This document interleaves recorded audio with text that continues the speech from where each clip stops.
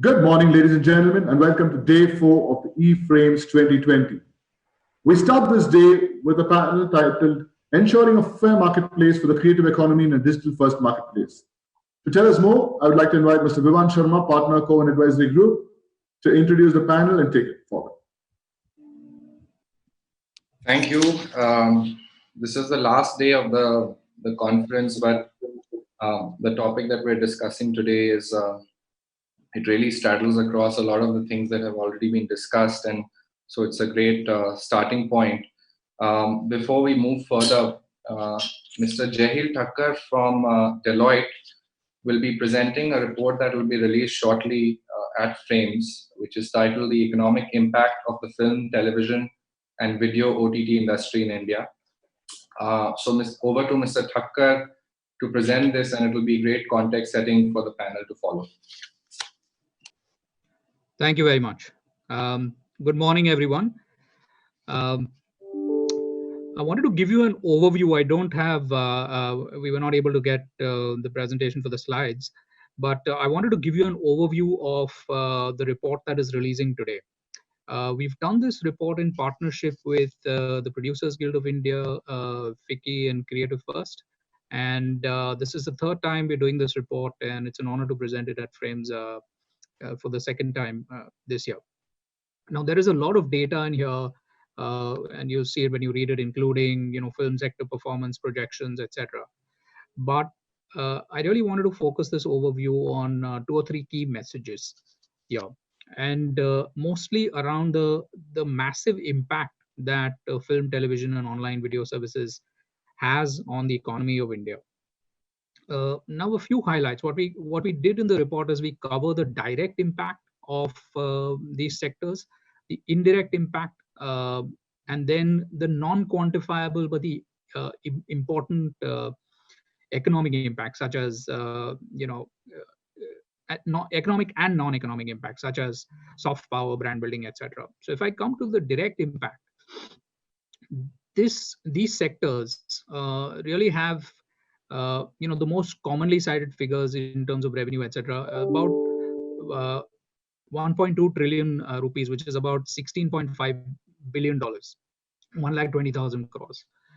Now, that's the overall revenue impact. Now, we've also in the report cited the total value added, which is the gross value added, EBITDA plus wages plus net direct taxes, which is about 467 billion Indian rupees. And if you look at the job impact, directly these sectors employ about 8.5 lakh people, which is fairly significant. Now, if we go to some of the indirect impact, things like travel and tourism, consumption, real estate. So, when you're shooting, you might go and build studios or buy hospitality services. The indirect impact is close to 3.5 lakh crore rupees, 3.5 trillion INR, about almost $50 billion. And the employment impact of this is close to 2.7 million jobs. Again, significant. If we go to the non-quantifiable impact, national integration, messages, the soft power that India needs to project around the world, learning and education. I mean, the impact is really immeasurable, but ubiquitous. Now, the reason we're articulating this impact is really to put this as context setting for industry and policymakers as they move forward in the regulatory environment. Now, we estimate that this industry, if it grows at about 10.5% base level, can add about $33 billion in gross output and 1.1 million jobs over the next 5 years. Now, obviously, COVID has thrown a bit of spanner in the works, but as soon as we get back to normal, and I believe we will soon, this impact is going to be significant. And if these growth estimates are follow a high growth path, these estimates could be 40 to 50% greater. Now, how do we get this industry on a high growth path? I think really 3 points that I wanted to touch upon. One is, let market forces run. Really, the case for light regulation in this industry is more significant than almost any other. I mean, given the impact that it has. This is an industry that's got entrepreneurship in its DNA. I mean, if you look at how cable has come up, or the number of television producers we have, I mean, it's really organically grown with market forces and grown to such a size. So I think the case to let that to continue to happen with light touch regulation is completely there. Second is create a culture that respects IP. That is really critical. Create an environment that both through laws and cultural change respects the IP environment. That's the only way this industry is really going to get to that growth path. And of course, continue on the path to the initiatives that have been started on the ease of doing business. And some of the ways I think we can do this is, one, creating incentives promoting IP creation, such as benefits for R&D, subsidies for film shooting, industry status, all of that. A cultural change. And while some people say, oh, how do you bring about a cultural change? Indian consumers don't like to pay for content, all of that. There have been significant awareness programs that the country has executed. I mean, if you just take Swachh Bharat Abhiyan, for example, I mean, the visibility, the awareness and change that is brought about in a lot of people, prove that this can be done in India. So I think that's the second. And the third really is, executing well on whatever regulation and frameworks have been put in place, laws that are in place or contemplated. Such as one example is, implementing the 2016 national IPR policy, which has a lot of good stuff in there. We just need to go out and implement it well. So I think putting all this in place will lead this industry to a growth path, and really accentuate the economic impact that it already makes. Thank you very much. Back to you, Vibha. Thank you, Jehil. You have given a lot of good segues for our conversation, and one of them is the centrality of intellectual property in the digital marketplace, which is not a readily understood theme, but IP does sit at the heart of the internet in many ways. One of the indicators of this is that over 50% of bandwidth consumption in India today is through video consumption, a lot of which is through video on demand and video streaming platforms. And increasingly, even in the music space, most consumption is happening on digital platforms. And like you said, this is so far an unregulated space, Jehil, and whatever regulation exists is largely either a spillover of legacy regulation. For instance, in broadcasting or print, there are impulses to create similar regulatory frameworks for digital.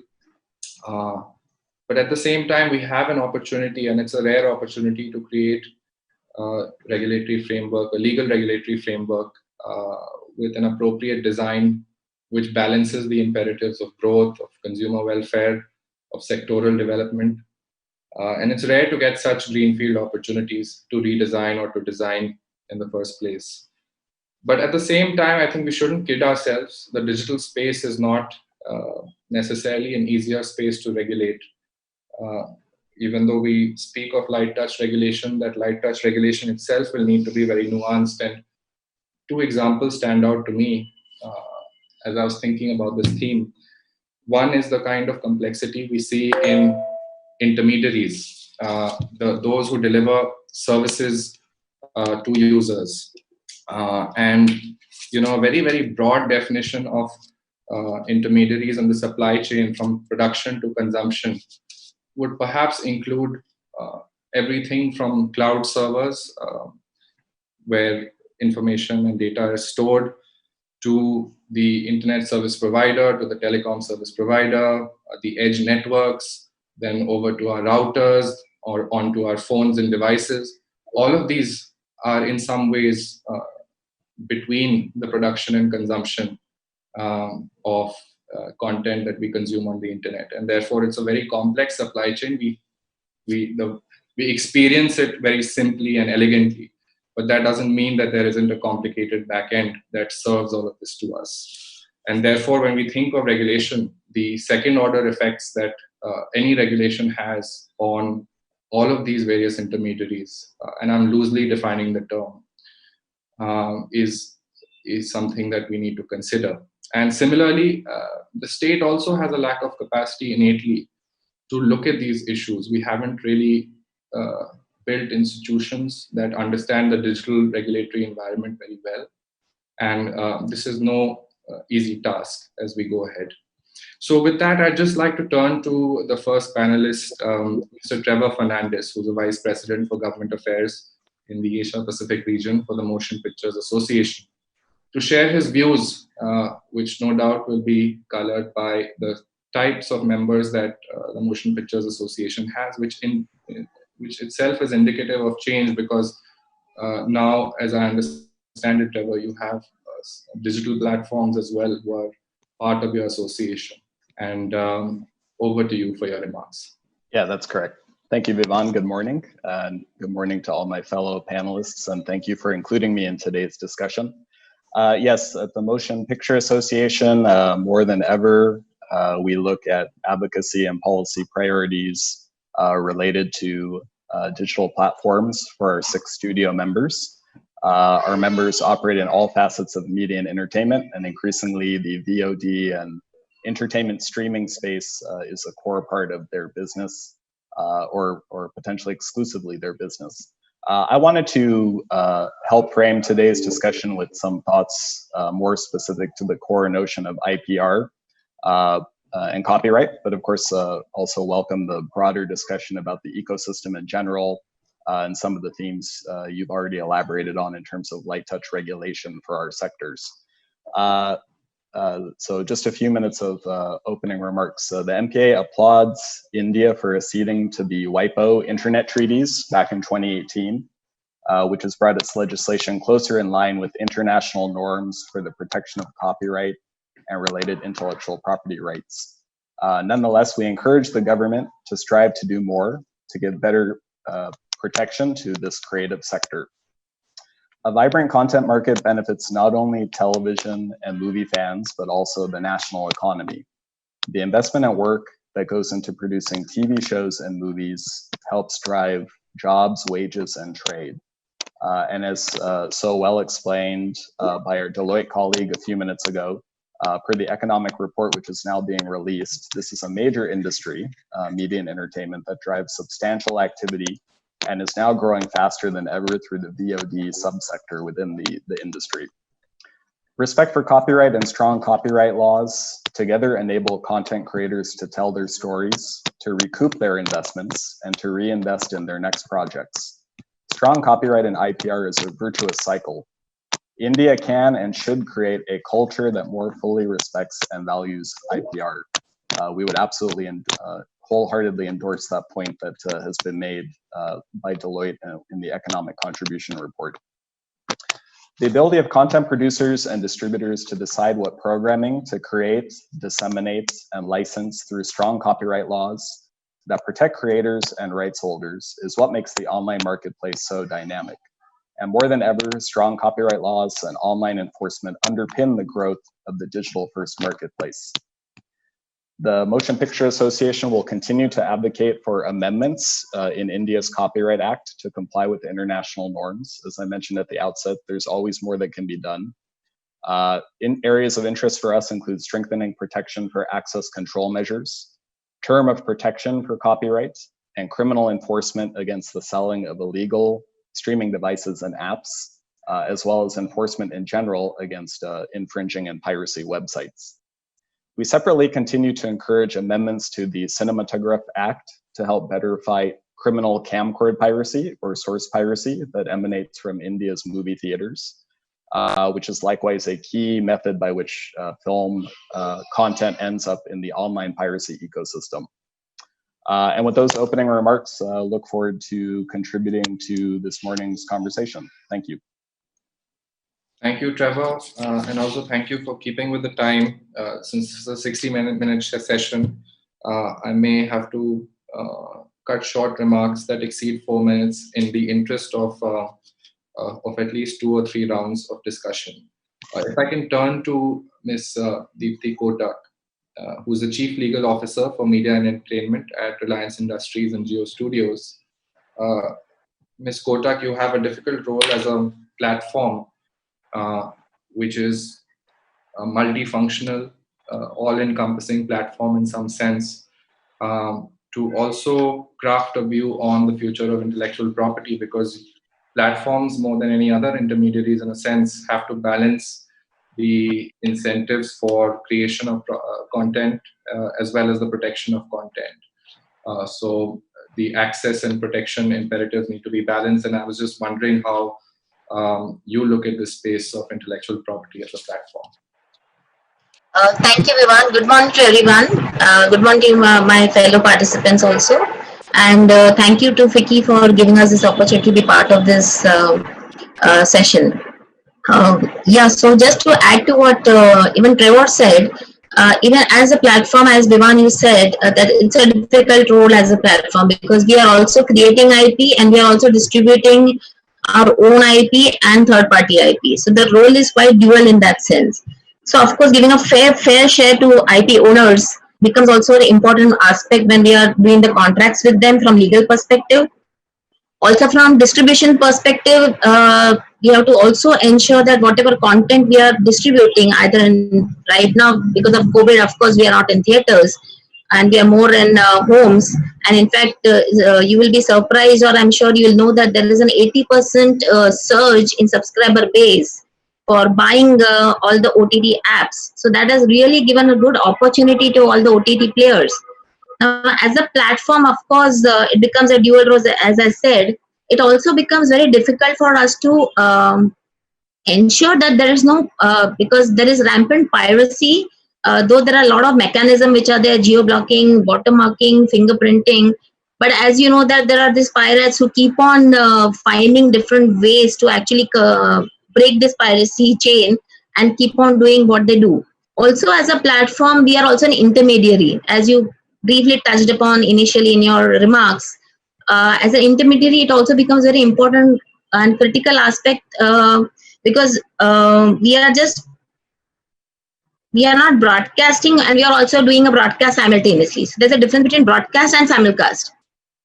So the responsibility as a platform also becomes double fold in that sense, because to ensure that there is no piracy, there is no third-party infringement at all, and also from the point of view that for future, how do we ensure that there is no level playing field? We have to ensure that level playing field is given to all the IP owners. This is my first remarks, Vivan. Thank you, Deepti. That was extremely succinct and to the point. And this does give me opportunity to come back to you very soon. If I can turn to Mr. Anil Lale, who's the General Counsel for Viacom 18. Of course, we all associate Viacom with the TV sector, Mr. Lale. And now with Voot and other services, you've also ventured online. And therefore, it would be interesting to know your perspective, which would always obviously also be a dual one, because you straddle 2 ecosystems, a legacy ecosystem and a new ecosystem. And in the legacy ecosystem of TV, you have dealt with issues around licensing and administration of copyright. And the digital ecosystem is ostensibly supposed to make this process hyper efficient. You have changes to laws being affected everywhere in the world that seek to ensure that the digital space remains at least as efficient as the traditional space, if not more. So any thoughts on how you straddle these 2 what you see as potential risks from the legacy ecosystem spilling over into the digital would be instructive for us all. Thank you, everyone. As a broadcaster, yes, we are a legacy player where we are on the linear front of the game.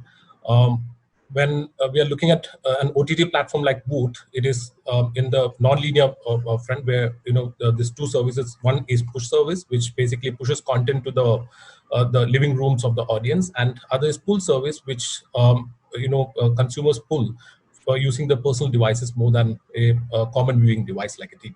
But smart TVs are also catching up. But even then, it's more of a pull model than a push model, the on-demand platform that we see, like Voot, Netflix, or Hotstar, all of them. What we see here is that, from the regulatory perspective, if you see the broadcasting has been, suffering from an over-regulation for the past lot of years.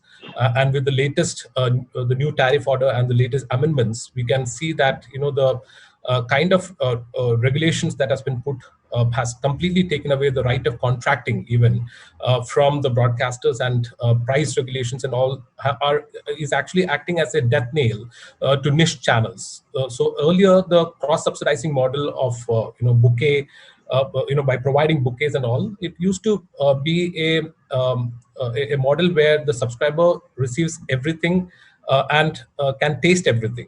But right now, with the new tariff order, where the severe restrictions have been put on how the bouquets work and all, it has become a very big issue for broadcasters, and we will slowly witness the death of niche channels like maybe English language channels, and AXN has already shut down. So these are examples that we are going to see in the near future. And on the digital space, if you look at it, on the regulatory front, it is still a good approach the government has taken till now, wherein they are promoting self-regulation till now, and we'll have to wait and watch how it is going to happen. And the self-regulation that has happened till now, and the creative freedom that has been given to the digital platform, has seen the platform surge in an unprecedented manner, and it's been very successful. I mean, and at the same time, the pricing and everything is controlled by the market itself. It is much cheaper to access content right now across platforms, even from a Netflix to Hotstar. It is, the kind of content that you receive is much. Much better if you look at it, the kind of content that we receive through OTT platforms. But that is also because of the regulations not interfering with the business of digital. However, I'm just taking a step aside from the regulation perspective and into the copyright framework. If you look at the copyright framework, it is still way behind to catch up with the technological advancement that has happened as far as digital is concerned. Digital has evolved evolved into a pull model and an OTT model of Netflix and all. And while Netflix and everything was evolving, digital again transformed into another model of a TikTok and a Facebook, where snacky content is being delivered. So the pace at which technology is developing or evolving is at a breakneck speed, and because of which our Copyright Act has not even caught up to even a Sarwan model or a Wing model, because the best example for this was a judgment of Tips versus Wing, which was passed last year, wherein the Bombay High Court actually looked upon the interpretation of the Government of India regarding Section 31D and said that statutory licensing in respect of internet streaming services is not included in the definition of broadcasting under the Copyright Act. Wherein Government of India specifically by an office memo said that it is included. However, the High Court held that if it was the intent of the legislature to include internet broadcasting, which was prevalent at the time of the act being passed, it would have specifically called it out. So because of which now, internet broadcasting is not part of Section 31D, or internet broadcasting is not part of broadcasting. So rights like statutory licensing or even the protection which is available under the broadcast reproduction rights is not available to a webcast. So things like this also has to be looked upon by the government, and maybe right now the law and digital platform actually works in two parallel universes. So this may have to converge at some point of time, and the law has to catch up for a proper protection to be given for the digital platforms as well. And there are, this is the, like the Music License Modernization Act in US, which requires a blanket license for where a digital platform can go for a blanket license because instead of a Section 31D here, even Section 31D is not available for a digital platform here. But even if it was available, it would be very cumbersome for a digital platform to go for a Section 31D license, statutory license in India, because you have to give prior notice and it has to be a work-by-work license. So there are a lot of issues, that has to be figured out before, a effective copyright mechanism supporting the digital growth, is in place in India. And that is, I think, something that we have to look forward to. Thank you. Thank you, Mr. Lale. Amit, if I may turn to you now, there's a lot of themes that have been discussed. And there is a general question and a specific question that I have for you. The general question is, following from Mr. Lale's remarks, what is the role of the judiciary versus the legislature in charting out the path for regulations in the digital space? Obviously, we're in a vacuum, and nature abhors vacuum. Judiciary acts, and we've seen that in the case of Tips versus Wink, as Mr. Lale mentioned. So one general question on that. And second, specifically, some may argue that statutory licensing and price regulation are two sides of the same coin. And how would you respond to that contention with the context of Mr. Lale's remarks? Sure. Thanks, Vivan, and hi to everybody on the panel. Nice to see many faces after a long time. I think 90 days, much like we all dress for our video conferences, I'm hoping this conversation won't be top up only. We kind of explore more aspects of what we all love calling a nuanced sort of subject. I think what has happened, Vivan, and is really that the change that we were already seeing in terms of these words that I've been hearing for a long time, convergence and platforms coming together, and the seamlessness of how content is being exploited or capable of being exploited, was already happening. It's just that COVID just accelerated the drive of eyes and content to the digital platform side. What that has resulted in my personal view, is many conversations have been left unfinished in terms of policy and how policy should address a lot of these platforms. Another aspect, I think, of complication, if you were to call it that, or twist in the tail, is where platforms have become content owners, and content owners have become platforms. And so therefore, throwing up, perhaps not policy challenges, but complications in policy choices, and as to what is, what fits a larger part of the industry from a fairness perspective, the content creator industry, the platform, industry, etc. In my view, the role of courts is to interpret laws, and lawmaking has to approach the formulation of policy from a perspective that industry is involved, and industry is able to better advise government as to what the nuances are when policy is being formulated. Especially where you look at digital technology, with the speed with which there are variations and innovations and disruptive business models that are coming out. I think there would be broad consensus that the law can't keep up, but at the best, the law must be broad enough to take into account innovations in the future. And to some extent, the law has not done that. And 31D, for instance, is a clear sort of indication to my mind where the law has perhaps not taken into account, the Copyright Act may not have taken into account how technology has changed and how technology has not changed traditional business models. Statutory licensing as a rule was provided in favor of broadcast mediums, and broadcast mediums being push mediums, which had pre-curated playlists and which had a non-stop stream of content that was disseminated and made available for people to receive. I think what we've done here is, and this entire argument has conflated types of businesses or models and tried to lump them under a large nomenclature of what is known as a broadcasting organization. And I think that entire complication or confusion starts from there. Forget about whether the legislator intended or did not intend to include anybody or not included anybody. After all, the law is that updating construction or positive construction can take into account future business models as long as they are within the four corners of the law. The fact is, broadcasting organizations are a regulated body. We are well aware of television and radio, how heavily they are regulated, whereas OTT platforms, which curate music lists and make them available for users to download or stream, are not regulated. So that logic starts from there.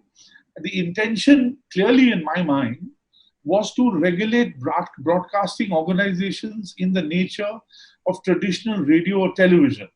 Now, you could argue that that television matrix has now gone and extended to, say, IPTV. You could argue that radio, in terms of a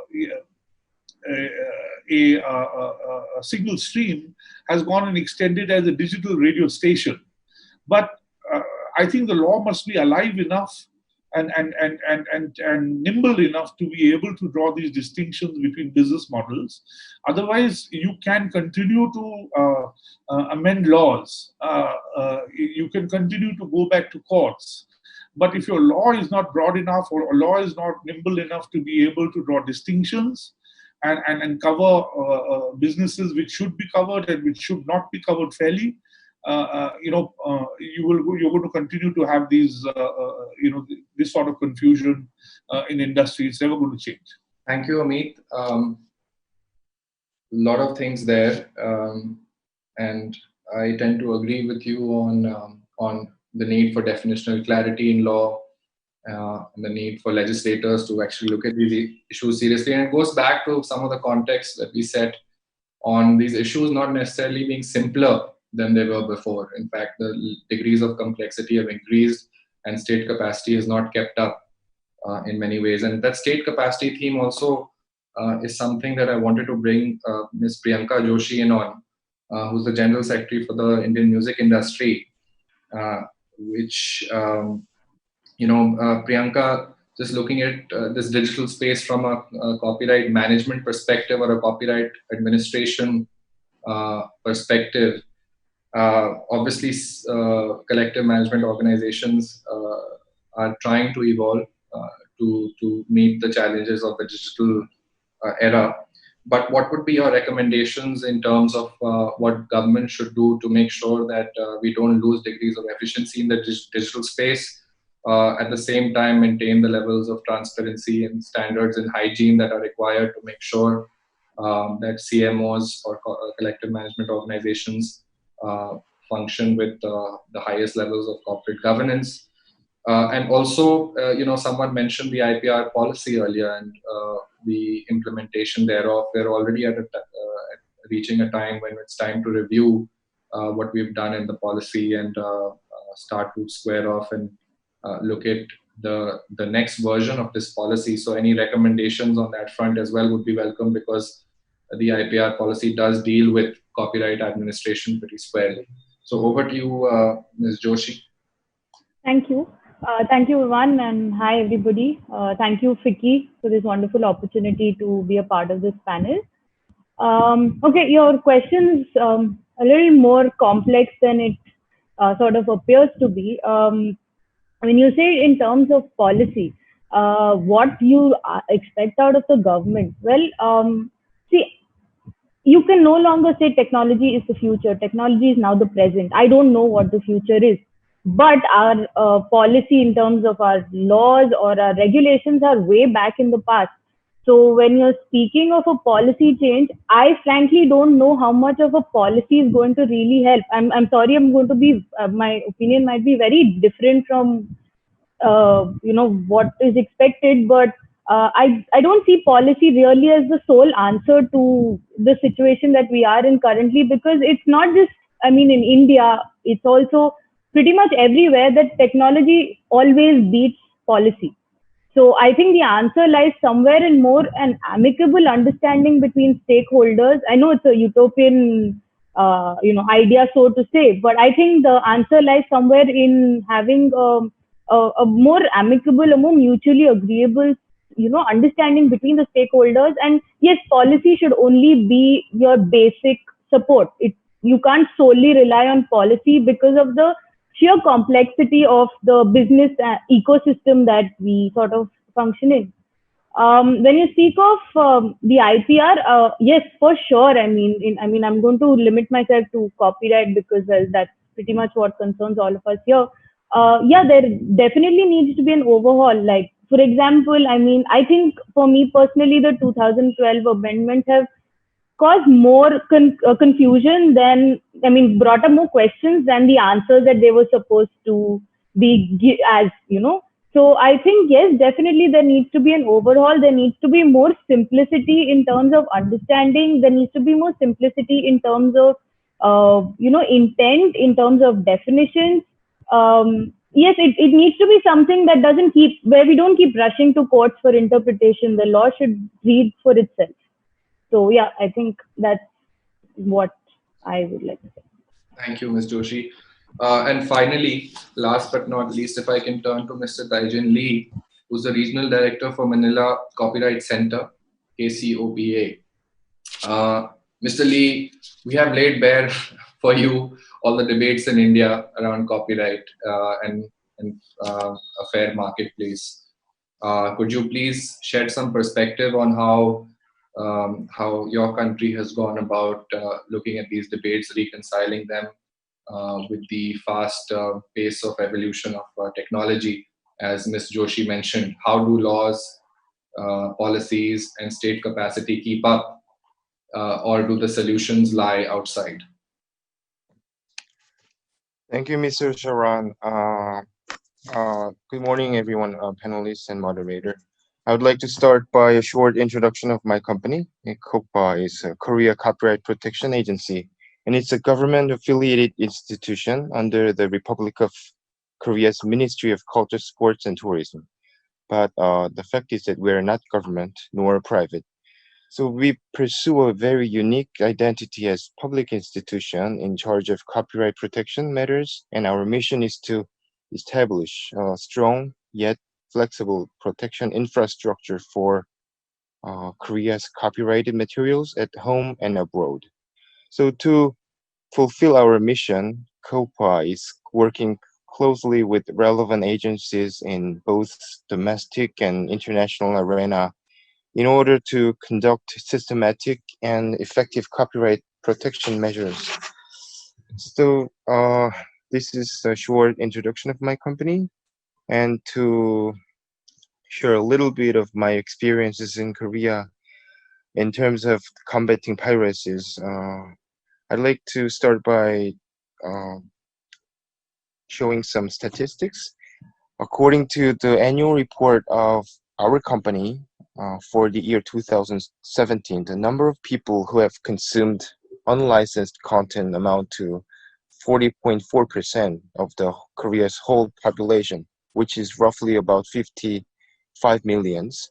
The reason why we have this percentage is because I think the penetration rate of the internet in Korea as of January 2020 stands at 96%, and the average speed of the internet connection is almost 30 million bits per second. So conventionally, the responsibility to protect content may fall on its creators and the distributor contracted with the creators. But as the development of technology has made creative industry contribute more to nation's economy, and the impact of the COVID-19 may change the way people consume content more at home and the length of time to consume online entertainment content increase, we may question if the government can intervene in copyright protection more actively. Because the matter of copyright protection has become borderless and it is almost impossible for one single content distribution company to use all the resources to protect the copyright. So finally, to ensure fairness in marketplace, we basically need a system that brings government and the content industry to the table and to deal with this complexity of the problem. Do I have more minutes or? You have more time in case you need to state something else. Thank you. So well, from my experiences, the lack of fairness has to do with the copyright privacy, and it comes from the lack of system, and the system does not efficiently and effectively protect the interest of creators. The system that I mentioned here referred to a multi-stakeholders committee that can express where the participants can express the problem in reality, and the policymakers are there to fix it, to hear the voice of it. So for example, an individual creator, unless he or she is affiliated with a collective management organization, will hardly find any resources to protect the works. So in this regard, a lack of system that will allow the creative industry to express their reality and the policymakers to listen to that voice, the vulnerability will not be able to be relieved. So in Korea, 2018, we have launched a joint intergovernment industry task force meeting that consists of the competent government authorities, including some telecommunication companies with some other public institution that mainly deals with the regulations and the copyright protection, such as COPPA. So we had so many problems to face. For example, when copyright piracy happens, we would okay, when we wanted to block a website, when we try to block a website, it was circumvented by HTTPS protocol and VPN, and when we conducted criminal investigation, the suspect would not leave any trace by using cryptocurrency, cloned phones, and false name accounts. And when suspects are arrested and indicted, and they would just end up in paying monetary penalty only. So finally, when sometimes we try to run a campaign to raise public awareness, we would face an opposition from the civic groups. So in order to cope with these kind of problems, we succeeded in developing technology to block a website that can avoid circumvention, and government allowed the new technology to be adopted and exercised. And at the same time, to guarantee the crackdown works properly, the investigative organizations started sharing criminal intelligence among them.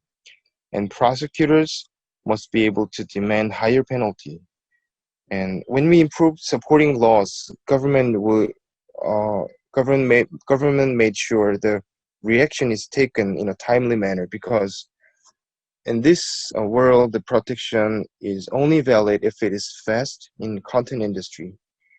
And thirdly, for example, the public awareness raising activities ran along with government and content industry all together, such as producing ads featuring celebrities speaking out copyright infringement, and airing them on TVs, and publicizing ads on social media and government publications. Thank you. These are, yeah. You know, now we have about 15 minutes left, so sorry for cutting you short, but I think you've given us all a very fair picture of how Korea has gone about this, and the Korean success with the content and creative industries is evident to us all, and clearly the formula that you've just outlined is instructive for a lot of other jurisdictions, including India. If I can just turn to each of the panelists very quickly for a minute or two of sort of supplementary remarks, which can give a sense of completeness to this discussion. If I can, in the same order, turn to Mr. Fernandes. A lot of the stuff that Mr. Lee mentioned is also your daily sort of work in India. It involves cooperation, sort of multi-stakeholder cooperation between government, private sector, and specialist agencies. But how do you get around challenges like encrypted messaging services and cryptocurrency as a means of exchange? And how do you balance that against sort of overbroad measures that may have pushback from civil society or free speech activists? Sure. Well, interestingly, Vivan, a lot of what you describe, digital piracy in a sense becomes a subset of much larger challenges that the Indian government is seeking to tackle in terms of social media, encrypted communications, cryptocurrencies, privacy or lack thereof of digital communications. These are all broad global conversations. But one thing we know is that, as has been made quite clear in the panel, the pace of technological change tends to outpace policy development. And that's not something that's unique to our industries. So one of the things I would go back to is, a theme that has resonated from the outset of this panel, which is this notion of creating a culture of strong IP protection, educating people about the value and respect for IP and copyright. That ultimately remains critical in terms of underlying all these themes and informing these conversations. In terms of specifics when it comes to enforcement, as Amit and our other partners know, India does have I would say, quite effective judicial regime in terms of judicial site blocking as a primary form of fighting infringement online. We do feel that has been very successful, and that is not something unique to India. There's a global precedent in terms of the effectiveness around site blocking, and we feel that that's a regime that has helped to effectively balance, interests of protecting the rights of copyright owners and their investments and the time and the equity that they've put into it versus balancing, freedom of expression, freedom of creativity, etc., freedom of speech for that matter. But yeah, I think to go back to your original point, what's interesting is these are broader issues than just about digital piracy. And we know in particular, these have been very hot button topics in India recently, such as, for example, encryption of WhatsApp communications. We hope to be stakeholders and part of that conversation as the government seeks solutions. But ultimately, the solutions will probably have a larger societal benefit in addition to copyright protection. Thank you.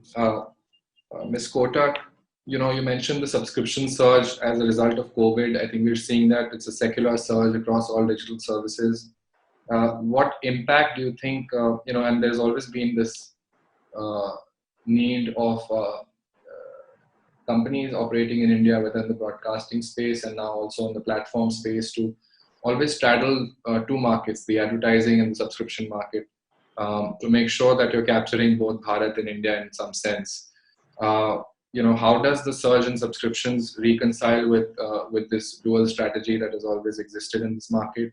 And what does it mean for stakeholders in terms of the value that you generate for them and the levels of fairness that a subscription market ensures versus a mixed market, or let all models run freely and let the best model win? What is your view on this? Vivan, actually, as Reliance, Jio is actually right now free for everyone, all the subscribers. So as part of the Jio subscription, of course, the content is given to them free. Right now, we are not charging any subscriber. So on that, I won't be able to comment right now. But yes, of course, I would like to add certain things which after hearing all the other panelists in terms of the the topic of the day is one is, in terms of the regulatory, we all spoke. We also need to have a lot of unified regulation governing the administration and distribution of royalties. My suggestion also would be that, we all have difficulty in getting licensing, so we should maybe have some single window licensing regime. Subscription versus advertising, see again, television versus OTT is very different. So if I want to watch personally something, I don't like those ads coming in between. So I would want to pay a premium for it and watch it ad free. So from that perspective, I would say that maybe subscription is a better way rather than having an ad for OTT space versus television, because television also has those HD feeds where you can watch your content without ads or limited ads. Further, in terms of, I would say, Priyanka also spoke about, and Amit also touched it upon, there are a lot of these issues which coming in copyright infringements. So we want to run to courts for interpretation of it. But rather than doing that, I think it's important that all the people who are who have level playing field come together, talk it out, do settlements rather than just going to courts for everything, because courts anyway we know have so much backlog to clear. So it would be good that we don't run to courts for anything. And in terms of Copyright Act, I would say that yes, the amendments had an intent to, of course, bring more clarity from legislation point of view. But unfortunately, what has happened, maybe at the time when the amendments came in, we didn't have so much of digital search, and right now we have reached that stage where we need some clarifications and interpretations to be put into form of clear law, so that we all are clear of our own roles and responsibilities vis-a-vis from each point of view from company's perspective. Thank you, Ms. Kotak. Mr. Lale, if I can just ask you the very broad question of, do you want a new copyright framework, or do you think that amendments to the Copyright Act will do? So, copyright framework, if you look at it, it is basically in the present framework is in line or is trying to align with the international treaties that we have. So a completely new copyright framework is not something that I think from an international perspective also is what we are looking at, but is to amend the Copyright Act to an extent where it matches with the technology as well as the business realities that we are facing. And also I think, it is high time that we take a closer look at piracy as an issue, as an infringement is defined under the Copyright Act, and a repeated infringement has a higher penalty. All these things are fine, but there has to be a policy framework which basically tackles piracy more effectively. When I follow up on that thought, and sorry for interrupting, but does that mean, and also for a wider audience, does that mean that the Copyright Act has to resonate in other legislation? There has to be, more synergy with, say, the IT Act or the Cable Television Network Act. What does it mean when you say that we need to account for this? So when I'm saying, piracy has to, we need to take a closer look at piracy, and the law has to adjust in that manner or adapt in that manner. What I mean to say is that we are looking at people who are running piracy as commercial enterprises, which basically is a parallel economy or a bigger economy than the real one right now on the digital space. So there needs to be a central, infringing website list, for example. That infringing website list, there are models existing in the world for this kind of an action. There needs to be a nodal agency, as in a central agency, which can take action in case of piracy. Right now, we have to go to court. When we are coming out with a movie, we go for a John Doe order, and then that John Doe order has to be sent to the ISPs to block the websites as and when the pirated content comes up. So instead of all this, and again, Viacom 18 did a public-private partnership along with other broadcasters like Sony and Star, wherein we partnered with the Mumbai Crime Branch to set up the MCDCU, set up a cell with the MCDCU to fight against piracy. But again, the territorial jurisdictions is not only between countries, but also within state. between states in India. So we get caught in a lot of red tape when we try to tackle piracy. So that red tape needs to be removed by creation of a central agency which can actually tackle piracy more effectively. And the law has to also develop in such a manner where maybe define piracy. It is several levels above a normal infringement or even a repeated infringement. Here we are talking about commercial infringement.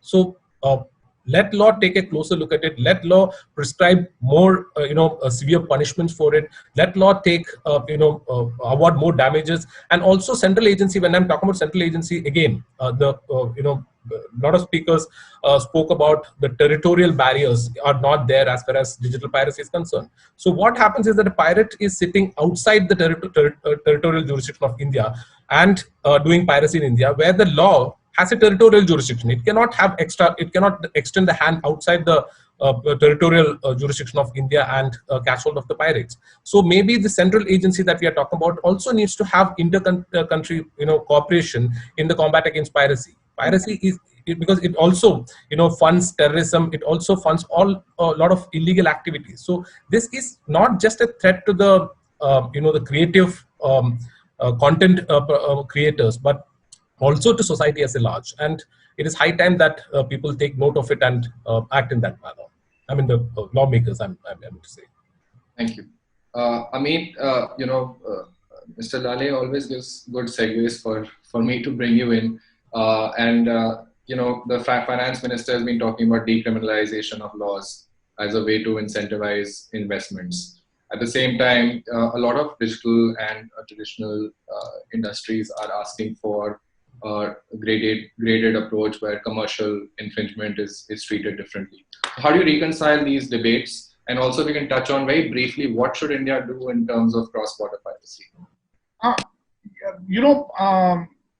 As Trevor pointed out, where the cross-border aspect is concerned, the Indian courts have actually, to all our pleasant surprise, been really active and very innovative with their site blocking orders, and even kind of coming to a point where the dynamic injunction, which means that one doesn't have to go back to the judge, but has to go back to a joint registrar to add more variations of a certain pirate website, are now blocked. And that is a significant sort of precedent.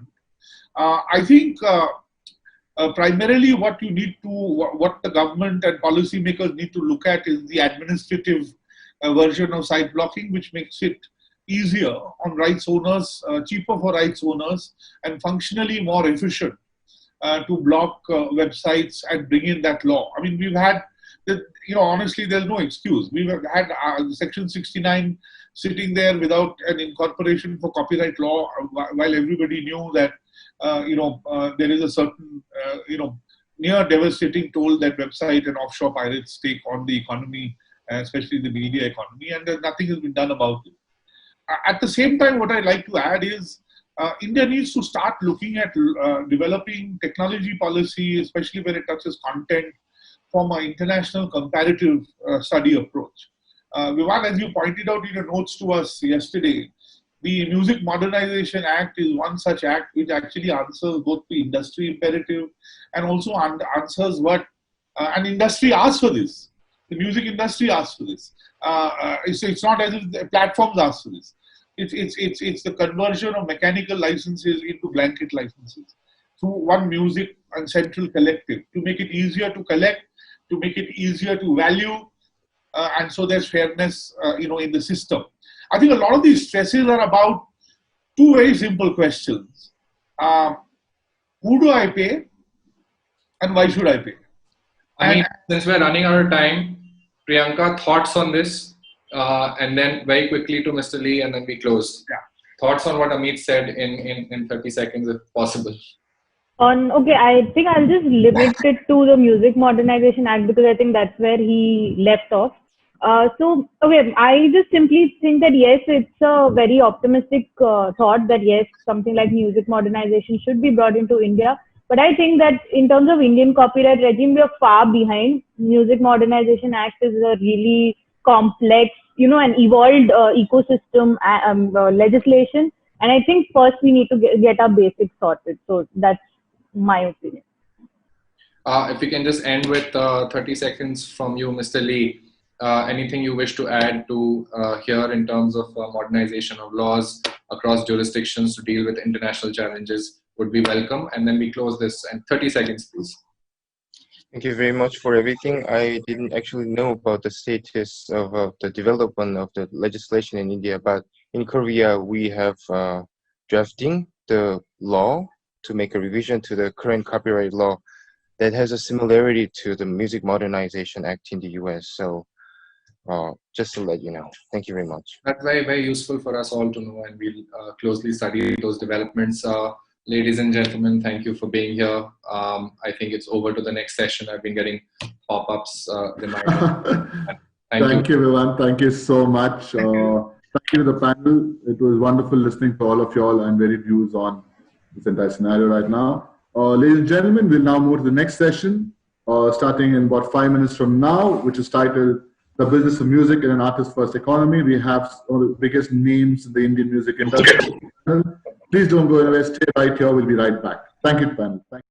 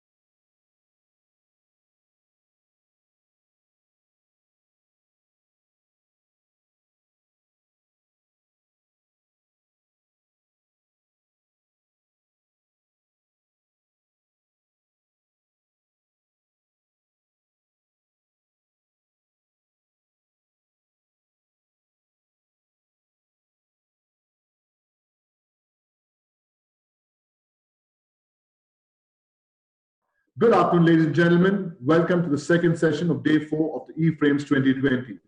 The session is titled The Business of Music and Artist First Economy, and we have some of the biggest names in the Indian music and entertainment industry on this panel. To tell us more, I would like to invite Mr. Sanjay Tandon. Chief Executive Officer, India Singer Rights Association, ISRA. Mr. Sanjay, the platform is all yours. Thank you, Makai. Well, ladies and gentlemen, it's a great pleasure to be here, and we are having FICCI's Frames, and we have stuck to the commitment of having Frames every year. And this time it is in a new format, which is all by force for all of us, which is the E format. And so I would like to first congratulate FICCI in getting this particular thing off into such a beautiful congregation of so many speakers and participants. And as you know, today's my session is labeled as the business of music in an artist first economy. So I'm literally very overwhelmed and so fortunate to have such a great and grand panelists on my panel. And it makes life easier for me as a moderator to have so many people of such great artistic strengths on the panel that they need no introduction. But as usual, let me all of you present to you all the panelists just as a mere formality. All of you know them very well. So the first one I would like to introduce you. He is a person who is a lyricist, a screenwriter, a poet, and a marketer. He's also the CEO of McCann World Group and the chairman of the APAC, a subsidiary of the global marketing firm McCann Erickson. He's also, as we know, the chairperson of the Central Board of Film Certification. And in the advertising world, he's also found recognition at the Cannes Festival. So ladies and gentlemen, please welcome none other than Padma Shri Prasoon Joshi ji here. Prasoon. Great. Hi. Great. Welcome to the session. The next luminary on the panel is again our favorite and none other than a person who's a prolific singer and a composer, who's a part of the so-called very popular Shankar Ehsaan Loy duo. He has, I think, sung in probably all the languages of the country. And ladies and gentlemen, I have the honor to present to you Padma Shri Shankar Mahadevanji. Shankar. And now, ladies and gentlemen, I have to present to you a legendary singer, an actor, a composer, and an activist. He is widely regarded as one of the best Bollywood singers of all time, rather a living legend. He is also regarded as the Lord of Chords, and he is noted for his versatility, which is also a lesser word for him. Ladies and gentlemen, please welcome Dr. Sonu Nigam. Great. Oh, kya baat hai. Dr. Sonu Nigam. Thank you so much. That's why I said, I have such a leading panel that I have to introduce. That you require no introduction. Thank you. Ladies and gentlemen, the next on the panel is the co-founder and director of Viscraft International Entertainment, which is a 30-year-old pioneering agency in the world of event management. And he is the pioneer in the world's most influential companies working across brand activation, weddings, and content creation. Ladies and gentlemen, please welcome Sabas Joseph. Great.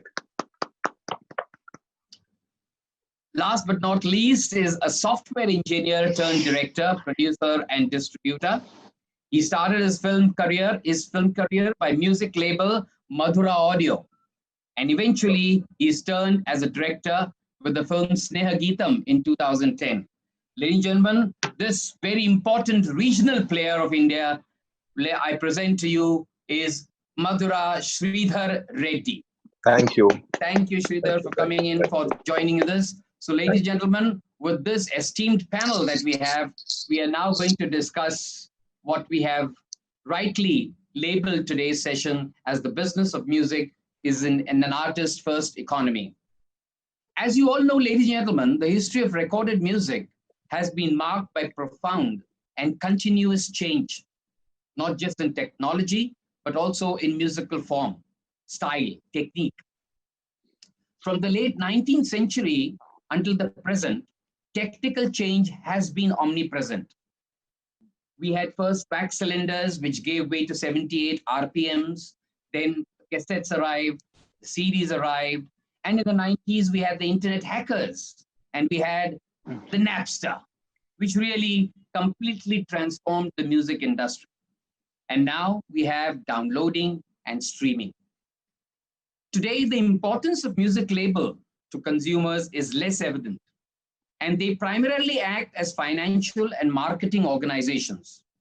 In this sense, we observe the shift from the label as having a highly visible market, business to consumer function to something closer to business or even business to artist function. Further, an artist's value chain once involved business and tour managers, label representatives, marketeers and executives, and promotion and distribution specialists. But nowadays, small independent labels are embedded in the artist's digitalized and simplified value chain. Besides basic functions, an artist's managers now leverages the social media to distribute music and promote aspects of the artist's existence, including his lifestyle and performance. The key, rather, is to spin the online popularity and create meaningful experiences within a virtual community of consumers, fans, and experts. The promise is a long-term, instant online conversation. By creating strong, interactive experiences with their fans, artists can keep fans engaged. When it comes to digital sales today, generally there is no obvious display of the labels on the cover artwork of the albums. If you would remember earlier, when LPs were there, the music labels present was very, very prominent. It used to be on the entire album. But now, in the presentation on Amazon, etc., the label has now decreased. The label's logo is in a small type on the original cover, but not in the listing at all. Now, today, the brand is the artist and the label is vanishing. Music industry has shown consistent growth, as we all know, for the last half decade and has embraced the digital era. More importantly, the industry is finally on the way to be out of the shadows of Bollywood. Non-film music, regional music is all that has created a pop music industry that reflects the real India. Artists are now being discovered from the remotest corners of India, and their music is being consumed through multiple touch points. The business is set to skyrocket with the growth and proliferation of digital streaming services, devices, and internet mobile platforms. There are now considerably more television channels, radio channels, video games, internet websites, and the other outlets. Thus, ultimately, the artist is the brand, pushing the labels to focus on the management of financial and non-financial risks. Thus, we now find the business of music where the artist is first. So that's the reason why today's session is saying music, the Indian music economy in an artist-first economy. So to start off with, I would love to place this particular thing to all the panelists here, one by one, as to what do you think? Do you think in the present circumstances, the artist is first? So I would give the floor first to Sabas to please take on this. What is your view, Sabas, as far as, is it correct to say artist first economy? Can we have you, you're mute. You're mute. Yeah, thank you. Thank you, Sanjay. Thank you for my esteemed friends, Prasoon, Shankar, Sonu, Madhura. It's awesome to be sharing space with all of you, especially keeping in mind this lockdown. Otherwise, we'd all be there sharing a cup of coffee in the back room and then engaging ourselves on stage beautifully. But thank you, Vicky, for having created this platform despite all the odds that you must have gone against to be able to do this.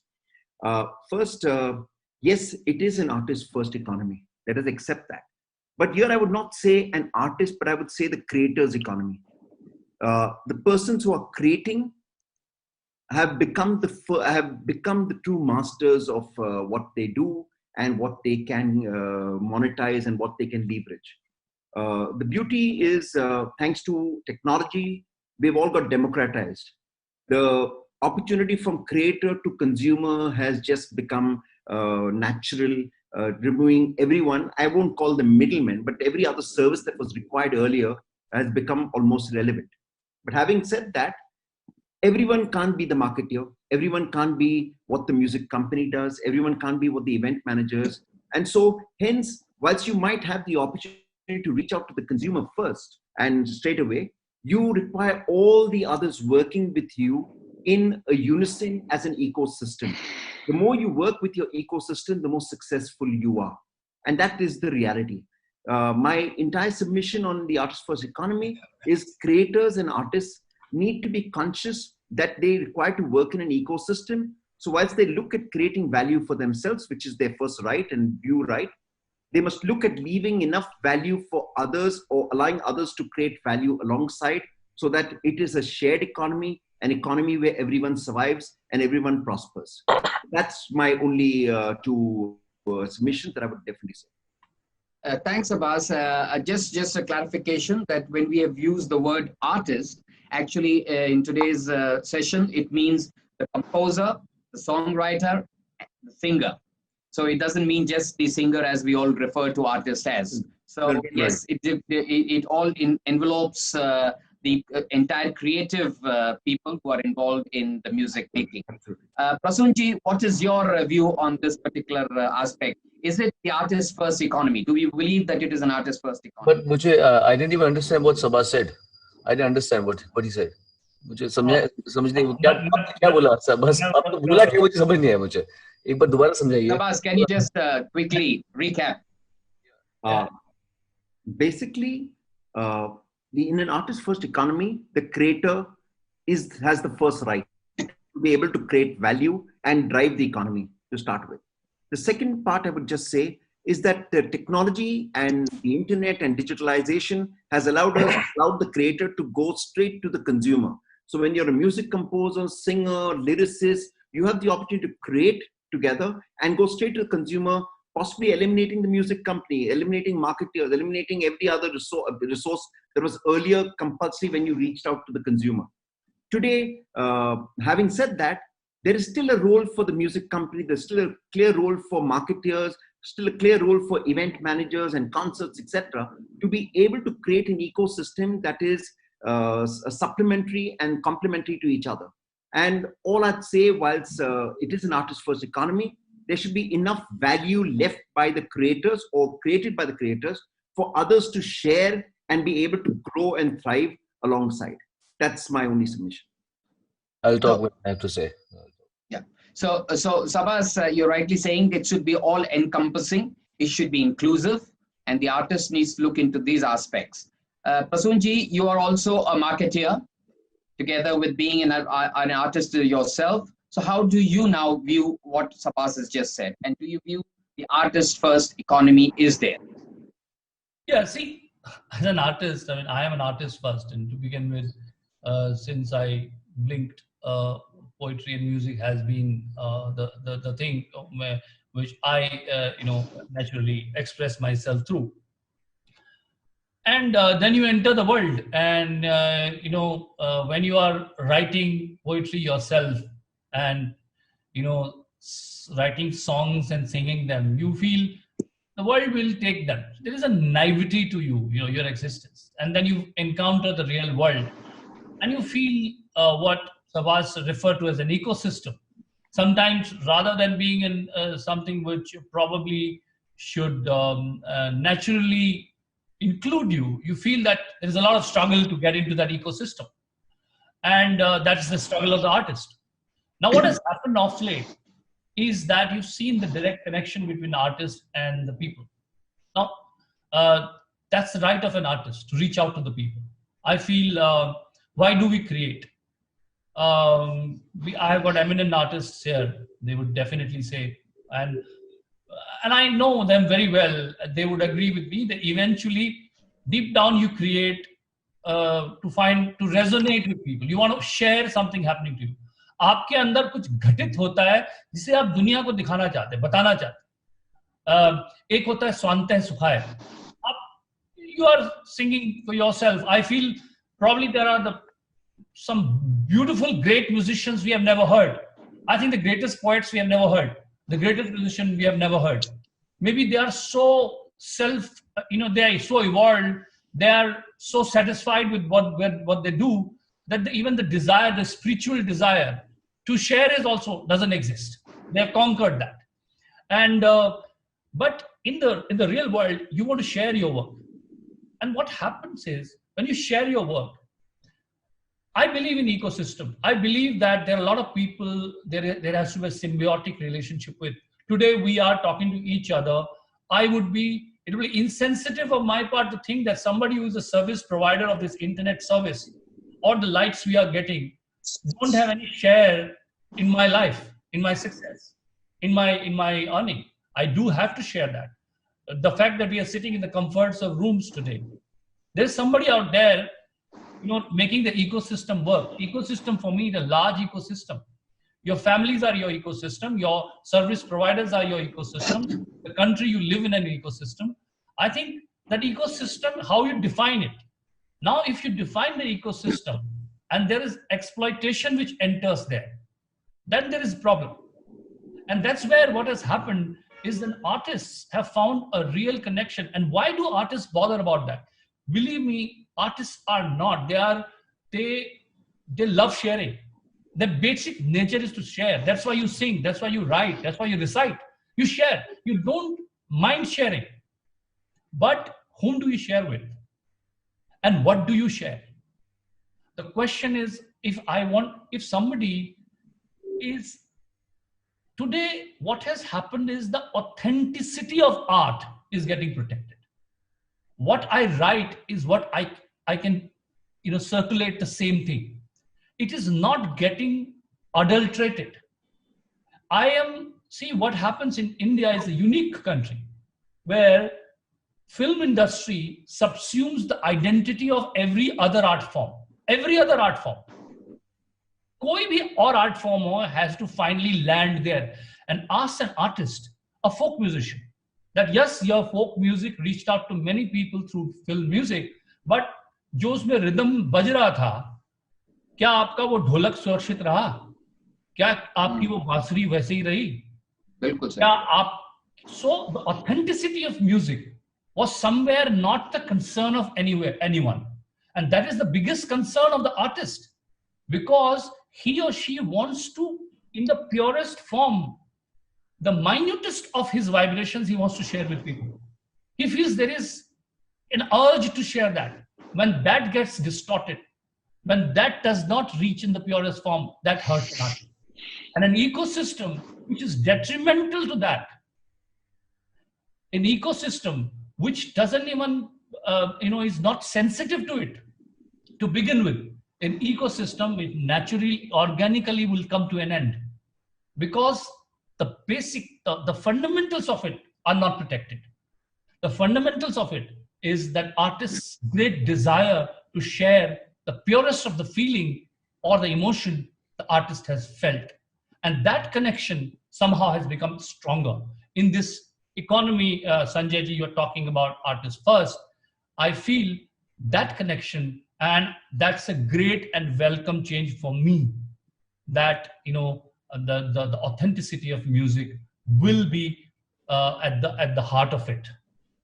That's what a point, Prasoonji, you have raised just now and pointed or flagged it off, is the aspect that yes, it is in the nature of all artists to give.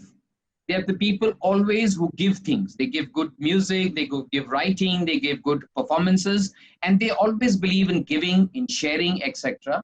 And it's also, as you rightly agree with Sabasji, also that the aspect that of course we all need to respect and create a very good ecosystem where everything should be striving.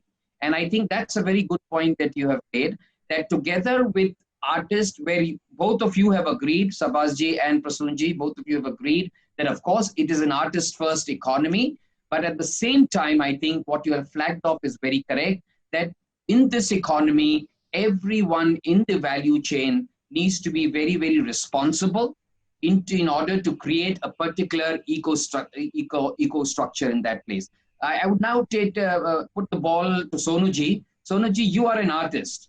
You perform, you have been earlier performing independently on various stage platforms and concerts, etc. But now it's everything, as we said, the music is changing, the music availability is changing, it has come to in streaming platforms, etc.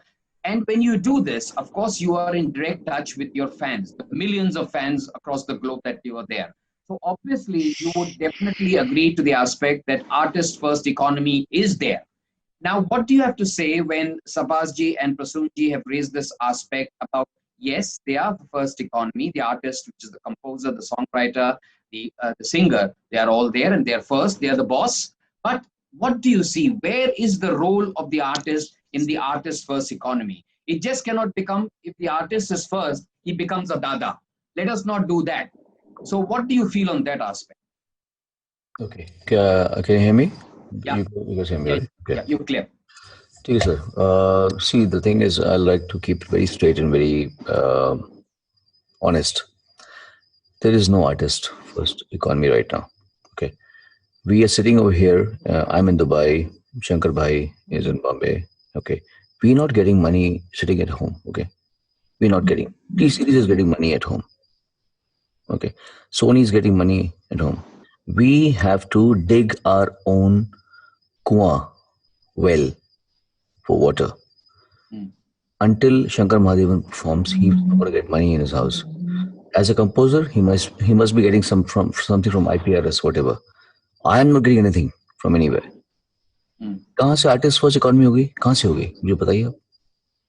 If I don't perform, Prasoon Joshi के पास में फिर भी IPRS से पैसा आ रहा होगा. शंकर के पास में आ रहा होगा. मेरे पास कहाँ पैसा आ रहा है? If I don't perform, where is my money? Artist first कैसे हो गया भैया? बताइए मुझे. कैसे हो गया? हमारे पास तो पैसा नहीं है. If I don't perform in the next 1 year, all my money is going to go in only giving rents and paying my people. तो कैसे हो गया आर्टिस्ट फर्स्ट इकोनॉमी? मुझे समझ नहीं आया. आप लोग ये जो बात कर रहे हैं, कहाँ है आर्टिस्ट फर्स्ट? कहाँ से हो गया? The artist first that we are now today talking, Sonuji, is the aspect कि आज की तारीख में हम ऐसी स्थिति में पहुंच गए हैं जहां आर्टिस्ट खुद जो है वो अपने यूजर के साथ, अपने फैंस के साथ नहीं सर, डायरेक्ट एक संबंध रख सकता है. सर आप यूटोपिया की बात कर रहे हैं. आप ये यूटोपिया है. ऐसा अभी हुआ नहीं है. नहीं हुआ नहीं है. एब्सोल्युटली नहीं हुआ. ऐसा नहीं हुआ अभी तक ऐसा हुआ नहीं है. तो अभी भी अगर मैं कुछ गाना बनाता हूँ या मैं कुछ गाना गाता हूँ, तो अगर वो किसी फिल्म का हिस्सा नहीं है, अगर शंकर महादेव मुझे नहीं गवाते हैं या प्रसून जोशी मुझे नहीं गवाते हैं, तो वो गाना किसी फिल्म का होगा ही नहीं. समझे आप? So you are saying that Bollywood is still very, very prominent in the music industry. 99%. Okay. So that's a good color that you have brought it forward to us.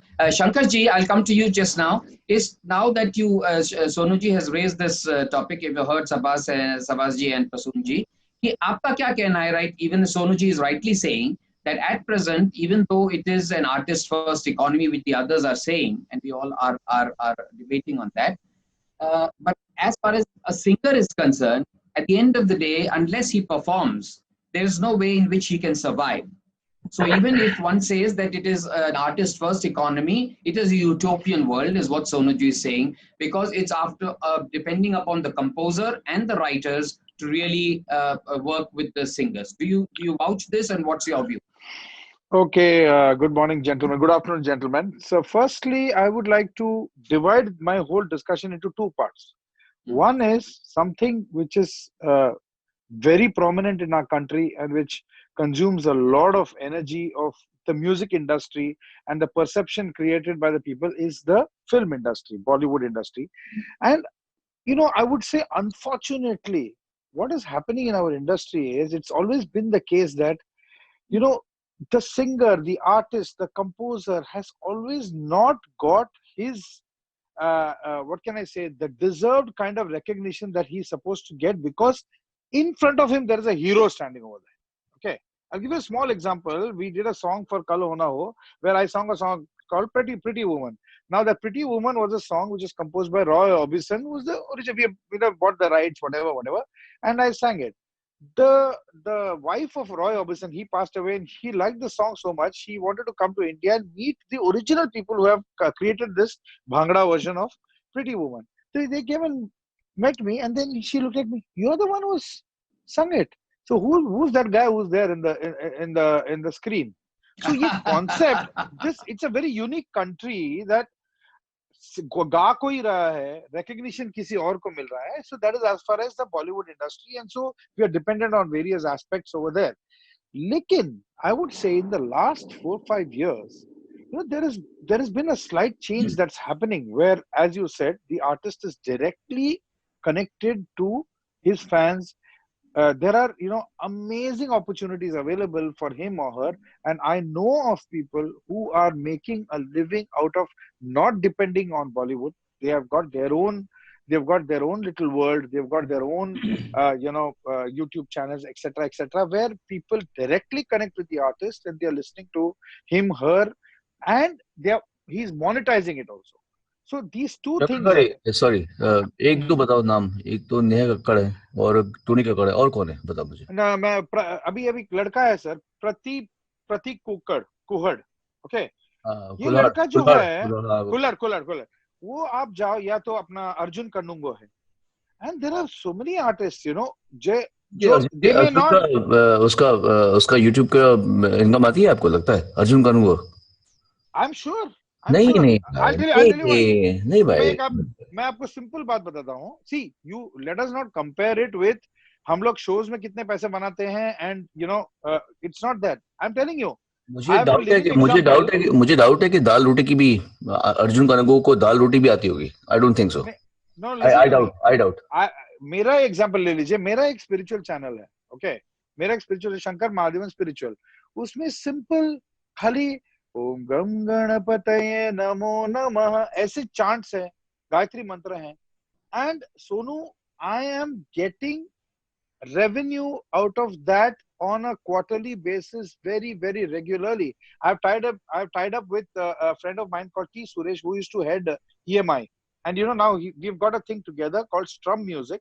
We formed our own label where I said, let us do this and let us see how we can monetize it. So ये हो रहा है, but I think the kind of effort. ये beginning है. See, क्या है कि what beginning है. is also saying, what is happening is that this is बहुत ही सूक्ष्म है, बहुत छोटा है. To be able to say, see, that's the reason at the right time we are discussing this, and we are all welcoming that. What Sonuji is saying, that can I survive? Can the industry survive? Can you see that change has happened and we have moved from one era to another era? Well, that would be too early to say. It's a transition. It's a very, very initial transition. Change has tiptoed into our lives, and there is a new indication out there. And हम लोग कब से कहते हैं भाई, एक music की अपनी एक मुख्तलिफ आइडेंटिटी होना, कि जहां पे आप और मैं वो कह पा रहे हैं. कितनी बार शंकर मैं तो फिर भी थोड़ा बहुत कोलैबोरेट करते हैं, we collaborate and we try to do that, but कितना कम कर पाते हैं. I think which should be the real heart of it is not there. Abhi is far from there. Another thing which I think you talked about is also appropriation. See, cinema appropriates anything which is happening as a music phenomena, as if it is part of the cinema. Correct. आपका एक rapper आ रहा है, and that appropriation is not only, it has to be seen very, very seriously, because what happens is very important that the art in an authentic form, again I'm coming to it, survives. उसकी आवाज जो है वो जिंदा रहे. उसकी आवाज को, to subsume that voice into something which is not him is something which is properly sacrilege, because you require these voices. These are coming authentic voices, and appropriation of that voice through some razzmatazz and also converting it into something else is also something which can change if music has its own identity in India. Which I think Shankar, very often I agree with what Sonu is saying. I agree with what Shankar and Prasoon are saying. Having said that, you are in a world where popular culture is presented by cinema. Every culture, every civilization has a form that you can define as popular culture. For us in India, cinema culture has become popular culture, and in a way, it's a misappropriation or appropriation of something that is pure in folk and this and the other and all of it. But having said that, the Manganiyars present a great folk culture. When did India really take notice of the Manganiyars? Is when they landed in a film. Divine and the rap culture and the street music that we spoke about as a phenomena was surviving and was kind of struggling in the streets and of Dharavi. And let it land in a film with Ranveer Singh and whatever happened around the film. And suddenly, Divine, who was a reasonably popular star, okay, in that street circuit, suddenly jettisoned to a huge star. Yes, beyond that film, Divine now continues to earn money. Not everyone, not every example like that. Some have ended. Prasoon, I'm not saying every example is perfect. I'm just saying these are manifestations of what is possible. These are some good examples. We can look at all the bad examples and kill everything. But let me just tell you, it's a symbiotic culture. It's a symbiotic relationship. Savaz, nobody can deny that films play a very big role in promotion. Huge role. Great role you play in the promotion of it. Absolutely. But one more thing which we have to, and as our artists, we need to talk about it. ये एक और चीज होती है कि गाना सुनने की जगह जो गाना देखने का कल्चर है। देखिए, गाना सुनने की जगह आप गाना देखने लगे and you have सबास आप बोल रहे, इसमें आर्टिस्ट का एम्पावरमेंट कहाँ हो रहा? अगर फिल्म इंडिपेंडेंट है तो आप जो सबास भाई कह रहे हैं, इसमें आर्टिस्ट का एम्पावरमेंट कहाँ रहा? Yeah, but you have to depend on fucking films.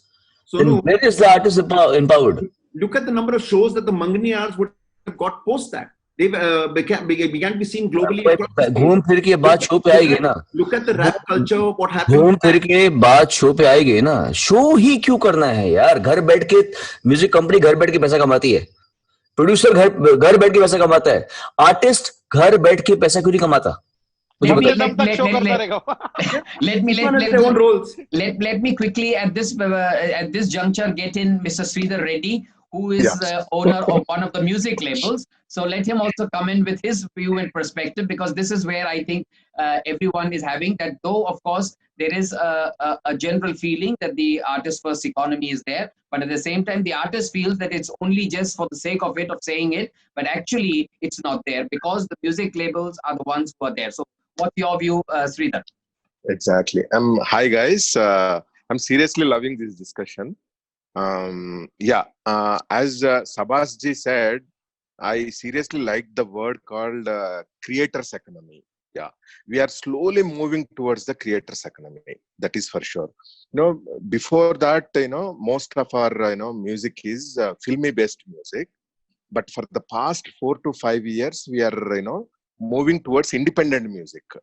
Okay, so now our independent music revenues are around 10 to 15% out of all the revenues. 85% filmy music and 15% from independent music. Around 5 years back, the independent music revenue share was 2%. So now I fully agree with Sabas ji that we are moving towards the creators economy, and that is good sign actually, because previously music labels role was just go to a producer, being a filmmaker, and I know how it works. Go to a film producer and buy the music rights, and we do the business. But now it is completely moving towards the independent music. Surely the independent music percentage will grow, and it moves towards the whatever artist economy. And here it's a music, any creative or artwork is a collaborative work actually. So we have to collaborate with the right people to move towards the creators economy.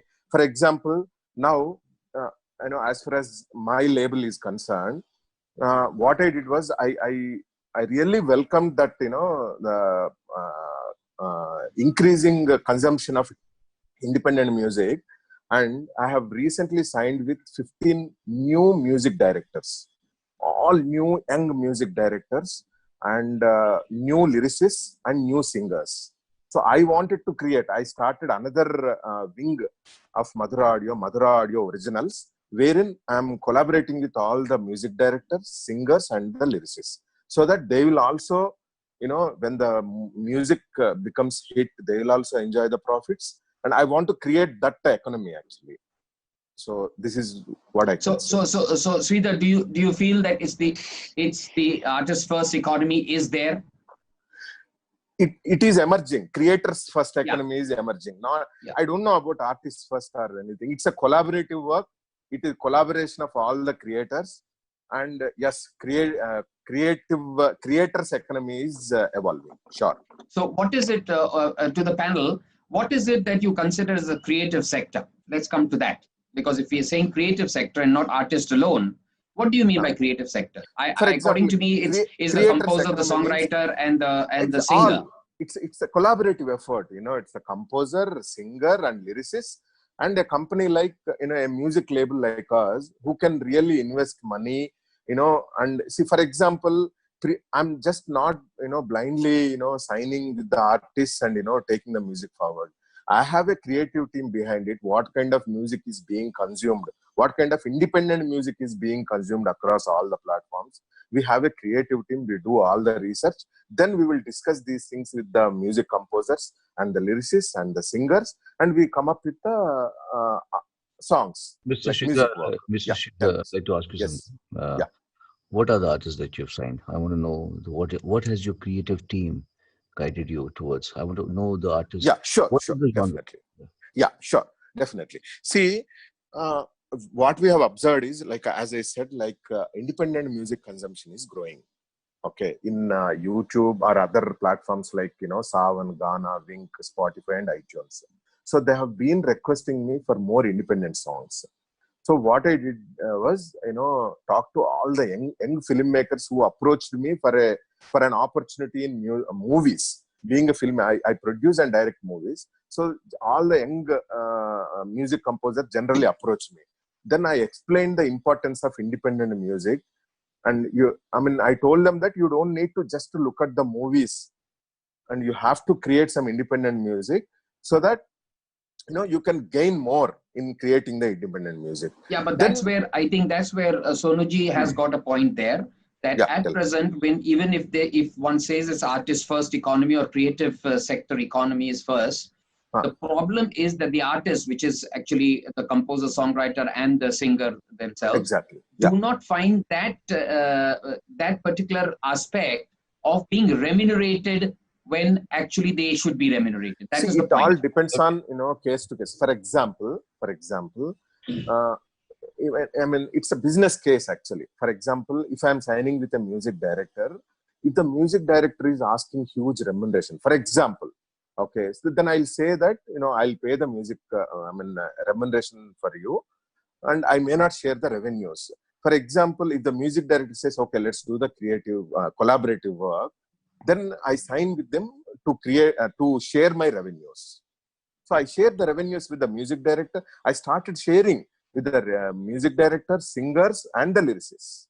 So that's where, Sabas was saying earlier that we need to create a proper eco structure. Exactly. Where irrespective of anything of this sort, everything has to be on a collaborative platforms where the artist being actually the hero. Okay, the artist is the hero because without him, nothing can go. Without an artist, there is no music label. Without an artist, there is no event managers. There's nothing going to happen. Sonit ji, tell me. Yeah. Yes. आप लोग ऐसी बातें कर रहे हैं जो मतलब just they sound sweet to be spoken, but let me tell you the harsh reality. कुछ नहीं ऐसा जो आप बात कर रहे हैं. Economy का what is आपने क्या कहा? What is the title of this debate? Artist first economy. Economy. What is the definition of economy, sir? Economy का मतलब है पैसा. Financial, yeah. पैसा, simple. पैसा, okay, sir. If I stop doing concerts today, if I hadn't invested in the right direction earlier in the last 25, 27, 8 years, I've been here for the last 29 years. 29 से तो मैं बॉम्बे में पैसा कमा रहा हूँ. Okay, उसके पहले से मैं दिल्ली में. It's been 43 years me earning money. Okay, now 43 years से मैं पैसा कमा रहा हूँ. Suppose I was a newcomer. आज अगर मेरे shows बंद हो जाए, और गाने तो मुझे वैसे भी कोई देता नहीं. Okay, nobody wants to work with me anyways. I stop doing concerts. What economy are you talking about, sir? No, it's not all about, sir, sorry to disturb you, Sonuji. It's not all about shows, right? For example, because of the good technology available, I'm able to share what are all the revenues I'm getting from the songs from YouTube, Savan, Ghana, Wink, iTunes, Spotify. I have the reports with me. Sir, we are not getting anything. We are not getting anything. You must be getting streets, sir. We are not getting anything. Sir, I'm sharing with my... You're doing the charity on singers. No, not but charity, we are not getting sir. anything. I have created, honestly, I have created... Just let me butt in here. I think there are two... I was trying to understand, Sonuji, what you're saying. And see, there are two parts of it. One is what is seen as some future signal that there is a change happening. Exactly. Yeah. One is that what is your past catalog and what are you making at that catalog? Now, we are saying that the past catalog and whatever has happened till now has been part of the ecosystem, which is Bollywood. Yes. Eventually, it is film industry, which produced a film, which made a song fit in there, and hence Sir, we all serve them. But Divana is not Bollywood. Tu Kabhi Janegi is not Bollywood. Bijuriya not. But contractually, it's part of the older system. हाँ ठीक है. Yeah, it's part of the older system where you did not. If Sonu Nigam launched Divana today on his own, no middleman, and reached out to the people directly, and it became what it became. Correct. Would it have a different future than it had earlier? Point set. Perfect. And नहीं, आप लोग जानते हैं यार, आप ऐसे क्यों बोल रहे हैं आप? You know that they will not play those songs on TV. क्या बोल रहे हैं आप लोग यार? You know this. So no, I'll tell you. Wait. दीवाना नहीं होगा अभी. प्रसून भाई क्या बोल रहे हैं आप लोग यार? They will not play those songs on television. They will not play those songs on radio. क्या बोल रहे हैं आप लोग? No, but when you say Sonu, when you're talking about they, who's they? The music label, I suppose. They is me. If I create an album, yeah. If you forget about me, Shankar Mahadevan creates an album. Prasun Joshi writing. Both are solvers. आपको लगता है sir कि ये album कोई बहुत बड़ी बनने वाली है? They will not play those songs on radio. आप क्या बोल रहे हैं यार आप लोग? Let's come to reality यार. क्या बोल रहे हैं आप लोग? They will not play those songs on radio. They will not play those songs on television, on news channels, because the quota has been taken by T-Series and Z and Sony and everybody else. आप कैसे बोल रहे हैं? दीवाना नहीं बन सकती अभी. If I want to create, as an artist, if I want to create another album, they will not play those songs. They will never let it come in the forefront. No, but Sonuji, the point that we are trying to understand, the point that we're trying to understand is now you have a direct, earlier you didn't have any direct access to your fan base. Okay? Your fan base was throughout the world. Sir, आप चिंदी की बात कर रहे हैं. जिस fan base को हम address करते हैं एज सिंगर्स, आप अगर एज क्रिएटर्स टुडे आप जाएंगे, अगर आप जाएंगे बोले कि मैंने गाना बनाया या शंकर बनाया और ये किसी कंपनी, मुझे आप बताओ तो let's be honest about it.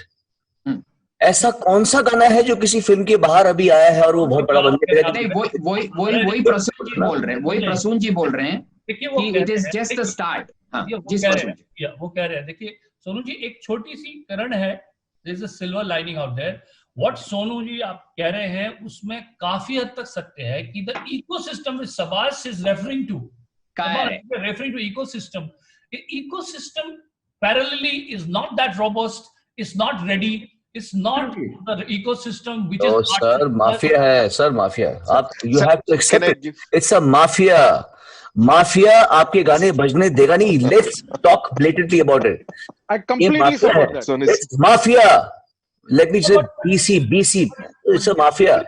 Let's talk about expansion. I have one point. I'll tell you one thing. Still has opened one window, which is an alternative window, which was never there. That's exactly. Right. That's right. Window is there, which is very small. And the mafia can control maybe 90%.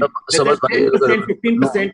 Sonu, the 10% is an opportunity. Windows was there earlier. In 90s, Windows थी. अब Windows नहीं. अच्छा, चलो. You never had that opportunity earlier. Today you have that opportunity. And the reality is that each of you. Euphoria. Sir, नहीं, wrong बोल रहे आप. Euphoria was without any film. Okay, there was a window in the 90s, not anymore. Okay, यहाँ पैसा नहीं मिलता किसी को. Ultimately, दो चार ही है जिनको बोल सकते हैं. Sonu ji, we all, even in the earlier, was without a film. In the earlier ecosystem, also, we have got people emerging from that particular thing. We have the Daler Mendis of the world. We had the Alisha Chennais of the world who came in. Magna Sound did a huge, popular, good job of getting these artists on this thing. And they connected well with that ecosystem that Magna Sound was able to create with artists. Okay. So looking at that, but of course, as you rightly say, Sonuji, is that the Bollywood is very, very prominent over the music industry. But now, as Prasunji is rightly saying, it's T-series. Okay, so there is the silver lining there. And in the silver lining, we need to, as artists, see that silver lining. And that's where people are now considering that the artists who earlier were dominated by the so-called middlemen, the music companies or whoever, then the point was, you remember there was a time in the 60s and 70s, yeah, even later, every artist, whether it is a composer or a songwriter or a singer, they always used to look out for that one contract. यार एक contract, एक film मुझे मिल जाए, एक producer मुझे एक film दे दे, या एक गाना मेरे को मिल जाए तो मैं फाड़ दूंगा, I will become a huge success and so on. We were all looking for that one contract. But today, with streaming and everything happening, with the Apple iTunes coming into this, now we have Spotify coming into play.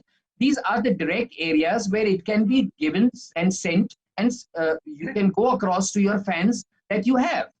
So the fan following has increased. So if you look at the overall system, you're not only music industry, overall entertainment. See, very rarely you found people other than film associated people being known as entertainers. Correct. Today that change is there. See, it might be just a beginning of it, but Sonuji, believe me, in advertising, I'm seeing this. There is a huge change which is going to be a parallel narrative change. This one narrative, one narrow narrative called films is not going to subsume every identity anymore.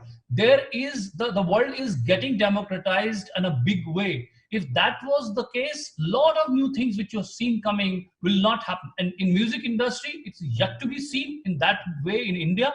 But in many other industries, the impact of internet, e-commerce, you know, like who would have imagined that people would be able to launch brands owned solely on digital platform, and having no stores at all. They don't have, you know, I have clients like that who have come, youngsters who have no stores.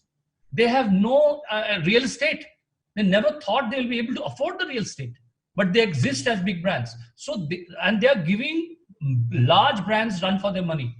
And it's still at a smaller level. And I think the all subsuming identity of films, which was actually and it's which, you know, watching songs. आज क्यों हमको music video की आवश्यकता पड़ती है इस देश में? म्यूजिक वीडियो इतना जरूरी क्यों हो गया? And I will bring it another question which we have to, and as a creator, I don't even know what is going to be shown. It has happened to my songs. I intended to say something else, and the music video is showing something absolutely different. I never thought my song meant that. It's showing something else. I don't have a moral right on that. I think those things, why have people always looked for songs? गाना देखते क्यों हैं? गाना सुनते क्यों नहीं? Because of the films. Because उनकी habit ही नहीं है गाने को सुनने की, गाने को देखना. I'd like to butt in here. Yes. Yeah, so I'm saying those changes are they have to happen for the health of the idea of the creative idea, because we require to protect it, and that we should push ourselves towards.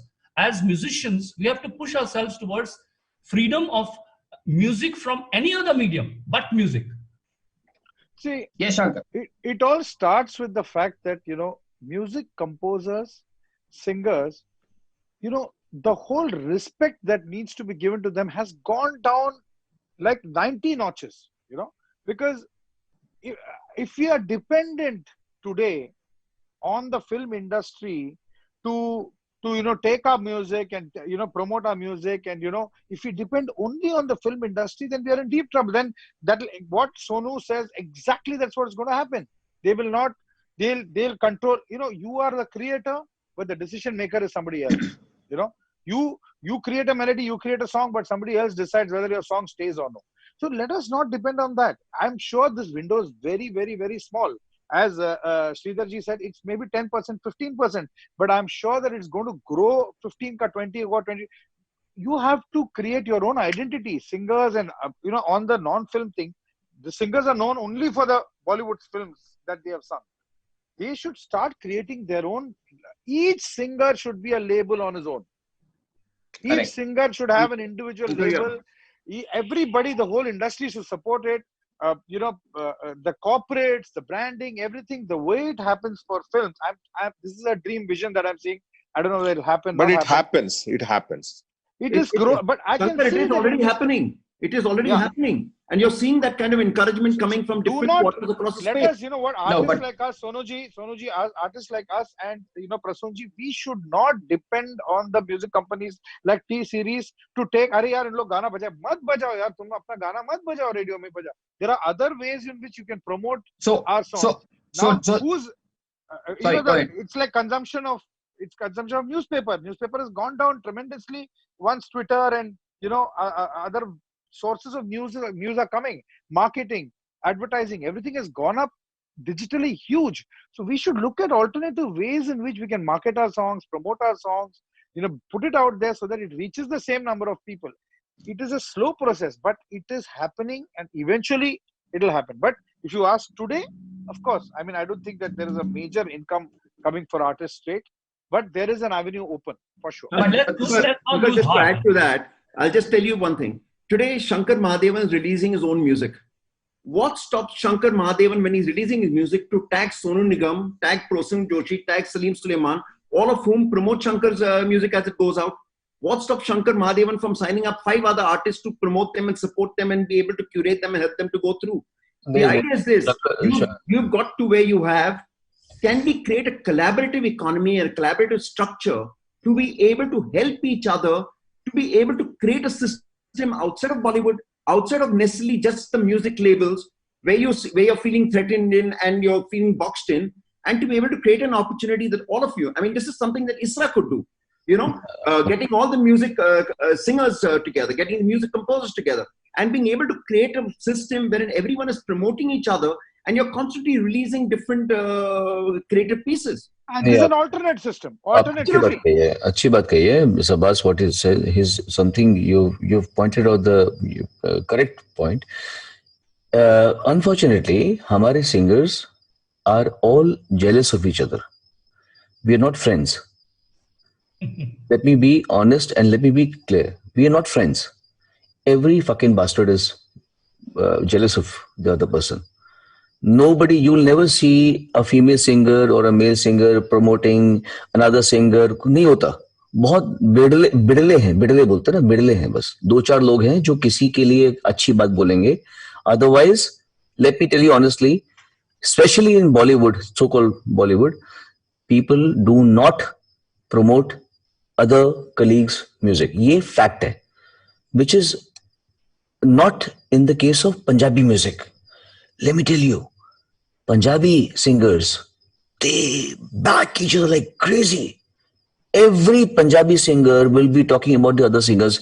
आज साडे भरा दा गाना है, साडी भैन दा गाना है. All Punjabi singers, the Punjabi music industry is doing well, not like the Bollywood industry, because Bollywood fuckers they do not like each other.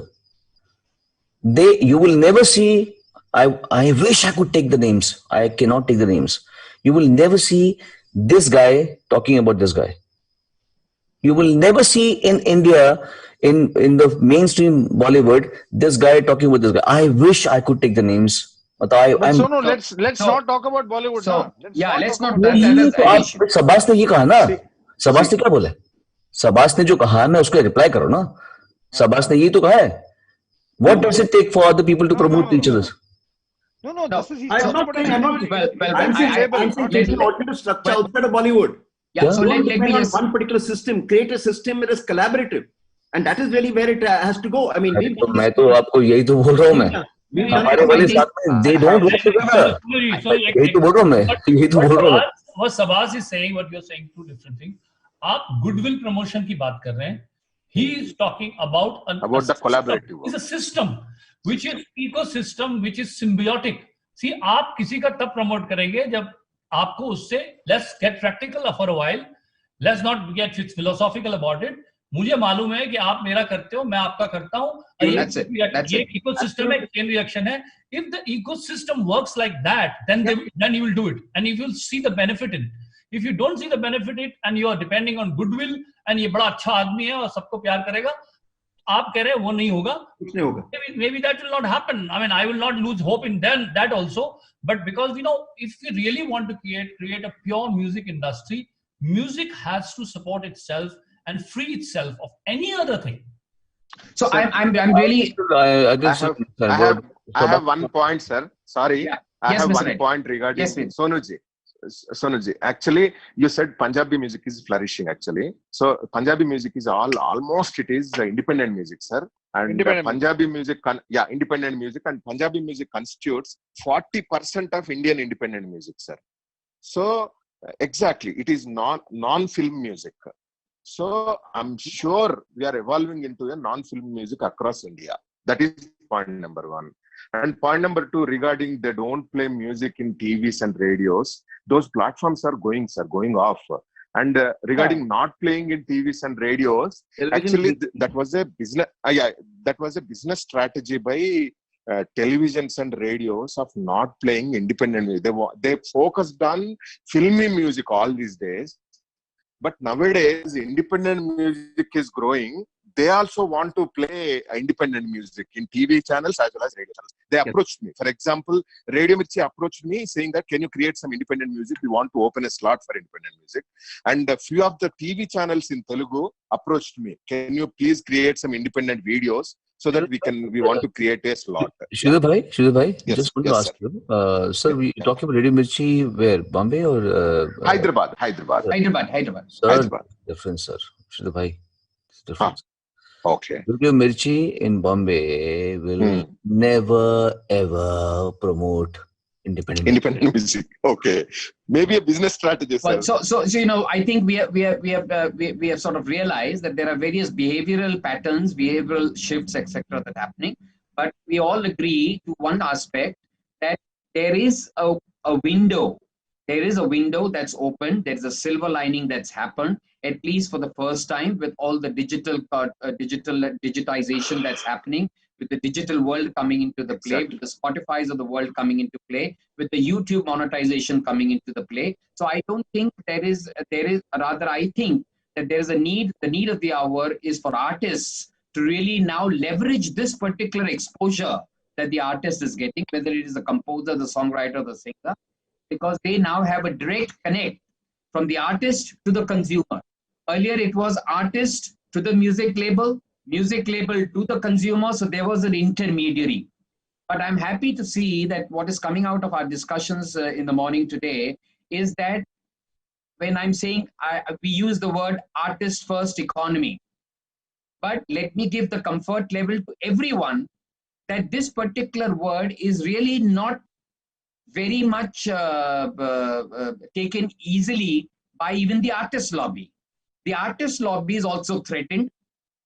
The other people in the communities also stand threatened.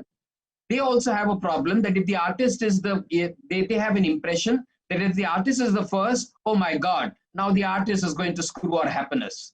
The artist is still thinking that, oh my God, these people are still going to screw our happiness even in future. So I think that the threaten is happening, and therefore, what I think we all are now arriving at the conclusion is there needs to be a very good ecosystem that needs to be developed, where each person needs to be respected.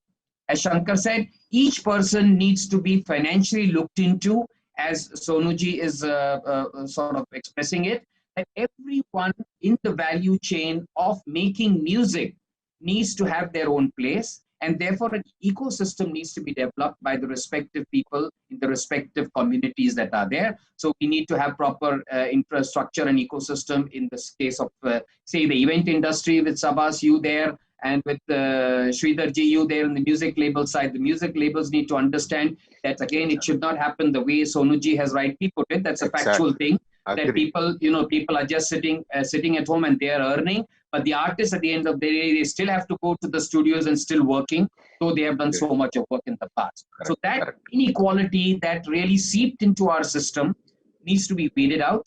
And I think on that note, on that positive note, that every one of us is looking forward, but I think we all need to make use of this opportunity that is given to us. Sanjay, another thing for the audience, I have to say, see, आप एक ये event वाले बैठे हैं, ticket sale से आपको पैसा नहीं मिल पाता पूरी तरह से.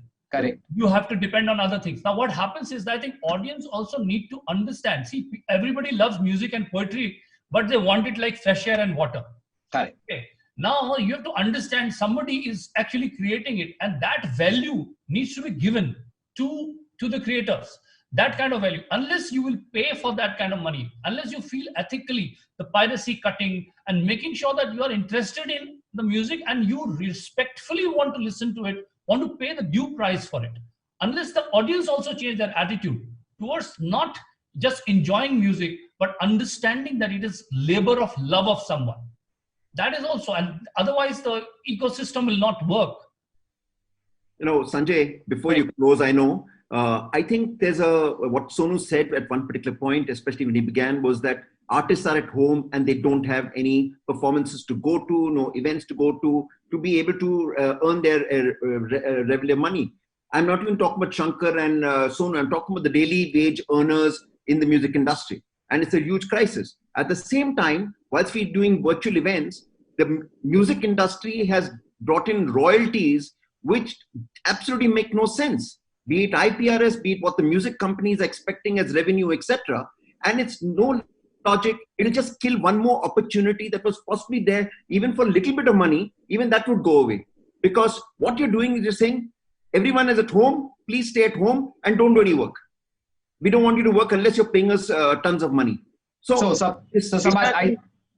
what you're saying is that in this entire ecosystem that is there, even the licensing authorities who are given the right to license, whether they are the copyright societies, the two copyright societies that exist, the three copyright societies that exist today, the Sound Recording Copyright Society, the ISRA for singers, and the IPRS for composers, songwriters, they should also be very conducive to build up a good ecosystem so that the remuneration to the artist also is taken care of, while at the same time there is ease of doing business and an effective way of doing business. Basically, we require a collaborative and a symbiotic system where everyone collaborates and everyone survives. Everyone benefits. But that has to be with a fair amount of distribution of the so-called revenue. At the end of the day, क्या है? पैसे की बात हो रही है. Right? तो पैसा जो है, हमको ये कहने सभी को मिलना चाहिए, and that has to be sort of, everyone should be fairly remunerated for the work that they do, and only then can the system, any system. So there is no first and second in an economy. So to say that artist first economy is maybe the banner that can go ahead, but factually that is incorrect to say. It is the team. It is the team that has to go. It's a team. It's a collaborative team that has to go. It's a relay race that all the team members have to really come together and win for all of us. So at that positive note, I thank all the panelists here, all of you, to have taken out your time and to have such a lovely discussion on this topic, which was literally never done before.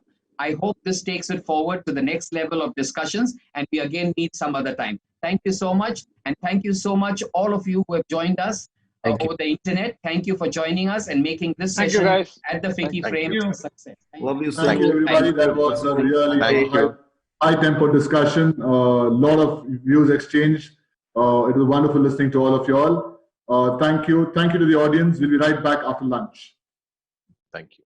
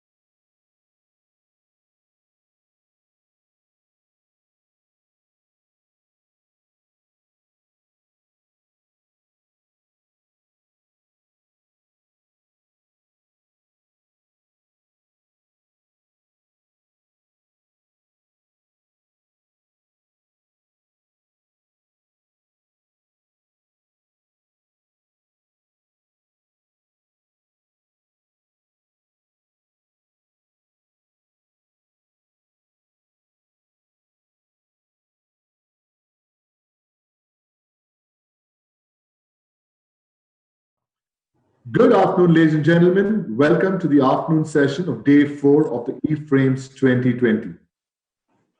We've had a stellar morning session with some heavyweights. The afternoon session talks about the economic impact of the media and entertainment sector, post-COVID-19 lens and the way forward. To tell us more, I would like to invite the moderator, Mr. Uday Singh, Managing Director, Singular Pictures, to introduce us to the panel and take it forward from there. Mr. Uday, the platform is all yours. Thank you, Mr. Good afternoon, good morning, good evening, whichever part of the world you're in. This is a very interesting session. I know you probably have webinar fatigue by now. 4 days, it feels almost like a test match. But now we're into the second innings, and I think coming to the close, so I think it might be even more interesting. And typically, till the last ball, we might be able to keep your interest alive. This session is very important because this discusses the strategic importance of the creative economy to the and its importance to the government.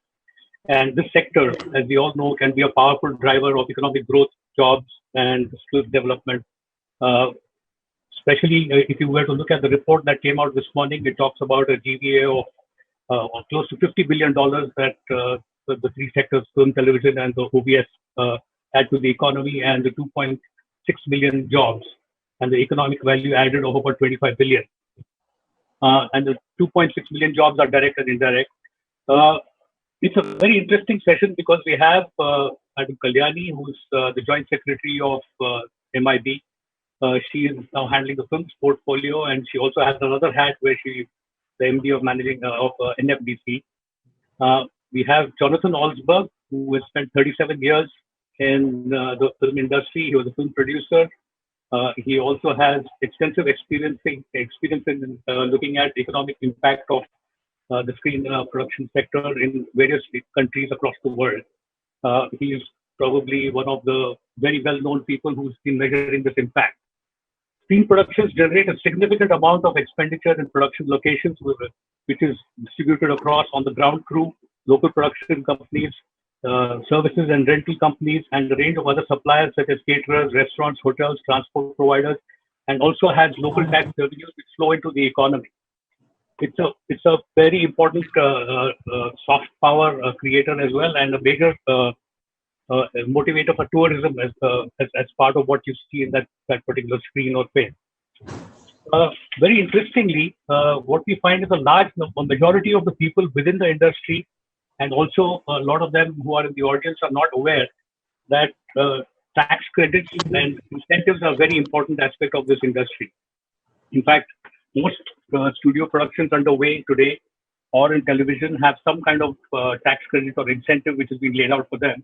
They call it what they call follow the tax credit or soft financing of a particular piece of entertainment. In a competitive world, are we ready to unleash the potential that we have, considering that we have so many things going for us from the right policy direction? As we can see, the film and entertainment sector already qualified as champion sector, and we'll soon be hearing the incentives that are going to come out at the federal level. We have the post-production capabilities, we have the VFX abilities, we have great logistics, great locations, great weather for the most part. And I think we have a fairly good world-class crew, which is also available. So what is it that is holding us back, and how we can take it to another level? So let me start by inviting Ms. Kalyani to make her introductory remarks. This will be followed by Jonathan with a presentation. Over to you, Ms. Kalyani. Namaskaram to you all. Good afternoon. Hope you all and all yours are fine in these trying times. At the outset, I'd like to thank FICCI for giving me an opportunity to talk in the renowned FICCI Frames, the e-avatar of it. And it is indeed an honor to be sharing the e-space with Mr. Olsberg and Mr. Uday Singh. Thank you for giving me this opportunity. Let me begin with a statement of fact. The M&E industry is one of the champions enabling the vision of our Honorable Prime Minister to achieve a $5 trillion economy. There is no dispute in that. Mr. Uday Singh had just told us about it. How to go about it is what I'll briefly focus on. The pandemic has obviously upended all assumptions of business as usual for the global economy and for India too. But it has only sharpened the market trends that were already visible before the health crisis, such as the increasing demand for digital services. For our sector, the M&E industry, this means faster transition to digital mediums and more pressure to compete for consumers as well as for advertisements and subscription revenues. What is needed to be done is also to offset the growth slowdown through investments in production efficiency, human capital, and most important, innovation. What have we done so far? The M&D industry has been identified as a champion sector for the Indian economy. India has a rich history of storytelling with its roots in the 2 millennia old Natya Shastra of Bharata. There is no dearth of talent, and we've always adopted a host of technological advancements. More importantly, we have a huge capacity for domestic consumption. In pre-COVID times, I'm told more than 2 million cinema tickets were sold on an average daily. With social distancing norms, even half that numbers would probably be great for kickstarting the business of film exhibition again. But additionally, the M&D industry is also a champion service sector because of growth in content exports, investment in production facilities, and as Mr. Uday Singh said, technology in animation, VFX, 3D, 4D, 12D formats, etc. We will be announcing the incentives in the under the champion services sector shortly. We are going to be announcing these standard operating procedures for filming in India. We've got the Health Ministry's clearance, and we should be announcing it shortly. The internet revolutionizing entertainment. India has enabled digital transformation by increasing economic freedom for the traditional M&D businesses to operate. We are also nudging the traditional industries towards better quality of service for its own sustenance. What better example for the internet revolutionizing entertainment can we give than that the segment of OTT has grown phenomenally during the pandemic. So opportunities exist for great visuals, well-written scripts, and award-worthy acting. But what the internet has taught us is that consumers want every type of story, highbrow, lowbrow, funny, scary. As MD of NFDC, we've always supported independent cinema. So there is a space for that also in the internet. We recently had a lockdown film festival, which has got critical acclaim right now. Why is India well placed for this revolution? We have large smartphone usage, diverse stories, cultures, regions, beautiful destination for shooting, etc. Indian content is popular world over, and with the digital revolution, this can only increase. What brings me to economic opportunities post-pandemic? Creativity can never be replaced by machines. This is a statement again. The M&D sector, through innovation consistently, has the potential to create jobs, especially in new areas of animation, gaming, etc.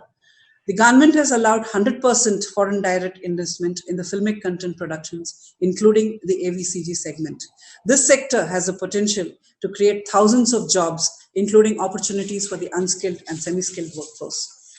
Our Honorable Prime Minister had said yesterday in his address to the Indian Global Week 2020, he said, "We are laying a red carpet for all global companies to come and establish their presence in India. Very few countries will offer the kind of opportunity that India does today. For our segment, the M&D sector, we have opened doors for filming in India by easing the permission process, a single film visa, and we are going to streamline and facilitate single window clearances. The incentives under the Champion Sector scheme will also be open not only to film shooting, but also for TV and web series filming. Foreign filming in India, for example, since 2016, has contributed nearly $64 million with 76 productions completed so far. There are opportunities for increased investment in TV content, in cybersecurity monitoring, customer interaction et al. Film tourism is yet another aspect of this economic opportunities that are there. I'm very fond of saying that my country has diverse locations. Whatever you want to see in a film, whether it is the mountain, the river, the sea, the island, the desert, the crowds, and post-production facilities, you name it, we have it. And you need only one visa to see it all for tourism and one film visa to film it. In addition to the exposure that is provided for these films, we have the talent. In fact, these 76 films used over 20,000 personnel in India. And I have the statistics out of 76 projects. 28,000 people were employed as cast, including extra supporting cast. 1,100 foreign nationals came to India for shooting the films. So nearly $64 million US spend was done. So what is it that we can do? The M&D industry we can focus on the development linkages also, because development linkages are important in my country today. We can help the transformation by focusing on information dissemination, information education, and entertainment. The COVID new normal has allowed newer ways of seamless access to knowledge. At the recently concluded Cannes Virtual Film Festival, the world could access the webinars with well-known film fraternity. FICCI E-Frames is another version of how we can access world-class content. On the education front, skill upgradation is what can help transform the workforce. Online courses are here to stay. Finally, my takeaways for this session are the 5 E's of entertainment for media and for the M&D industry. Exposure through internet, technological advancements, etc. Satya Nadella had said that technology is only an enabler, not only in terms of products and offerings, but also an enabler of human creativity and achievement. And that is where we all come in as the media and entertainment industry. The economics through job creation, opportunities, etc. Film tourism obviously is a segment of it. Export of Indian content, Indian services. Entertainment, it's obvious, and e-training. Finally, the eyeballs have increased for creative content. They've exponentially increased, especially with the pandemic, and that is probably one of the greatest takeaways of the post-COVID situation. The theatrical exhibition will also need to evolve. Probably the new avatar in theaters can be an interactive or an immersive experience, which the OTT may not be able to provide immediately. This is what Mr. Shekhar Kapoor had said in one of the seminars at Cannes Festival, that the Indian theater exhibition will probably have to take on new avatars. As I said elsewhere, you cannot lock down creativity, and that's all from me for the time being. Thank you for your patient hearing. Namaskar. Thank you so much, Kalyaniji. Very interesting. We moved from red tape to red carpet already. $64 million from 2017. That's a fantastic amount of FDI that has already come in. And this is just by creating a single window clearance, I'm sure. Once you have the incentives in place, which you're going to be announcing shortly, and coupled with the single window clearance, also coupled with the fact, and I would dare say that this $64 million would, you said 28,000 people were employed directly. So if you were to look at the iceberg principle, it's about 1:3 ratio, then you're looking at about 84,000 jobs that were probably spent in the local economy in terms of, the indirect and induced spending, which I think is substantial by just putting up a single window to clear film. I think with the cost arbitrage India enjoys and with the incentives, I think almost 14 to 15 states already have local incentives. This could be a very good combination to attract more production. Is this the best way to deal with it? What are the various challenges and problems other countries have faced? Nobody is better equipped to tell us about it than Jonathan. Over to you, Jonathan, with your presentation. Thank you. Thank you very much indeed, Uday. And thank you to FICCI Frames for the opportunity to meet you all and to be involved with this. And perhaps we could put the PowerPoint presentation up on the screen now. And while that's happening, I'll explain to you, I'm talking to you from London. We're a UK-based strategy consultancy that works globally in the creative industries, particularly in the screen sector of film, TV, digital media, games, etc. Most of our work is advising governments around the world on policies and strategies to grow these industries. But we also work for businesses who are operating somewhere along the value chains of these various sectors. And we've been doing this for nearly 30 years. I'm going to take you through a presentation for 10 minutes or so, which essentially provides to you information on 2 reports that we've published recently. And this presentation will be up on the FICCI Frames website after this session if you want to take it. Basically, there are 2 topics of this presentation.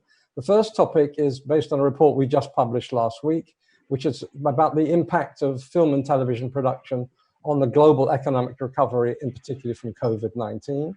And then after that, I'm going to talk a bit about a report that we published towards the end of last year about best practice in policies for screen sector development. So let's move on to the next slide. So this has 7 elements. I'm going to briefly introduce what I'm going to talk about. We'll look at the scale of global screen production, which is a number that we've never seen before. It hasn't really been researched in this way.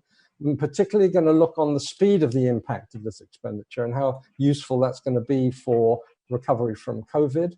We're looking into the wider economy and how production of film and TV content spends money throughout the economic sector in different industries. We'll then address how to recover from the hiatus that we've had from the COVID-induced difficulties, a few conclusions, and then I'll move on to the best practices section. So if we could go to the next slide. The report, which is up on our website, and I'm going to give you the links to it later on, essentially, we're identifying for the very first time the actual size and economic power of the world's film and television production sector. So we're only looking at production here. We're not looking at revenues. We're looking at how money is spent around the world in this sector, producing feature films, scripted television, factual television. We're not looking at commercials, for example. And we're also going to explore how this sector, this screen production sector, has some unique characteristics that are going to be helpful for countries in recovering from COVID. Just want to say we're grateful to the support we had from Media Business Insight, who are the publishers of Screen International and Broadcast, and also from Netflix, who helped us get this information together, and also these 4 global film commission networks that you see on the screen. Okay, moving to the next slide, please. When we look at the suite of economic benefits that you'll be familiar with that screen production delivers, we've identified the most common of them here. And I know that there's recently just been a report issued about the industry in India, and some of these measures are included in there, and there's some very impressive numbers. But looking at the top, typically we look at how to measure the activity through gross value added or gross domestic product. We also then, moving around clockwise, think about employment. And one of the governments have realized how important the jobs are that this screen production sector delivers. They're very well paid, they're highly skilled, they're very productive jobs, they're very mobile, so people can move around. But perhaps even more important, these are not jobs that are easily displaced by robots and by AI. So we call them the jobs of the future. In many countries that have attractive incentive structures for international productions, there's a very, very heavy leverage factor that brings in an awful lot of money from outside a country in terms of inward investment. And when an established industry with solid incentives that are predictable for the future exists, that's a great encouragement to private sector investment in the supply chain and infrastructure. We've already mentioned screen tourism in this conversation, and also the very positive national branding opportunities and soft power opportunities that a country has through its screen content. And finally, I'm going to show how spending money on a screen production puts money all around different business sectors in the economy. Next slide, please. Now move forward to slide 7, I think. There we are. So just to say quickly, in 2019, which was a new high watermark globally, we found that expenditure on screen production reached an astonishing $177 billion, which puts it at almost half the size of the world's wine industry, which has been going for very many years, and is twice the size of the car manufacturing industry of electric cars. It produced 415 billion in gross value added and drove 14 million jobs around the world, measured by full-time employment methods. To the next slide, if we could, please. This is an interesting look at the way in which the money works around the world. This identifies, in looking at regions of the world, where the money comes from that is spent on global screen expenditure. And as you can see, there's a very substantial amount, 65% of investment in screen production around the world comes from the USA. But if we go to the next slide, we can see where it's spent. And the first thing we look at is only 40% of that money is actually spent in the USA. So the USA is an engine of a global investment in this sector. And in nearly all these other regions, more money is spent in these regions that comes from outside than inside. And if we look at this particular, if we have in 5 years' time another version of this, I'm sure we're going to see how much bigger the share of the global production market will occur in Asia, in Middle East and Africa, and Latin America in particular. So going to the next slide, please. And again, just one more time, thank you. So we're looking now at the speed with which productions spend money. And we in this study, and all the information is in the report, we looked at several different sort of standard examples of movies or television drama series and how they spend money and the speed with which they spend money. And this is particularly important because in a COVID environment where there's been a shutdown, as markets open up, we say that there are many, many projects, film and TV projects that we call shovel ready. They're ready to go. And if in this instance, like in this instance, it's a $220 million film, look how quickly the money is spent once shooting starts. In that 16 weeks of shooting, $10 million a week, $160 million is spent, very quickly in wherever it is that the production takes place. And I think this is one of the advantages of our industry. When it gets going, it spends money very, very quickly. Can we go to the next slide, please? This slide just underpins the point that our industry is a great option for kickstarting economic recovery. And we've discovered that it moves much faster than other industries and sectors of the economy that often are thought of as being stable. And in particular, as I've said before, when we look at the supply chain expenditure, we can see how the money is spread around the wider economy. If we could go to the next slide, please. And one more time. This shows this concept that I've explained about the way in which the money is spread around. We analyzed a number of different budgets and identified where the money is being spent, in which business sector. Now, the largest percentage in this chart of the average is 33%, and that's spent with businesses and individuals who only work in screen production. But the rest of the money, 67% of that budget, is spent in industries and business sectors that, yes, they work in film, but they also work in many other sectors. And particularly important here are sectors that have suffered a lot from COVID, which includes, transportation and hospitality, music and performing arts, etc. And this is one of the sort of unseen benefits of our industry. When economic impact studies are done, we often look at how direct expenditure trickles through an economy on a multiplier basis, on a sort of a broad approach. But here we dig down in a kind of vertical direction towards tracking where the money is actually spent. Next slide, please. And this, we've looked at a $220 million film, but now we're looking at even a modest size film. And regardless of where in the world this money is spent, the $6 million budget, quite a modest size independent film, we can see where the money is spent and how it spreads around. In this case, yes, about a third is spent in screen production specific sectors, but look at where the rest of it goes around. Nearly 17% in travel and transport, over 10% in hospitality and catering, 7.6% fashion and beauty, areas of the economy that have been suffering a lot. In the report, we've got about 5 or 6 examples for you to look at of different sorts of projects. Moving on to the next slide, please. And one more time. Okay, we've measured what's been happening in terms of the loss of economic activity. During the first half of this year, particularly the second quarter, around the world, there was a loss of economic impact from screen production of $145 billion and equivalent jobs of 10 million jobs. So it was hit very hard. But unlike other areas of the economy that also were hit very hard, screen production has attributes that give it a leading position in stimulating recovery. And many governments around the world have realized this and recognized this fact and have put in place very specific, quick measures to encourage production to restart. If we go to the next slide,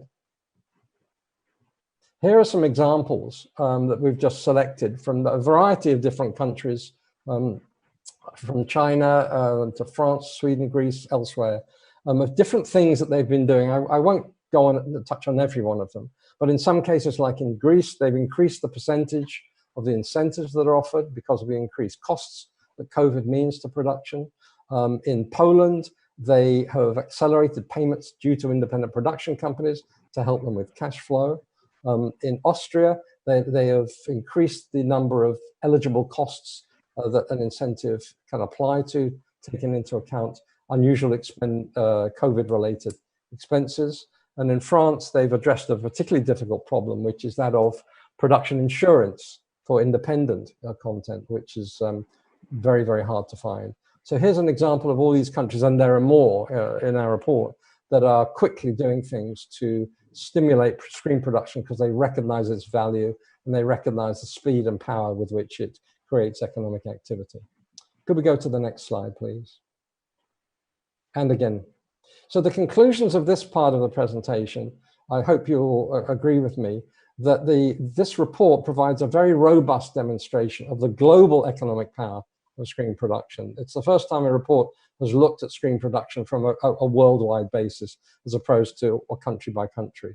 It looks at the potential of the sector and what it's doing to help in economic recovery from COVID. And it shows how maintaining and encouraging with policies from government screen production at a national, regional, local level is one of the solutions to rejuvenating economies wherever you are around the world. So moving on, I'm now going to start to talk about the second study that we did last year. If you could go to the next slide, please. And one more time. Okay, so basically, this is a report that, again, is on our website, and I'm going to give you the link later on. It was commissioned by the Association of Film Commissioners International to look at best practice in government policy in developing the screen sector in a number of countries. And what we did, we looked at a range of sort of successful strategies used by a variety of countries that want to maximize the amount of this lucrative production activity. Next slide, please. We looked at 4 areas that are sort of very much interrelated. And where we find a successful production sector, we find by analyzing these 4 areas that there's a lot of quality and capacity around.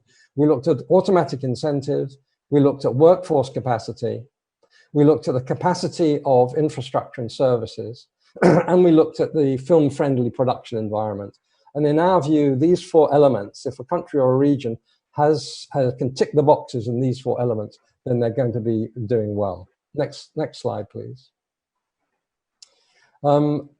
This tries to show that even though these are 4 separate areas, what is needed in most countries is a cohesive sort of group of policies that fit together to deal with all of these particular 4 areas, and also that they not only focus on the attraction of international projects, but also obviously what's crucial is the development of a national production sector. The relationship between the international and the national production environments, they're very symbiotic. You can't have one without the other. And as we say at the bottom, a well-designed sort of unified policy and legislation and strategy is what's needed. Moving on to the next slide, please. I'm going to talk briefly about incentives. Again, I won't talk about everything on this page. This identifies some of the key things when you're putting incentives in place that it's important to have, if at all possible. On the top left, in the design, is to make the incentive structure as uncomplicated and clear as possible, and use a model that's not too fiddly, let's say, and not too complicated. The administration of the system should be predictable. That's one of the key things that we find differentiates one country from another, is the predictability and reliability of the system. Is the incentive that you get what you would expect if you were to read the guidelines. On the top right, legislation, again, a lack of subjectivity. That's what an automatic incentive means. It means there's not a choice about which script we want to back and which we don't. If you, as a producer, if you spend the money according to the way the regulations set out, you spend them, you will get absolutely, and you prove you spent it, you will get the rebate, you will get the incentive back. And in terms of payment, ideally an incentive system would be uncapped, and it's nothing to do with IP sharing, and the money would usually go to either a local producer or an international producer without delay. Moving to the next slide. This slide, if we could go to the next slide, please. Okay, a critical area at the moment of a national or international or a regional strategy for our industry is workforce. We're finding in 2019 with this massive amount of demand, it's been interrupted in 2020, but it'll be right back up again very soon in 2021, we believe. The biggest shortage around the world is in workforce, is in crew, in skilled and experienced crew that understands the needs of international and local production. So it's very important to have data about the workforce, to know what measures are being introduced to increase the size and experience of the workforce, to track the workforce on a very regular basis. And where there are gaps in workforce, to have particular targeted interventions to fill those gaps. The more that a country has to bring in workers from other countries to fill gaps, the more economic leakage there is as a result. So I know India is very well served in terms of its crew capacity, which I think puts it ahead of many other competing jurisdictions at the moment. Next slide, please. Looking at infrastructure and services, I talked a bit about studios. In addition to being a global shortage of workforce, there's a significant global shortage of sound stages and dedicated shooting spaces. Public sector involvement in a sort of private-public partnership is often necessary for these for new studios to be put in place. And as I've said earlier on, if there's a reliable and sustainable support system in a country, including the incentive that can be predicted and relied upon for many years, that's a major encouragement for private sector to come in and invest in infrastructure. Okay, going to the next slide, please. Film friendliness, I think India is an excellent example of a country that's very friendly to its local and international filmmakers. Again, this is what's needed is a holistic sort of consensual approach to this. Usually it's necessary to have the film-friendly policies be part of an overall strategy for growth, but it's very much about making life easy for productions to come and shoot and spend a lot of money, both in terms of permits, and immigration and other visa regulations. And of course, with COVID being a big issue at the moment, there will be a whole range of new regulations and protocols that are required, and making these regulations and protocols as clear as possible and as easy to deal with is going to be a very important part of film friendliness. And I know, Mr. Kalyani, you said that there were going to be some announcements shortly about this, which we'll be very interested to see. Okay, we're nearly there. Thank you for your patience. If we go on to the next slide. So if you go to our website or to the AFCI website, that's where you'll find both of these reports. As I said before, this PowerPoint presentation will be on the FICCI Frames website as well later, so you'll have access to these reports. And we'd be very happy as a company to answer any questions you might have either now or in the future about these reports. And in particular, I wanted to announce that in relation to the new report on the impact of production in a COVID situation, we're available to do a presentation like this to government authorities in any state or region or country around the world that would find it useful, absolutely, obviously at no cost. It would be our pleasure to do so. So that's it. I appreciate your patience. It's not always easy to listen to these sorts of presentations in this environment. So I'll finish now and hand back to Mr. Uday Singh. Thank you, Jonathan. It was remarkable presentation, very informative. It also, we had made a prescription a few years ago to the government about simplifying the procedures and incentivizing and promoting. And I would dare say, looking at the empirical facts and the data that you have provided, which can actually help in making very good policy decisions, this would probably, you will add another M to this SIP method, where there is measurement. I think every time you're putting incentives out, it's very important to measure the impact of what those incentives are. I would rather look at not as a spend, but as an investment made in the film production, because for every dollar that you're putting in, there are some studies which show that you might get a return of between $7 to $14 back. Had that been your experience, Jonathan, in other jurisdictions? Yeah, we've done a number of studies, and many of them are on our website, of economic impact of screen production. I know the study that you had, that Deloitte did for you, that was just been announced, looked at revenues of the sector as well as production. But we tend to look at the sort of investment side of production, which is a mainstay of our work.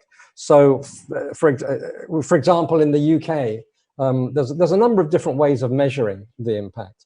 But we looked at the return on investment in a number of different ways. So in the UK, there's a study which is on our website that showed that in GVA terms, there's a return of £7.5 for every pound of tax credit that was made available.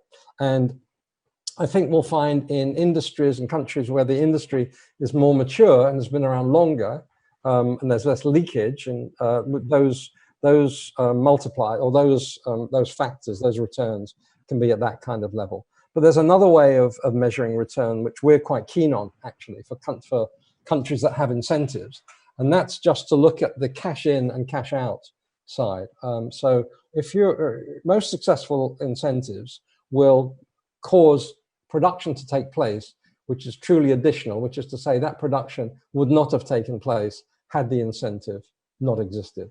So if there's an incentive of 25 or 30%, I mean, after the production has spent its money, some months later, when the audit has been completed, it will receive that amount as a grant. However, during production, that their money spent, which will be very much higher, obviously, than the 25%. 25% really means that there's going to be 100% of that sum spent in the country, and quite a lot of that money comes in from outside.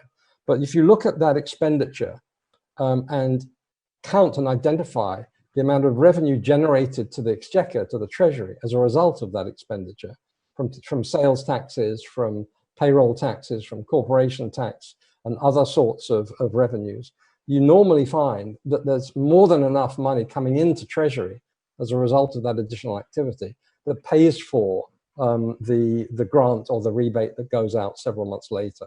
So in most cases, these are self-financing mechanisms. Particularly, they have to be successful in as much as they're creating activity that would not otherwise have taken place. But that's one of the key measures we look at. We also like to look at the inward investment leverage factor. If a country puts an incentive in place which costs, or which invests, $100 million, let's say, in a year. So if it's 75% for international projects, normally that the remaining 75% or more is coming in from outside the country. So there's a 3 times leverage factor, which in many cases is very, very highly valued. So there are a number of ways of looking at it, but you're quite right by saying that we can't do that kind of analysis unless the data is there, and that's critical. And the fact that you're going to have a new incentive system in India is a great opportunity, as I know you will be doing, to ensure that you're capturing and gathering all of that expenditure data that takes place. Also, the golden old thumb rule of the cash flow, which is so predictable, 20% in pre-production, 60% during principal photography, 10 on post and on delivery. I can see from your charts that they're pretty much in that zone of 70%. Actually, 70% is being spent during principal photography into that market, which is adding so many jobs in that period. So I have some questions coming in, and before I move to the questions, a quick thing on COVID. There's been all kinds of recovery methods that are being discussed, from a U-shaped curve to a V-shaped curve to a L-shaped curve, and now most recently a K-shaped curve, where it's believed that some sectors will go faster and some sectors will go slower. I would like to have the film and television and OVS sectors at the top of that K curve. So keeping that in mind, and looking at how you mentioned that because this sector tends to rebound very fast, very quickly. And you mentioned that you're talking about some SOPs in place. I think at last count, we had about 5 states already with some kind of SOPs. And I think Maharashtra has started some amount of production, which is already in the pipeline, very controlled in very small cases, small ways. But with these SOPs, how do we hope to get all these states on board to be able to get production going? What we've just received is the the go-ahead to issue the SOPs from the Ministry of Health. So we should be issuing it in a day or two. They are very general in nature because it has to be state specific. Shooting not permitted in containment zones. All those general perspectives are there, and then safety norms and social distancing and all those things have to be there in place. So we will be coming out with an omnibus kind of a thing, which can be which can be fine-tuned for the local situation which is there, because we would not want the film fraternity to lose out on people because of COVID. So therefore, when we start shooting, it should be in a manner which is safe. At the same time, it should not be it should not create any loss of lives or kind of an injury kind of a situation. So the SOPs will be there in place once we issue the SOPs. Since economic activity has in any case started, we should be in a position to at least have localized film shooting. Many of the countries have started the local film shooting schedules, etc. So with these SOPs, we should hope to at least start in a smaller way outside the containment zones, and maybe look for the future. Jonathan, before I forget, you mentioned you had some case study on Colombia you wanted to share with us. And madam, before we go into Colombia, would you like to share what you just mentioned before we started? Yeah, you see, Jonathan didn't trigger it.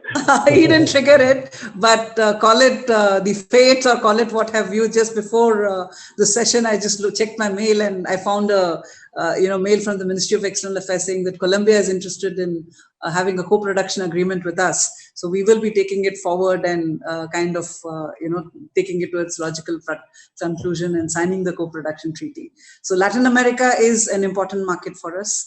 I have asked Mr. Jonathan to look at Africa also, whether we can have some, issues in Africa also. So I'm looking forward to hearing more from Mr. Jonathan about it. Well, thank you. I mean, take it away. Thank you. The best practice report that I mentioned has inside it several case studies for each of those 4 areas that I've mentioned for best practice.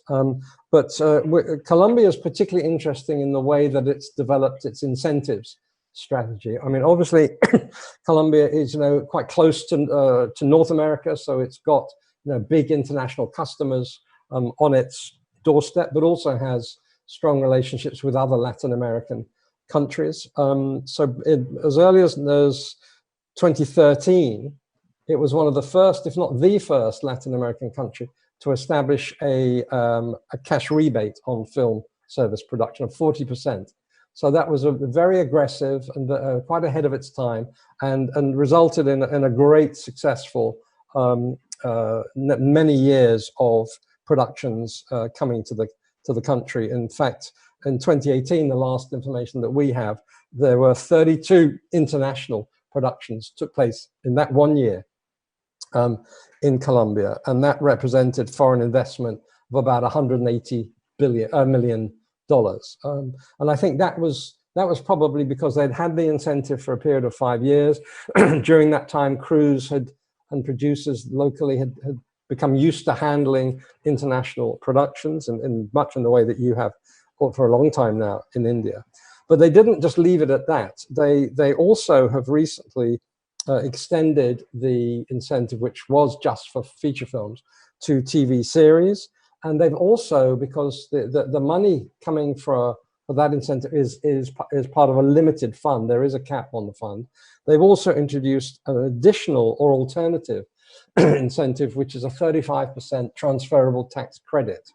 So that's a different structure, which essentially gives them the producer the ability to choose which way they want to go.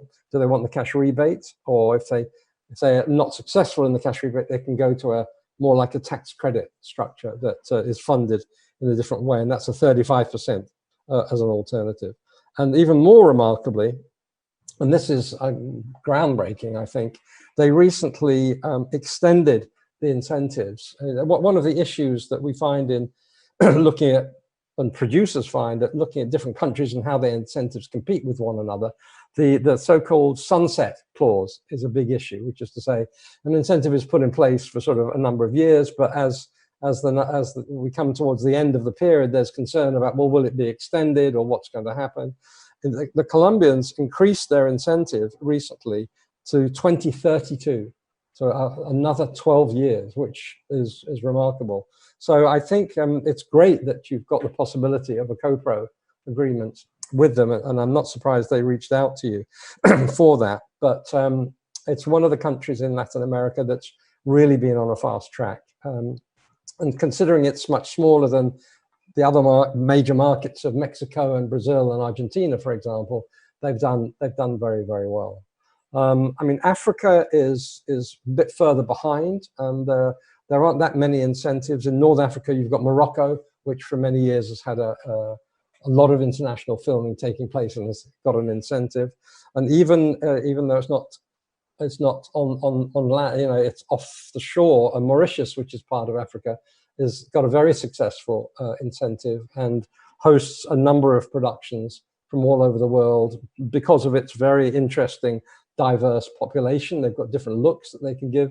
I know that a number of Indian productions have gone to shoot in Mauritius as well. So I think one would keep an eye on Nigeria, on Kenya, probably on Ghana, to see what they're going to do. But so far, they're a little bit further behind Latin America in this regard. Chile, as another country in Latin America that has had an incentive, but it's tended to be a bit stop-start, which has damaged the Chile side of things. And I think what I said earlier about predictability and sustainability and longevity, whatever country introduces an incentive, it's essential to provide the impression that it's there to stay and it's not going to be curtailed or capped.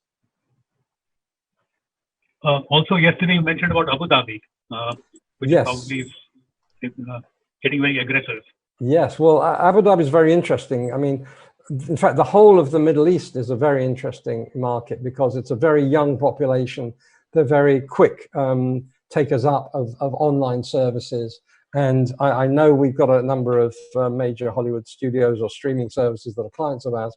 And I know they're looking at the Middle East as a very, very fast growth area. And obviously, not just for international productions, but also local language productions that some of the streamers often make. This is a very interesting new kind of content that's just emerged in the last 4 or 5 years. And I know in India you host a number of them, but these are from the streaming services and also from the major Hollywood studios, but particularly the streamers who want to drive subscriptions, that they're making very, very interesting and attractive local content to put on their platforms that spend typically much more money than the typical local TV series or movie.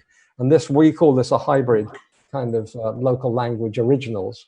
And that's a tremendous growth market that you've got in India, but also Abu Dhabi has. Abu Dhabi has got very ambitious plans to create a state-of-the-art soundstage complex, but also has had an incentive for 6 years that is working very well, and is one of the countries in the Middle East that I think has very substantial ambitions. They've hosted a number of Bollywood productions already, and I would imagine that will continue. Yes, like you mentioned, even the whole strategy of Colombia and Abu Dhabi, it's all about runaway productions from the big markets like India's productions and the Hollywood productions. If your chart said 65% of spending is from the US and 40% is actually spent there. Yes. Which means 25% is flowing to other parts of the world from the US. So that's all runaway production, which I think they are also reacting. And I think for 35 to 40 states have their own incentives to try to keep those productions within. But I would say that sorry, just to say, I would say it's important on any strategy to have a balanced strategy to attract runaway productions, but also to develop local production community and content, because those economic impacts that we talked about earlier on are not just derived from the inward productions. In fact, without a thriving local production sector, the inward productions don't have the capacity, the crew, and the talent to work on what they want to shoot. Sorry to have interrupted you. No problem. I was now going to the questions that I've got from the audience. The first question is, UK is regarded as the birthplace of the concept of the creative industries. Over the past decade, it has come under criticism for its focus only on the economic gains of the industry. How do you think India can avoid that? Well, I don't know enough about India to be able to advise on that. What I would say is in observing the UK's creative industries, in 2008, when the global financial crisis hit, the UK government started a massive budgetary cutting and series of initiatives. The austerity was everywhere in the world, in all industries, in all the UK, and continued for many, many years.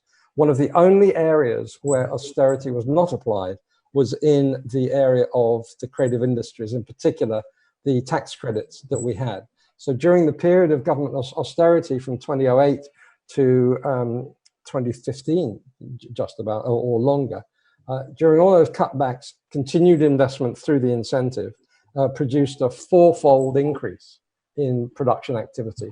And that's because the government, when it's looking at the creative industries, and particularly at the screen sector, does not regard these incentives as subsidies at all. These are investments and they get a return. And I would say that for any other country, for India or wherever it may be, the understanding and recognition that the support comes from a perspective of economics as well as cultural support is very, very important. The systems in most countries, the support for our incentives and the support for our industries started with the Ministry of Culture 25 years ago.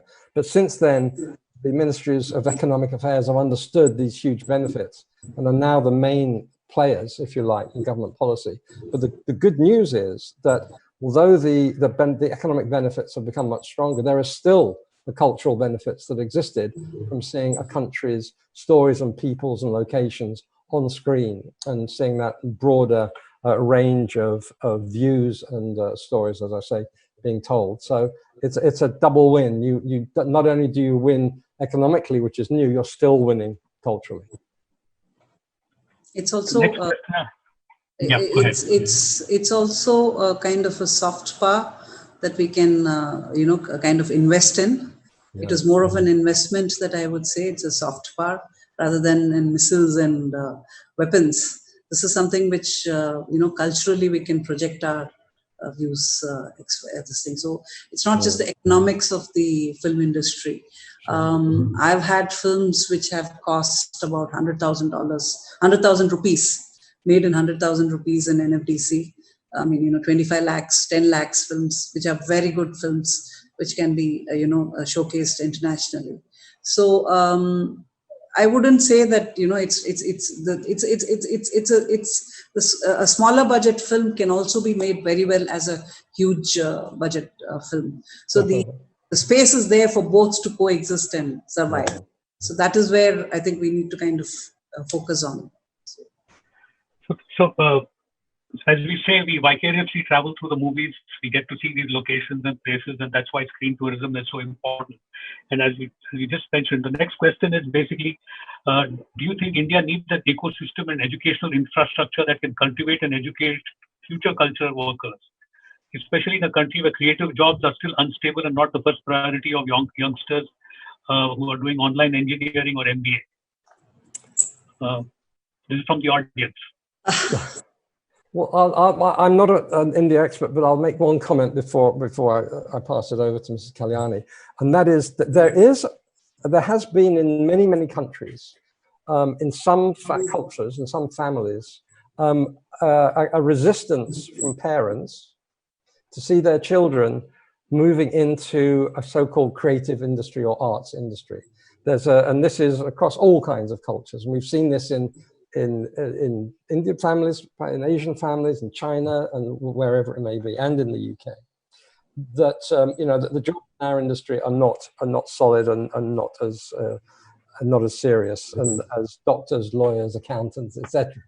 But so the task is to change that perception among the parents and the young people, to understand better what these jobs are. And that's all about, and that starts very young. That starts in schools, in the curriculum, to show how interesting and important these jobs are.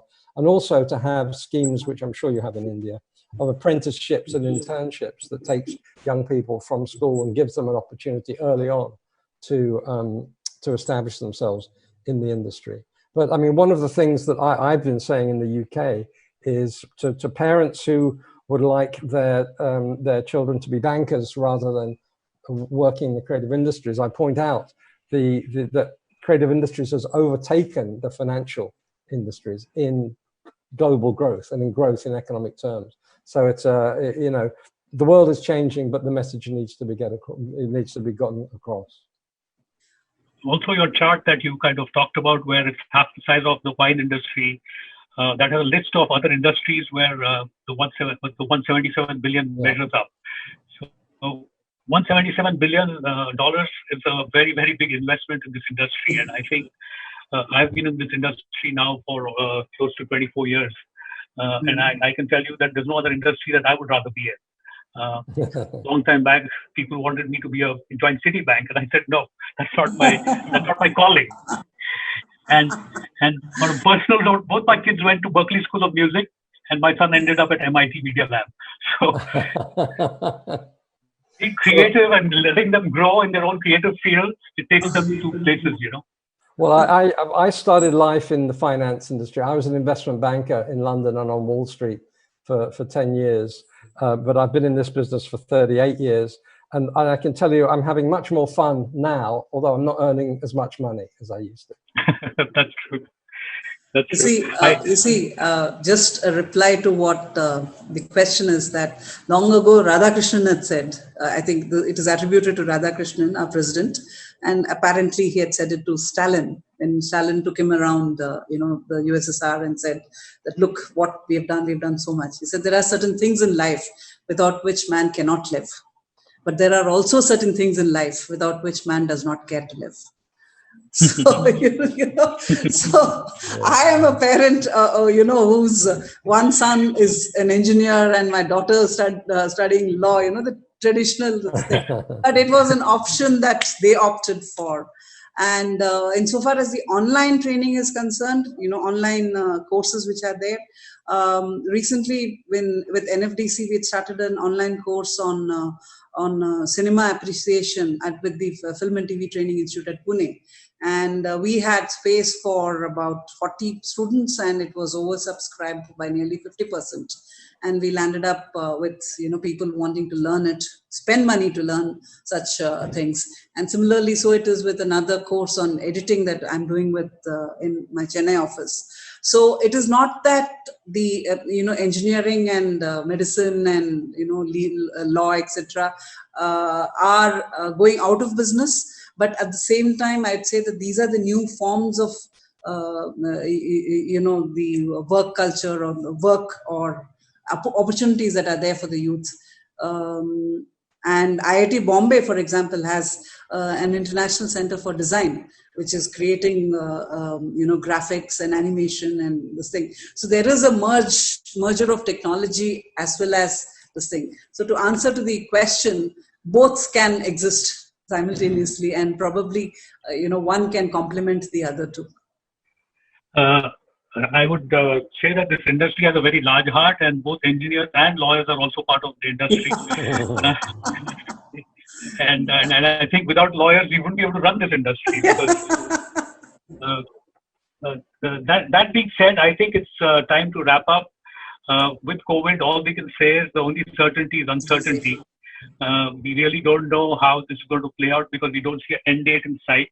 But I think as we start getting back, my sincere hope is that the K factor works for the industry, and the curve on the top is what the entertainment and media industries go with.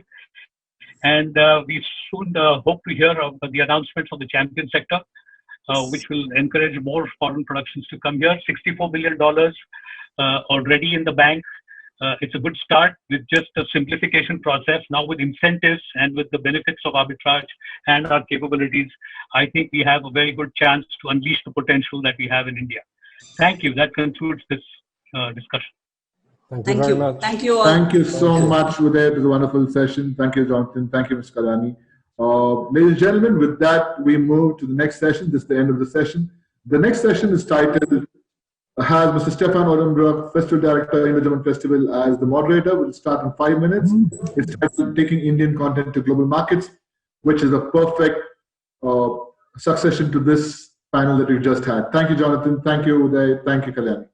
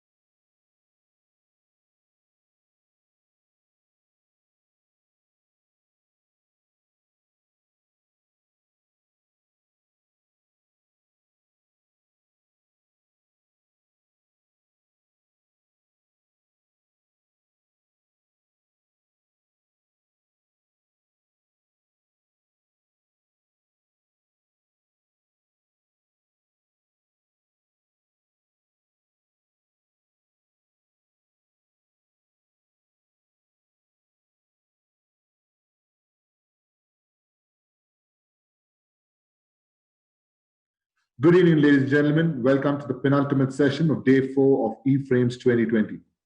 The session is titled Taking Indian Content to Global Markets. To tell us more, I'd like to invite our moderator, Mr. Stefan Ottenbroek, Festival Director, Indo-German Film Festival. Stefan, the platform is all yours. Yeah, hello everybody and a very warm welcome to everybody who's joining our panel on taking Indian content to global markets. A big thank you to our esteemed panelists for being part of this and sharing your experience and your knowledge. My name is Stefan Ottenbruch. I'm CEO of Indo-German Films and Festival Director of Indo-German Film Week in Berlin, Germany.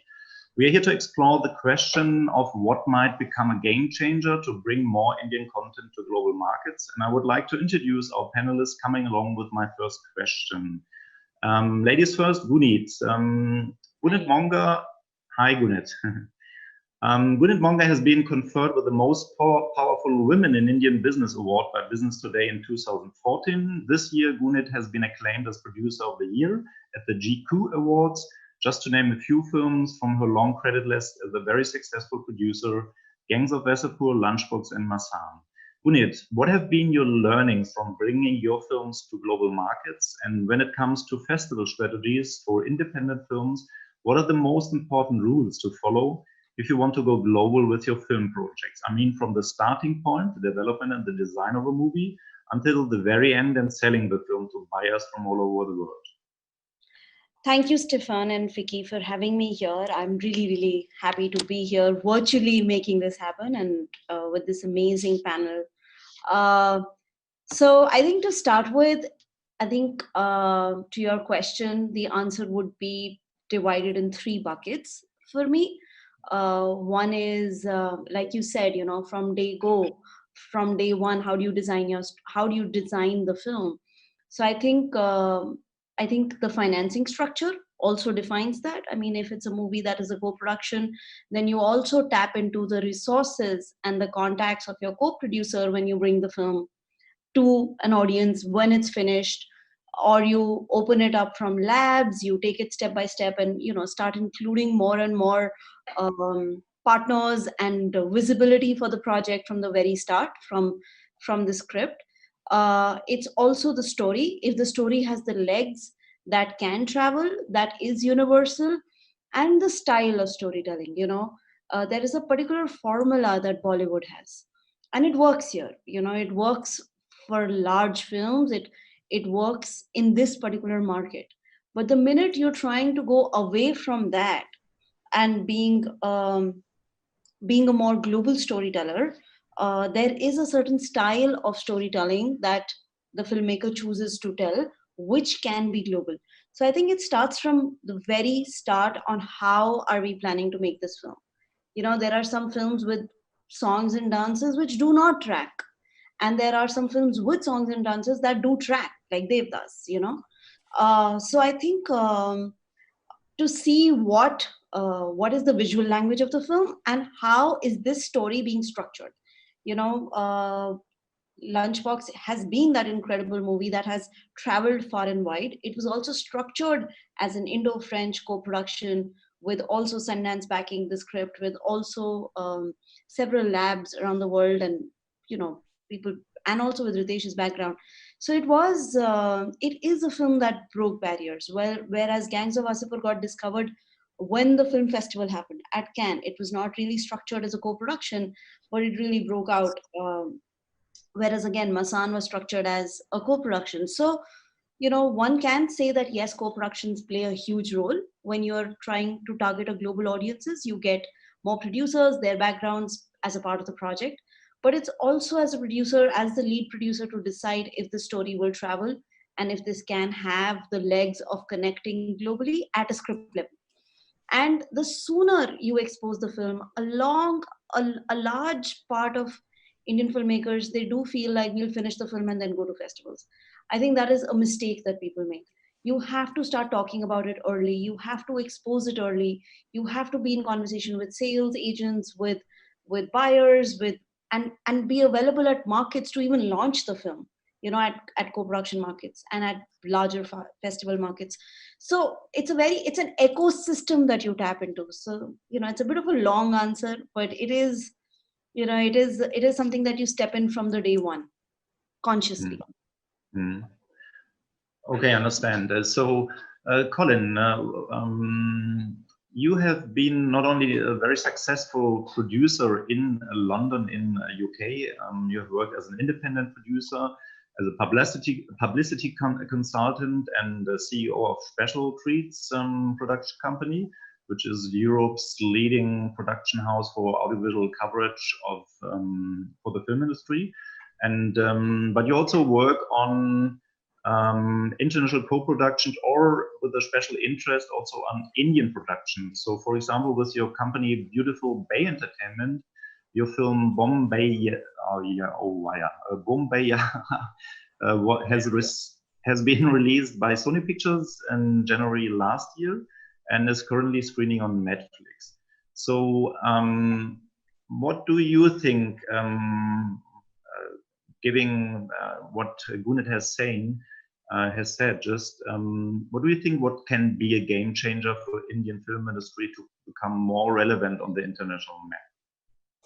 I had a long answer to that. You'll be pleased to know I can summarize it basically by saying, be more like Gunit Monga.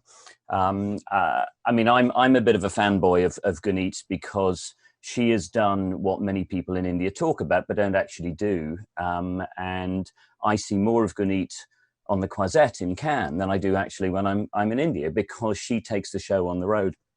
So first of all, she's completely right. You have to go out there. It's boots on the ground. If you're not out there at the markets, if you're not, and you know, I accept that right now that's obviously difficult. So thank you, Vicky, for making this possible. You have to be out there talking to people and making deals and making connections. That's one thing. But the other thing, which I think is a structural issue, she talked a lot about story structure, about the Sundance support, and about labs. One thing, in my experience, both in film and television, India does not spend enough time on scripts. In the West, sometimes too much, and I'm in the process of doing this right now, we hammer away at scripts. We chew them up, we spit them out, we rewrite them, and we try not to make them until we're completely ready. We've sort of stress tested it to destruction. Too many films, I think, in India get made. And as I thought about this question, I thought about why have some broadcasters, some countries been successful, for example, in the streaming market. Your own Germany, for example. Spain's another very good example. I'm very much enjoying Casa de Papel, the money heist in English at the moment. And the reason for that, and the reason for so much British success, is there's a tradition of development. So I think that's the key thing, that we need to, it's very hard to persuade an Indian financier to fund development. That's not a model that we understand, though. Gunit, I see you're burning to come in, so let me yield the floor to you. I do want to say that, you know, because we are a 100% equity driven market, you know, there's so many films getting made and it's completely made with 100% equity. I think that is why the structure is so important for films to travel. And yes, in India, we do need more producers. We do need more creative producers. There is a complete breakdown of how Indian market works and how markets work outside India, where in US and producers play such a significant role in development, in execution, and in taking the film far, publicity, sales. Here, with all actors and directors turning into producers and being funded with equity, it is kind of a system that you know they cannot do everything, and that's why a role of a creative producer is so significant here, and it's marginalized in India. Colin, you wanted to go on?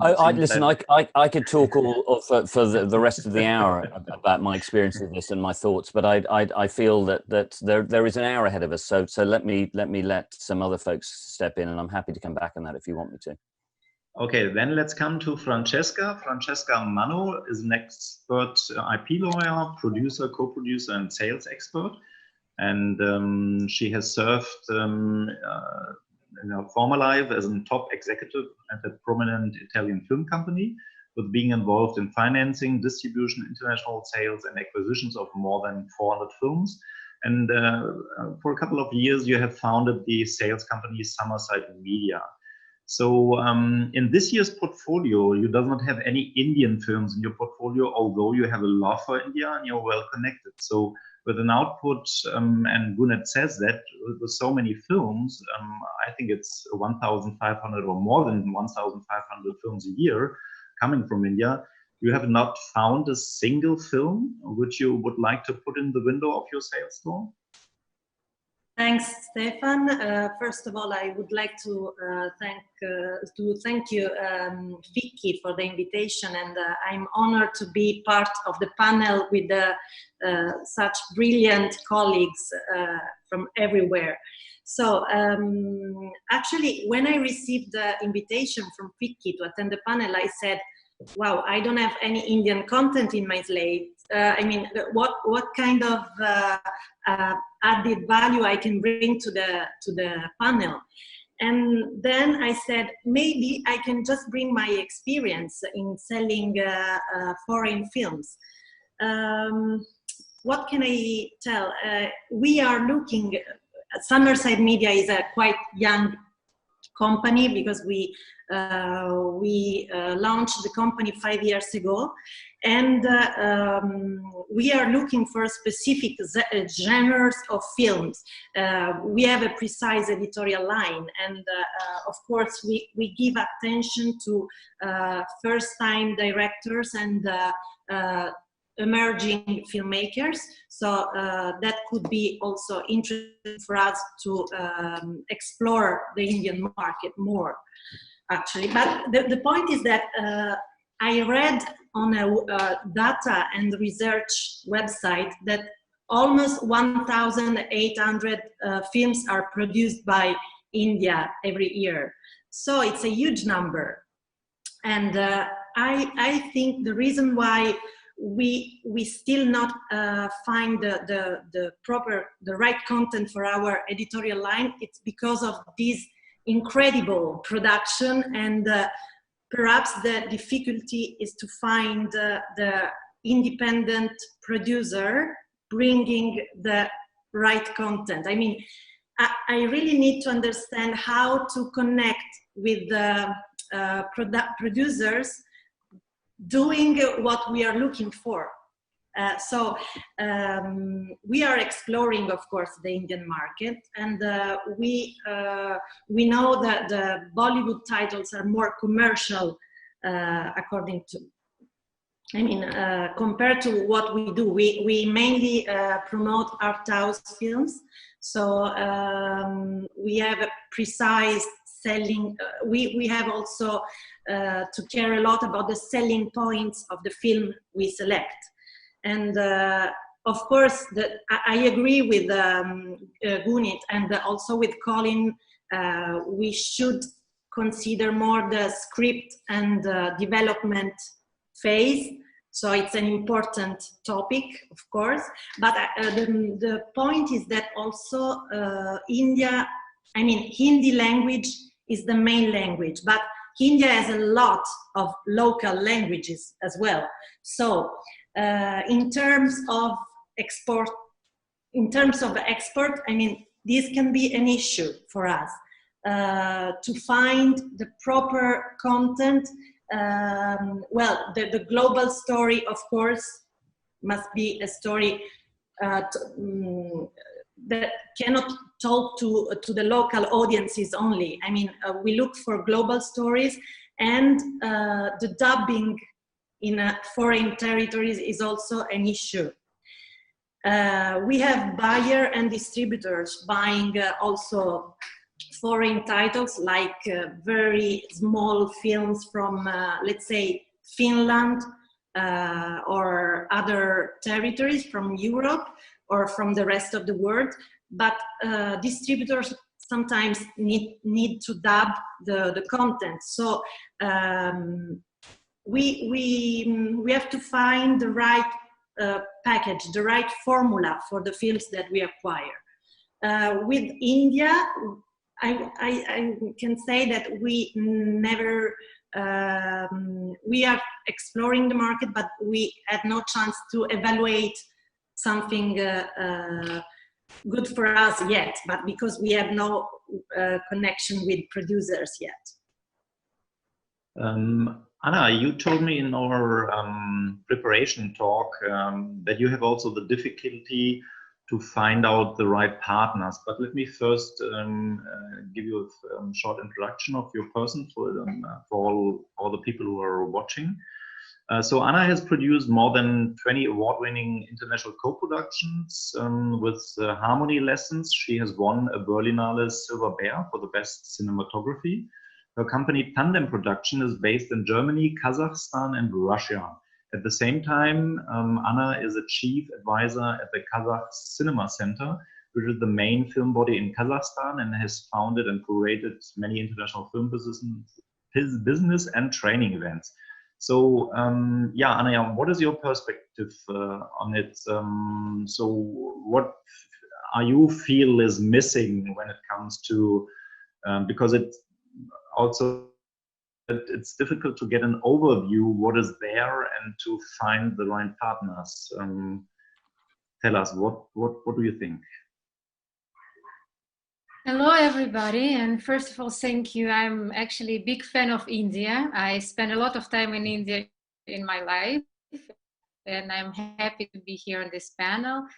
I try to go to some Indian festivals every year. And in this case, I represent probably 2 countries, I think, on this panel, because I have many hats. But I would say that Russia, which is a big market today, and Kazakhstan, a smaller market, but still getting more and more important, have a very big tradition of watching Indian films. And you would be amazed, but till now, it's still a very important percentage of the films that a bigger audience watch. So it's actually a very commercial product for these countries. There is still, I think, in terms of television watching, like for films and for TV series, it's still a very big number. Over 50% of households still like Indian films.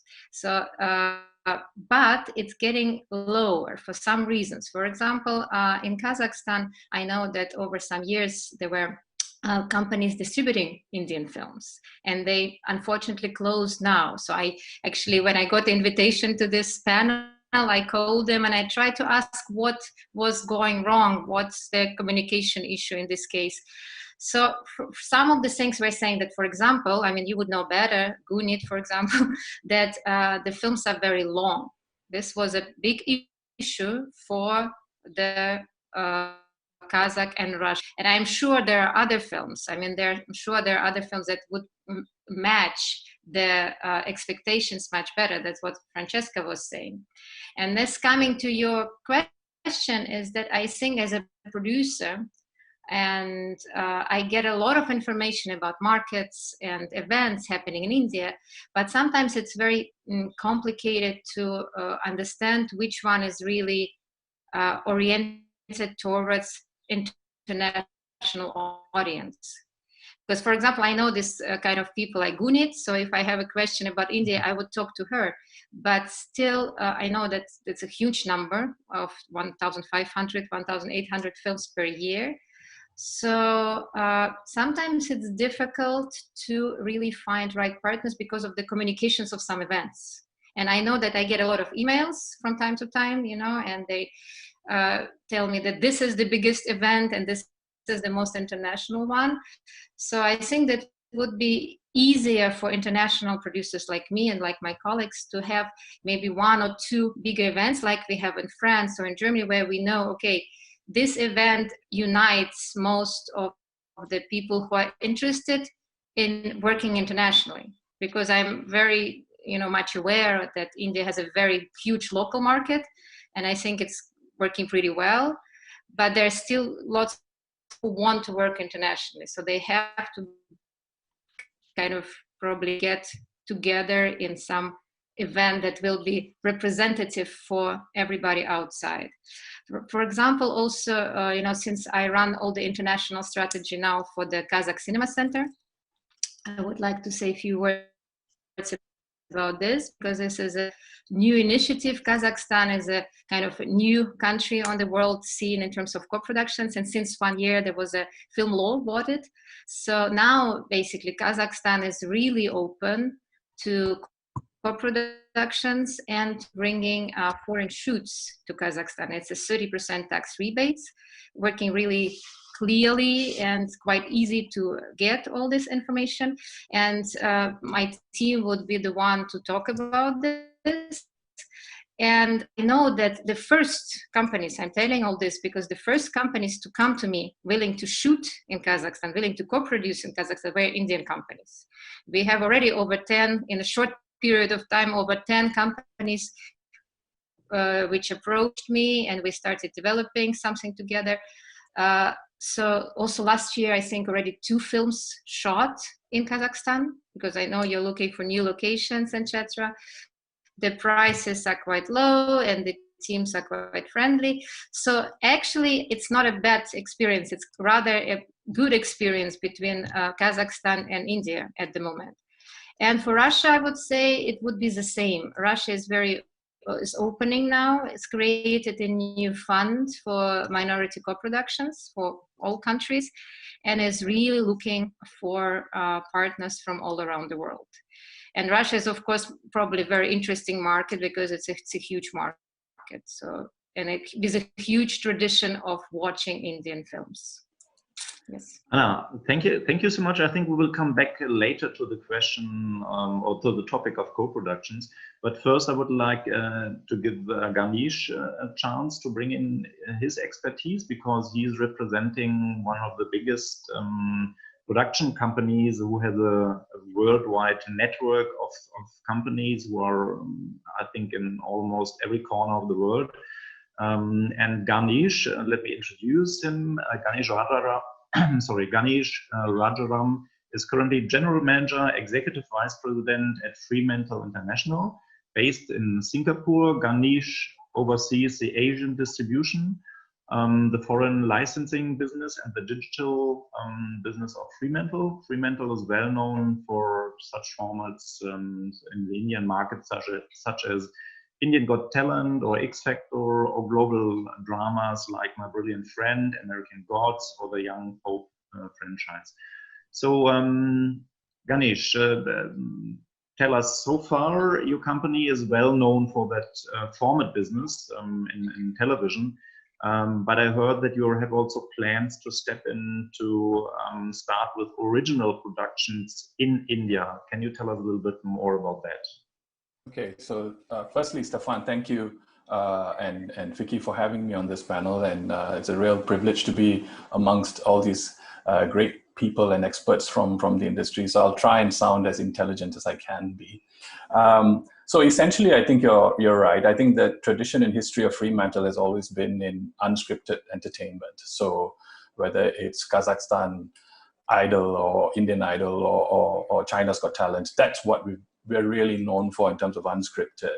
But about 6 or 7 years ago, we realized that scripted and dramas in particular, particularly for high-end VOD platforms and cable, was something that we had to get into, because the future of the industry was changing in a sense that linear platforms were coexisting with SVOD platforms. And when you have scripted shows, they tend to sit and have a longer shelf life on SVOD platforms than your reality entertainment shows. So it was a strategic decision. So with the backing of our parent company, Bertelsmann, there was a lot of investment into scripted concepts. And the strategy was really to identify scripted production companies globally that we could form alliances with, and then have a pipeline that we could take international. And through that, I think just historically, some of the biggest successes have come from Italy with Wildsight, which is a company that we co-own. And out of that relationship, we've introduced shows like The Young Pope, The New Pope, and as well as My Brilliant Friend globally. And that strategically is how we approach scripted drama, where we form alliances and explore opportunities in various territories. And India, obviously we have tremendous success in India with our non-scripted entities. And a couple of years ago, a strategy was put in place to see what can we do in the scripted space in India. And again, it's about, to borrow Guneet and Colin's, it's about storytelling. It's about finding the right stories that come out of these countries, because we're very, very assured that the best stories from a particular country come from the people themselves, rather than us trying to manufacture stories out of there. But again, I think what we lend to the equation is the expertise in script development, which is something that is really needed if you're going to take the show international. And then obviously with the equity partners from different pre-sales or even commissioning that would make the show a global show in terms of production budgets and scale. So we haven't actually embarked with our local office in India on a project. We are looking at a couple of projects right now. And one of it is actually optioning a book and trying to see if we can find the right partners to do it. Our experience in working in India on a particular project, I think dates about 2 years ago when we did Gurinder Chadha. We have a first look deal with, which is Gurinder Chadha's production company. And we did a show called Beecham House for ITV in the UK. So it was a 6-hour drama, which we had a lot of hopes for. We hoped that it would be a returning series. Unfortunately, it was just a 1 6-hour show. And it was essentially shot in Rajasthan and as well as in Ealing Studios in the UK. Interesting note about that show is I subsequently sold it back to Netflix in India for their premiere. So it's shows like that and story ideas which we think that potentially could travel, because Beecham House, although it didn't get recommissioned for a second season in the UK, we've sold it quite extensively globally, internationally, to quite a lot of platforms and linear platforms. So the idea is to form alliances with partners within India for projects which they can bring to us, or we may have an option on a show or a story that we want to take to the market. And our Indian office is actively trying now to look at projects that we can greenlight out of India and we can take international. And the reason we are optimistic is that if you take a show like My Brilliant Friend, which is an Italian show, what we're realizing right now is if you have a good story, it doesn't necessarily matter anymore whether the show is in English to reach as many markets as possible. Because HBO, My Brilliant Friend was the first Italian show in Italian language to actually be run on HBO America. And in China, I actually had a bidding war for the show because the story was such a great story that people appreciated, you know, coming of age of these two girls and their friendship throughout generations. It was just such a wholesome, pure story that people just wanted to watch. So to your point, Stefan, we are very, very interested in doing more in India with scripted, because I think that is the future.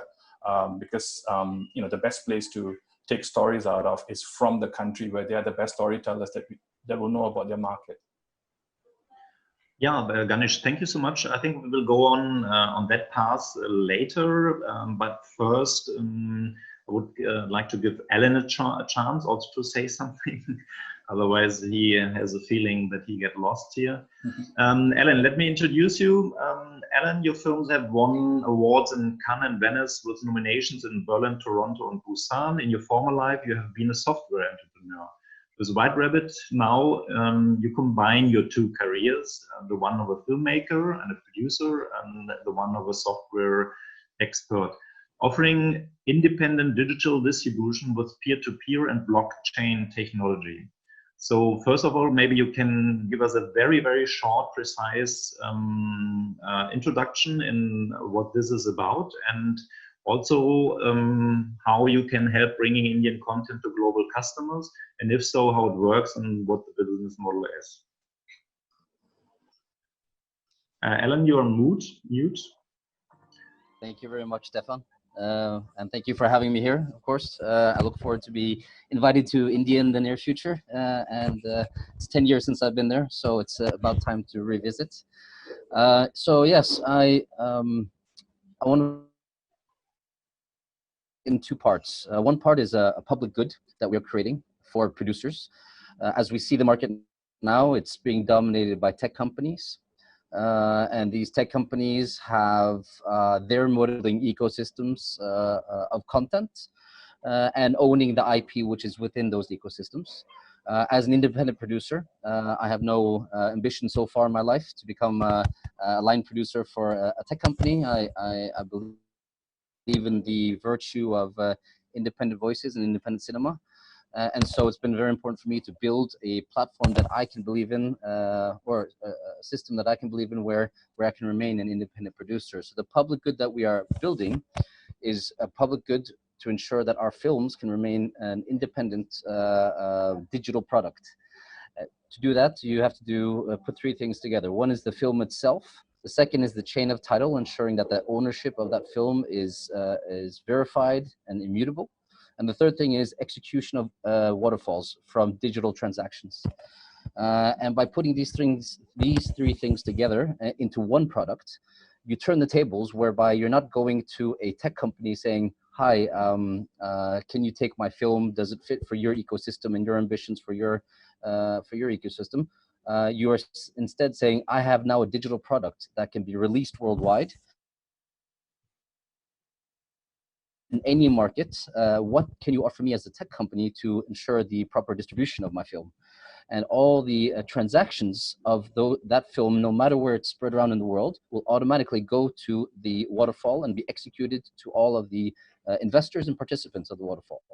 So we're now actually competing on a much more transparent level for investors in our films, to say that that every single transaction you receive to this film will be not only transparent, but also paid directly to you as an investor, or you as the producer, or you as the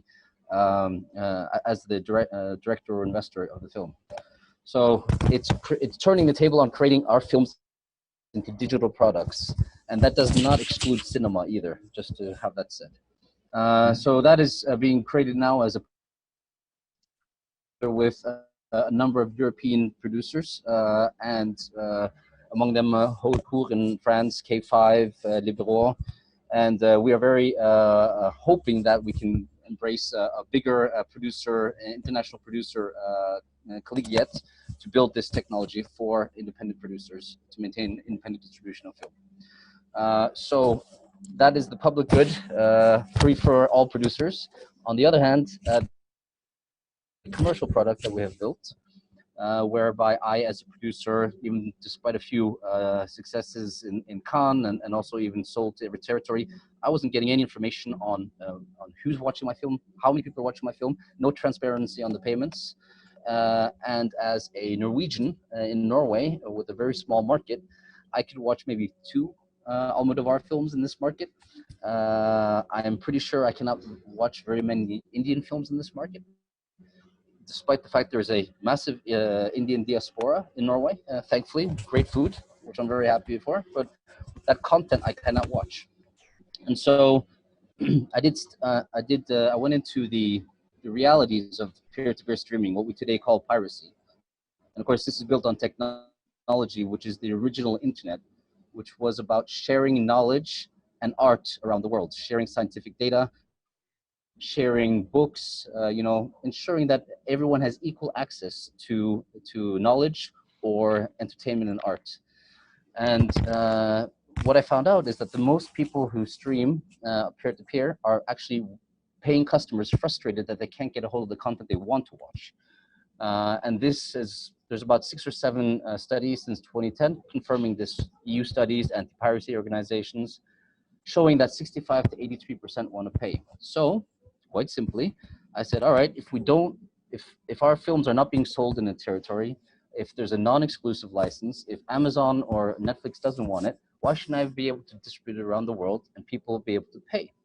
So we built a technology that is integrated in your browser, that recognizes the content that you stream and allows you to pay for it no matter where you watch it.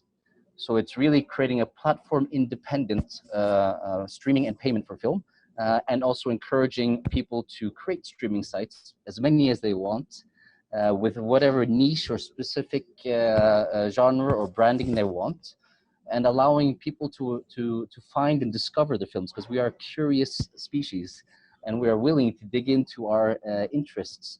And I can certainly tell you that for Indian cinema, there is so much curiosity and interest about both the more Bollywood and also the more art house films of India, and there is no reason that we shouldn't make it as easy as possible for the audience to discover those, where they already discover them in a number which is 10 times larger than Netflix today, and that's peer-to-peer streaming. Alan, it sounds all very exciting, but I think one thing is not solved in your thing, and I would like to give it to the producers here amongst us, or even also to Francesca. So who's financing the film? you want to bring on the table, and secondly, who's marketing the film? I don't know if anybody from the producers want to step in. Otherwise, Ellen, you answer that question. Okay. Right. Okay, please go. No, but well, I mean, the financing. It becomes a much more interesting project because the numbers for, I'll take a very clear example. Oh, I just forgot the name of the film that won in Cannes, The Killing of a Sacred Deer. So Killing of a Sacred Deer with Colin Farrell, among others,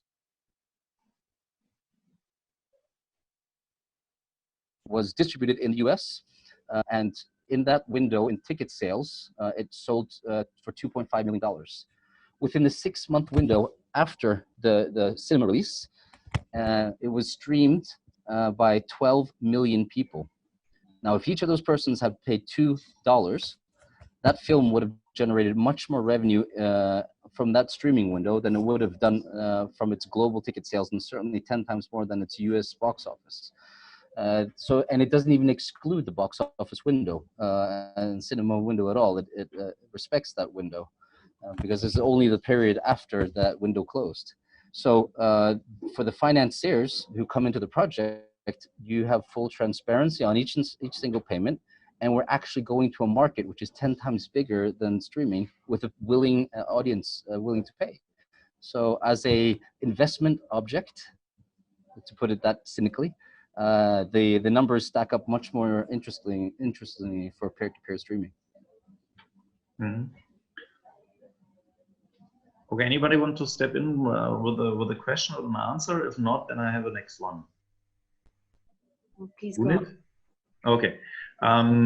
Yeah, because still, Ellen, one point from my perspective is not solved. Because somebody has to finance first. Okay, for the projects who have already been financed and were ready-made, it's your platform, I guess, is perfect. And it's a good choice, I guess. But the first step has to be done somewhere else. Maybe Ganesh has to invest, or some of the big players, the television stations, the cinema chains, the distributors, whoever. Okay, I have a first question here from the audience, which comes from Anuba and goes to Gunit. Hi Gunit, you spoke about the visual language when marketing to a global audience, but who is the global audience here?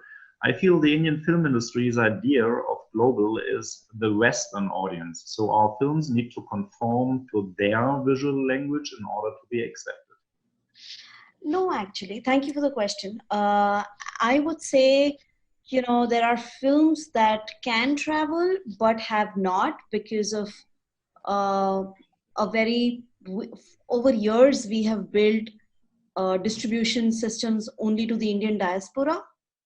So we haven't really built a culture where, how Fremantle has a whole pipeline of distribution that does not exist for as independent movie filmmakers. Like I would say a film like English, I would say like a film like Tumbar, I've co-produced a film with Norway, What Will People Say, that was Norway's entry to the Academy last year. So there is so much to be done, at least in the independent world. There is of course one Bollywood, which has a pipeline of distribution figured, and movies released the same day globally for the entire diaspora. But beyond that is where a Lunchbox existed. Beyond that is where, a Masan existed. So one needs to, and that's where, Francesca can support. That's where, that's an ecosystem that we need to tap into. And it cannot be done by the local distributor of the top few territories where there is an Indian market. So there is a whole distribution mechanism that works, that functions, and it's a well-oiled machinery. But the minute that is not where you can fall into, you're not a big star vehicle, and or I love a film like English, I did not produce it, but I did think that something like that will cross boundaries and will have the life of what a Lunchbox had, something like Kapoor and Sons, you know. Now these are traditional films that have gone through a traditional distribution, and I feel like they can also expand and travel like how so many Iranian films travel, or how so many, you know, Korean cinema travels. But we have unfortunately not built that pipeline in strength. You know, one independent distributor, one independent producer like me with my one-offs, I cannot build a pipeline. You know, I'm not a studio. So it is step by step. So I think that is a film like Tumbar. You know, I think it's very international. I think it'll travel in Europe. There are fans. It'll go to all the fantastic film festivals. You know, there is a whole way of putting it out there, you know. So I would say that there is a lot of very cool stuff that we are also doing, which is not making advantage of somebody like Francesca and putting it out there through different markets. Having said that, lines are also blurring with a Netflix, Amazon, and a global OTT platform now. So it's an ongoing conversation. I mean, if you make Bajrangi Bhaijaan without the songs, you know, I think that'll travel, you know. So it's a brilliant story. So, but there are these tropes that we do. There are these Bollywood formula that we have to do for the audience here. You know, so one needs to, as a producer, you have to decide on which is your actor and how are you packaging and how are you releasing. You have to know those answers from the very go. You have to know where you're going and have early conversations with sales companies, have early conversations with distributors. You know, I'm very excited about Fremantle because they have a global setup of distribution, and from ITV to, you know, Channel 4 to partnerships with BBC to globally. And that's what, you know, really can funnel into a film like English, you know, a film like Masan. So that's, those bridges yet need to be break. So there's a lot of opportunity. If if Sure, I can, yeah. I would say that Gunit said the right thing. I mean, I agree with her totally. And beside this, I think that also genre of the film must be very clear. I mean, sometimes we receive tons of hybrid genre, like dramedy, for example. It's not a drama, or black comedy. It's not an easy sell. I mean, if we focus more on a specific genre, and then of course we have to understand which is the right audience to target the film, and materials issue is also an important element for our choice. I mean, all the promotional and all the files of the film must be very, I mean, high definition. So everything is really a package of elements that we have to see when we select a film. And also, it was very interesting. I was having a look of the leading box office markets worldwide in 2019 by revenue. And according to Statista.com, which is a data and research website, it seems that still some European territories are out from the box office for the Indian films. I mean, I can find US, China, Japan, United Kingdom, South Korea, France, India, Germany, Mexico, Russia, Australia, Italy, and Brazil, but the rest of the world is out. So maybe And that's not because there's not an audience. That's because there are gatekeepers not willing to take a chance on Indian cinema. Yeah. And I think that's the fascinating thing about looking at the numbers. Like you asked about, how do we finance a film? How do we evaluate whether it has a place in such a marketplace? There's a company called Cinelytics in LA that uses peer-to-peer data, which is the biggest collection of data on streaming in the world, to determine whether these films have a right to be made or not in a financial perspective. And these numbers, these markets could be much better exploited, and our IP could be much better exploited by going to where the audience is, rather than keeping on forcing the audience to go where they don't want to be.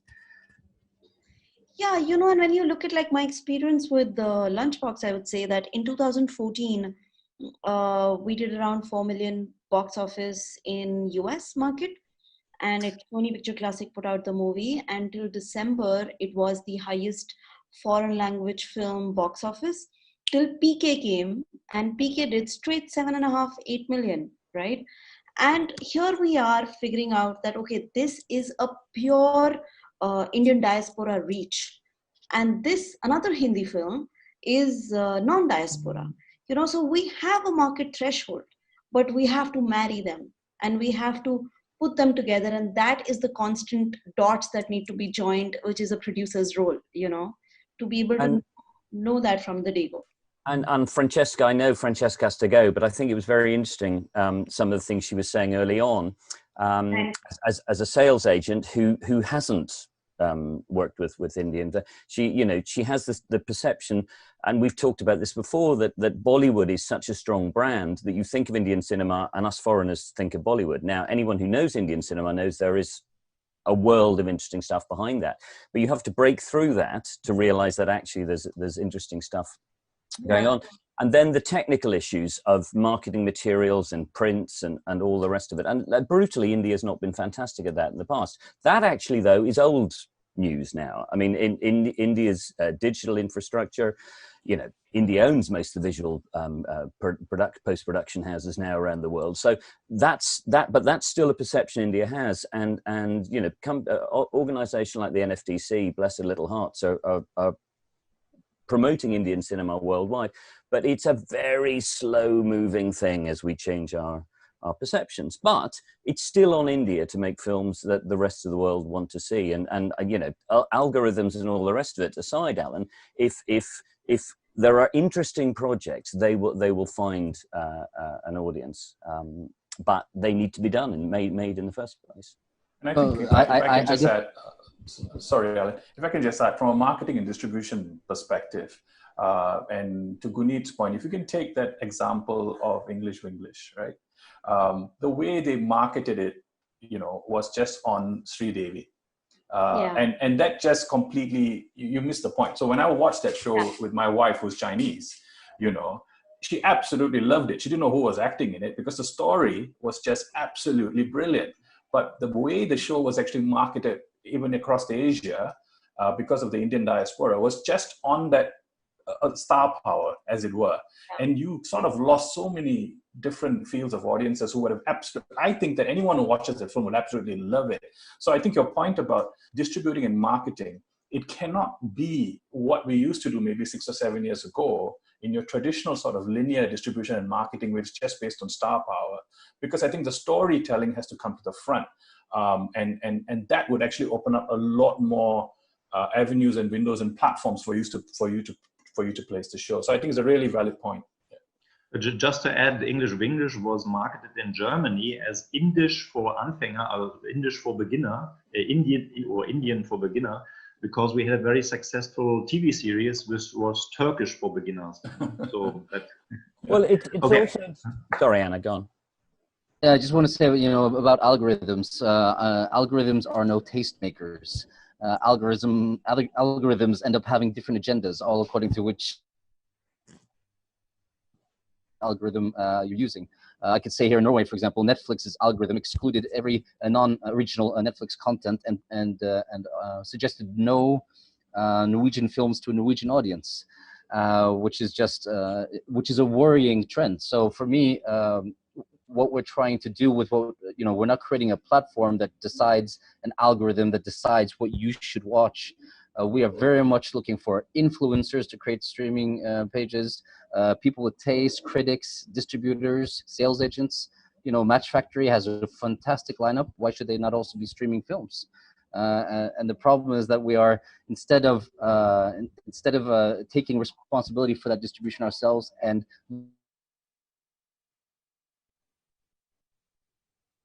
audience also word net moves very quickly. Films like, for example, Roma, just I'll take one example, was watched by around 15 million people on Netflix and over 60 million on peer-to-peer streaming. That's because the people had the taste and want to watch that film, but they weren't interested in Netflix. So I think we're limiting ourselves by putting ourselves in a position where we can only finance and distribute our films through a few tech companies. I think that is a jail that you have to break out, that we have to break out of quickly as independent. I do think a pipeline of content needs to be stable while we tackle marketing and distribution. So current given structure of only equity financing, and those have, because it's 100% equity, those have a clear distribution platform, this much from satellite, this much from, and then you're out, So there is, to solve long tail, I mean, like Jason Blum does, or like, one needs to firstly have a broader vision of, let's say we'll put 10 films a year through the pipeline. And then in 5 years, you see the impact of it, It won't happen with one-offs. You will have one-off spike, you'll have one-off spike and a broken system.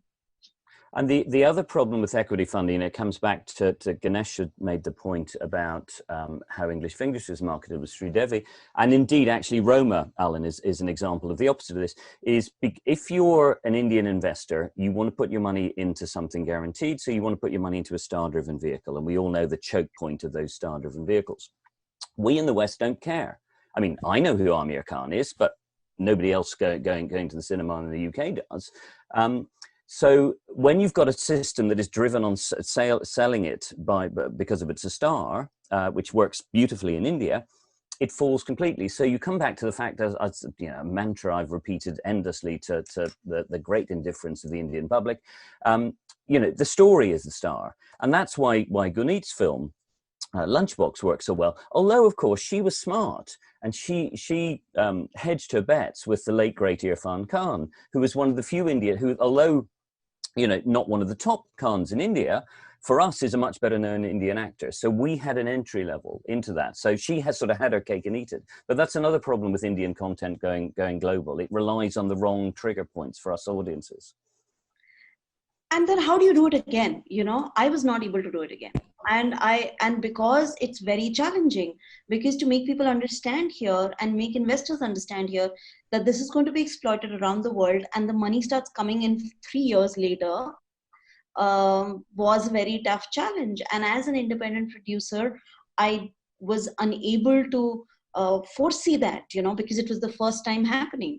So the disadvantages of first mover have also been very severe, while I have always noticed that what we do works with the European system, works with the US indie system of breaking out at festivals, of traveling.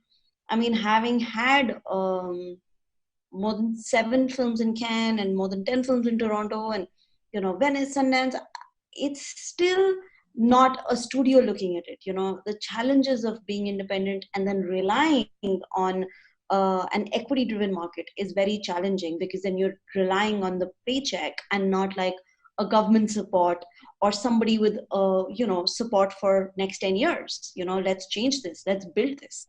You're not done in one transaction. I can comfort you with the fact that the payments done through the system we've built takes 3 seconds to reach every single rights holder and investor. And of course, I'm talking about 2014. There was no Netflix, Amazon in India, No.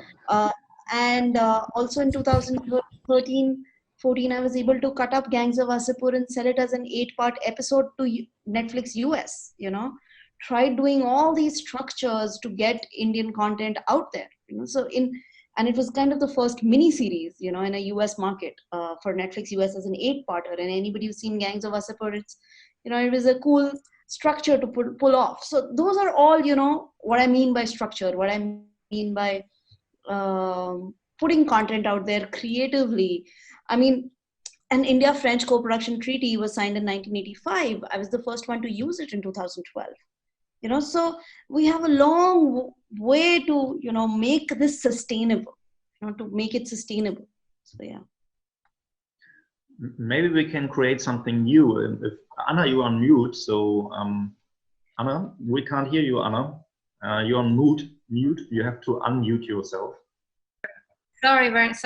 No, because I wanted to add something from the outsider's point of view, which is very important what you're talking about right now, because in the question itself that Gunit was actually answering right now, that this very important perspective of producers, it's not only in India, it's in other countries, that people say we have to adjust to some agenda that is expected from us outside. For example, in Europe. And I'm always facing what Gunit just said. Yes, she used this treaty for the first time, and it's happening in many countries. Producers, for some reason, they think they have to adjust their topics, their stories, to what is actually watched in Europe, which is absolutely the opposite, I think. And I'm sure that, for example, audiences in Russia or in Kazakhstan talking about this territory is looking for projects that are actually purely Indian, that are telling Indian stories with Indian culture and everything. It just has to be marketed a little bit different. And maybe also we wanted to come back to co-productions. When you do co-productions, you can co-produce a purely Indian film, but you have a co-producer from another country that treats it a little bit, that like you develop it together, and it helps, or also, you know, it gives you like the way how you market it within the country, how you distribute it. So in this way, the co-production is extremely important, extremely interested, and I just want to say it again, it's the opposite of adjusting the story. The story has to be very original and authentic. I think this is what people are looking for. Yeah, and the problem with gatekeepers and equity funding is always that you have to bring something totally new, nobody has seen, nobody has heard before. But how can you market it? You can't give examples then, because the examples would be that you do something what has been done before. You know? So, Colin, you wanted to say something. And sorry. you have to be brave. Stefan, I have to leave, unfortunately. So. Okay, Alan, thank you so much. I have one question also here from the audience. But Colin, you wanted to say something? No, but I've of course plenty to say, but I see Francesca, I know you need to go and pick up your daughter. Okay, let me put in the question from the audience. Gaurav Saxena is asking, there's a search of funding for independent Indian films in India. Foreign funds, economics demand a substantial budget, which isn't realistic for small, truly independent regional films. On top of that, there are only a handful of independent producers. How and where can Indian independent regional director-producer find access to development funds? Maybe Gunit. So this is an equity market. Bye, Francesca. We totally understand you have to go. Please take care. See you. Thank you, guys. Considering that this is an equity-driven market, so the reason there are advantages and disadvantages. The advantage is that 1,500 films get made because it's, you know, everybody has access to structured, unstructured, new money, equity. So you have to hustle and find that equity person who is interested in you and prove your merit, but you can also apply to labs. You can also apply to Tribeca, Sundance, Torino, pick up some steam on your project, you know, to be discovered. You know, attend MAMI, the Mumbai Film Festival, attend the Goa Film Bazaar. I've built a career attending Goa Film Bazaar. It is amazing because that is one place where everybody interested in India comes, you know, and you can start then having a conversation from there. I've gone there every year since 2008. So, so you have to keep trying to build that before you just say, why can't I get development money? You know, you have to put in that effort because there is no government support here. You know, there is not somewhere that you can apply for development money. So it is equity, and anybody you take it from, your dad or an investor, you will need to return that money with a certain interest and have a solid business plan. And that comes with time, you know. So for your first project, apply to labs, put yourself out there. There's Film Independent, there's so much support around the world. And Film Independent is focusing right now on Southeast Asia countries. So yeah. Yeah, and Film Bazaar in Goa is a great lab. So all the big projects coming out came from there. Yeah. Anybody who wants to add something? Then. Well, only to say that listening to Gunit and the equity model, I often, as a European producer, sit here thinking there's too much soft money in Europe and it doesn't drive us commercially focused. But I'm not feeling quite so bad now. I'm feeling a little bit happier about our model. So thank you for that, Gunit. Yeah, there are advantages and disadvantages. I mean, here there are people who can make 3 films in a year, and there you make, with application process and funding process, maybe 1 film in 3 years. There are clear advantages and disadvantages. Here, I mean, you're up for really extreme cases because it's someone's money that you have to return, So all the thought process is driven very commercially. So it's driven to answer the questions, and that impacts the storyline, that impacts the decisions we make, that impacts the casting, that impacts distribution, Well, I think, listen, we all know the Indian film market, and indeed India has changed dramatically in the last 10 years. And we've talked a lot on panels in the past about the need for a subsidy for inward, to attract inward investment.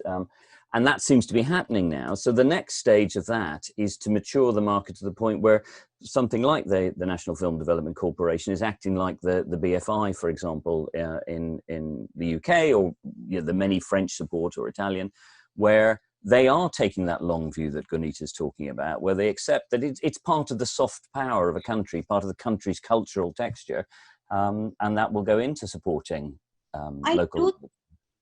I do think I do think that there should be support system for first time. There has to be an ecosystem and support system. You've done your round of getting through the gate. Then there are studios, and there is a complete roadmap and equity funding available.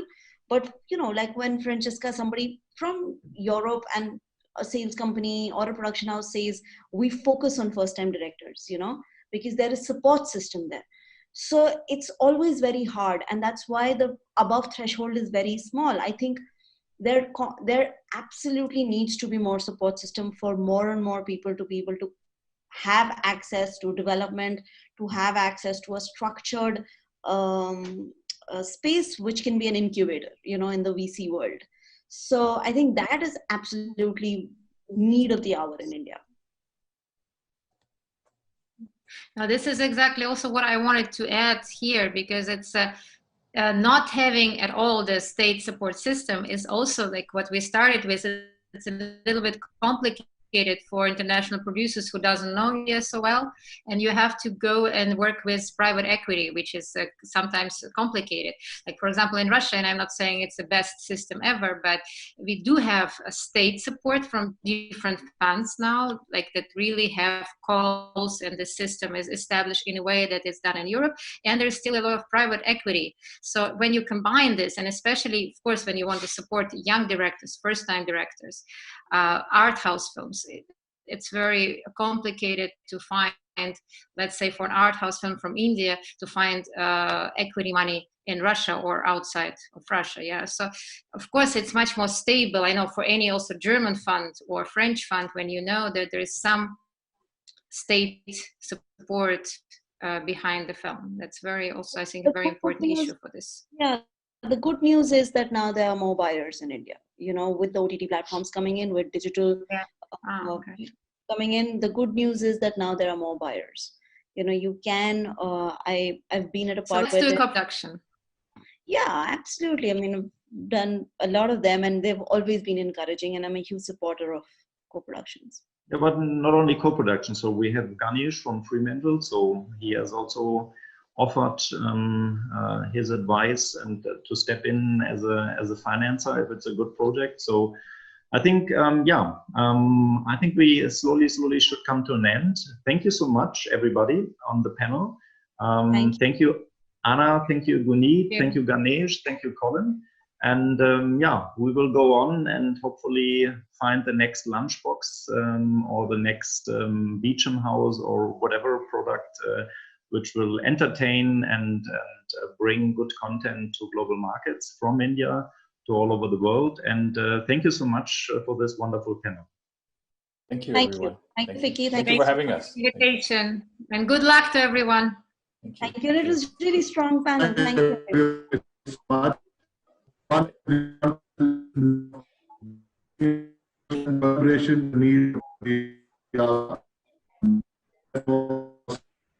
Well, I've no idea what he's saying. Anybody else? But I think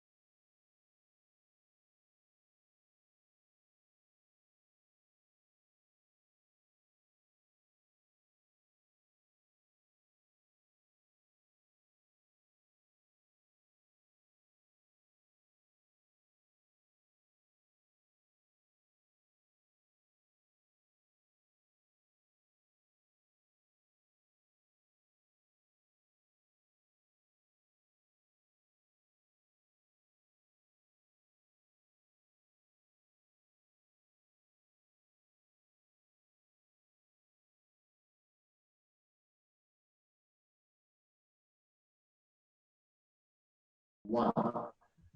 Good evening, ladies and gentlemen, and welcome back to the fourth day of the FICCI E-Frames 2020. We've had a small break before this, and welcome to the last session. The session is called The New Paradigm of Producing Animation Opportunities for Indian Animation. We have a heavy-packed panel moderated by Mr. Munjul Shroff, Director and Chief Operating Officer of Graffiti Studio. Mr. Shroff, the platform is all yours. All right. Thank you so much. Good evening, friends, and thank you so much for joining us today for this really power-packed session on the new paradigm for animation production and opportunities that are now coming up for Indian animation. So we have an amazing lineup of speakers today. Let me quickly introduce them. We have Heather Kenyon. Hi, Heather. She's Senior Development and Production, Citizen Skull Productions, and ex-Senior Director of Development Original Series, Cartoon Network US. We have Aram Yacobian, Director, Kids and Family, International Originals Country Netflix. Hello, Aram. And we have Silas Hickey, founding member of Custom Nuts Animation and ex-regional head of Animation Development and Original Development of Cartoon Network, APAC. So, all the three panelists that we have today have phenomenal experience in producing some seriously good content and super talented at what they do. And I've been very fortunate to work with all three of them, and it's been really an enriching experience. So thank you so much for accepting the invitation and joining us. I know it's odd hours for most of you. I mean, Silas, it's 12 a.m. and I'm keeping this is coffee. That was just saying this is coffee, not booze. Yeah. All right, let's get started. Heather, I'm going to start with you. Just to kind of kick this off. What are the changes that you see in the animation space over the last 5 years? Obviously OTT being one of them, but overall, you had a lot of experience. So can you just kind of share that? Well, I mean, overall, there's just been an explosion of places to pitch. And also, it's really opened up for the different types of content. I mean, to go back just a little bit, if you think, it's a bit unsettled right now because we're kind of in the middle of this massive shift from a cable paradigm to the streaming paradigm. If you think when I was a kid, it was Saturday morning and all kids' content was just these 3 tiny blocks, on 3 tiny channels, Of course, their market share was huge because there were only 3. And it was a huge, unsettling, crazy time when cable came in and we all, shifted to that platform. But it opened up a lot of new possibilities with, 3 different 24-hour networks. So it was a lot more content and a lot more variation. And now it's kind of that shift again, but hyperdrive as we go from that cable model to the streaming model. So there's just so many more places to pitch and so many more different types of animation that have a home that didn't previously have a home. Right. So I find that, for a while it was really very much a co-production model, and we might be going back a bit more to those like big homes that you can pitch that will more take and own a property and push it out globally across these new streaming platforms. Not saying the co-production model's going to go away at all, but I just find there's a lot more opportunity domestically in the United States with these new big homes. But saying that, it's still a little, a lot of these platforms have just come online or just growing or just beginning to hire their people. Netflix is the grandpa in this area now. When they, were the kids a couple years ago that really began to shake up the market. So, the biggest changes in the past 5 years, explosion of content, a lot more content being greenlit and driven forward a lot faster, be it your first season or your third season, from the streamers to the cable networks. Everybody wants more content faster just to keep competing with each other in this new marketplace. Right. I think also this also puts pressure on producing content faster, right? Doesn't it? because everyone watched more. I mean, with the whole binge watching kind of the behavior that we see, once people want, they want all of it. I think there was a time where, you were premiering shows maybe by season or every week. I remember when we did a show with Nick, we used to put out 2 episodes every weekend, and that was fine. But I think those days are gone. Yeah, if you have a hit, those networks are going to want that second season and that third season a lot faster. That happened with a client of mine. They were like, okay, no more lags, just straight into second season. Right. So, how do you see, the last 5 years? Obviously, you guys came to India, and that's been very exciting. But even globally, I mean, you guys are the pioneers in the OTT space. So it'll be interesting to see your take on how the last 5 years have been. Yeah, some of the biggest shifts that we've kind of noticed over the last few years as OTT and streaming have entered the marketplace in a meaningful way have been, one big one has been formats, right? So when programming for broadcast, for cable, for TV, it's, you've had a traditional model of 26 or 52 episode orders, or in India, in many cases, 104 episode orders, really kind of big orders of traditional formats of 11 minute episodes or 22-minute episodes, to really kind of help program the broadcasting slots that have existed on linear TV. And obviously with streaming and on-demand watching, that's no longer important. You can create a format that is really best to fit the story, that is the best kind of medium to convey the message, to convey the comedy, to convey the narrative, and not being really kind of stuck to a traditional kind of a linear format in storytelling. And so there's been a lot of shift, I think, in how content is produced and how stories can be told in the kids and family space. And I think it's also then empowers kind of a new set of stories that can come to the market that don't necessarily fit those traditional formats. So that's been an exciting shift, because it really, folks come in to me and say, what format are you looking for? And really the first response back to them is well, what's the format that's best to tell the story that you are working to tell, or that you're passionate about telling. So I think that is one kind of big shift. That's been a really exciting one, because it's creative driven more so than anything else. Another shift is many of the streaming platforms, obviously Netflix is global, many of the streaming platforms are increasingly global. And so when a piece of animated content launches on a global streaming platform, it's launching in 190 countries on the same day in many languages. Whereas traditionally it was often sold to channel kind of region by region or country by country. And so you immediately have the opportunity to speak to a global audience, which creates an opportunity to tell kind of bigger, more universal stories. And that's been an exciting one. And again, as Heather was alluding to, has created an incredible opportunity to tell many different types of stories that represent the different audiences that you are now speaking to all over the world. And kind of connected to that point, the last shift is really a leaning into kind of the commitment to ensure audiences all around the world of different backgrounds can really see themselves in the content that they're watching, and that there's great diversity and representation in the types of characters that are on screen, and the types of stories, and the types of creators that we're working with. So it really has been an exciting shift, I think, for those reasons, and of course many more, and one that we continue to evolve, but I think with more diversity and with more kind of creative-led story and decisions, there's a lot of exciting growth happening and ahead for animation.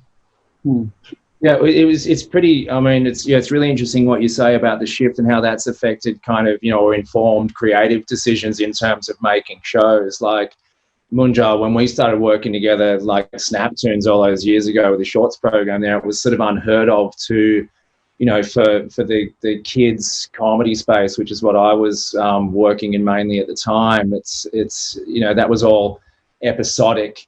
a lot of slapstick, episodic kind of stuff, and anything serialized was just kind of unheard of. And now it's kind of like, I mean, it went from this sort of action adventure comedy kind of thing to then really short form, bite-sized kind of stuff that could travel easily around the APAC region, and you didn't have to, there wasn't cliffhangers, it wasn't serialized or anything, and now it's kind of gone, now that is an option. I mean, it's swung the opposite direction for a while, but now that's one of many options because of all of these different sort of, there's lots of different formats that you can use, as you correctly point out, I think, to best tell the story, that best suits the story, rather than forcing it into a certain format that just suits, as one or two different sort of distribution conduits, right? So, yeah. And it makes it, sorry, Manjal, but I was just going to say, it makes it a bit challenging, because it used to be, creators would come to you with a show and they'd be like, can we sell this? What do you think? And you'd be able to look at it immediately and be like, that's a Disney show, that's a Nick show, that's a CN show.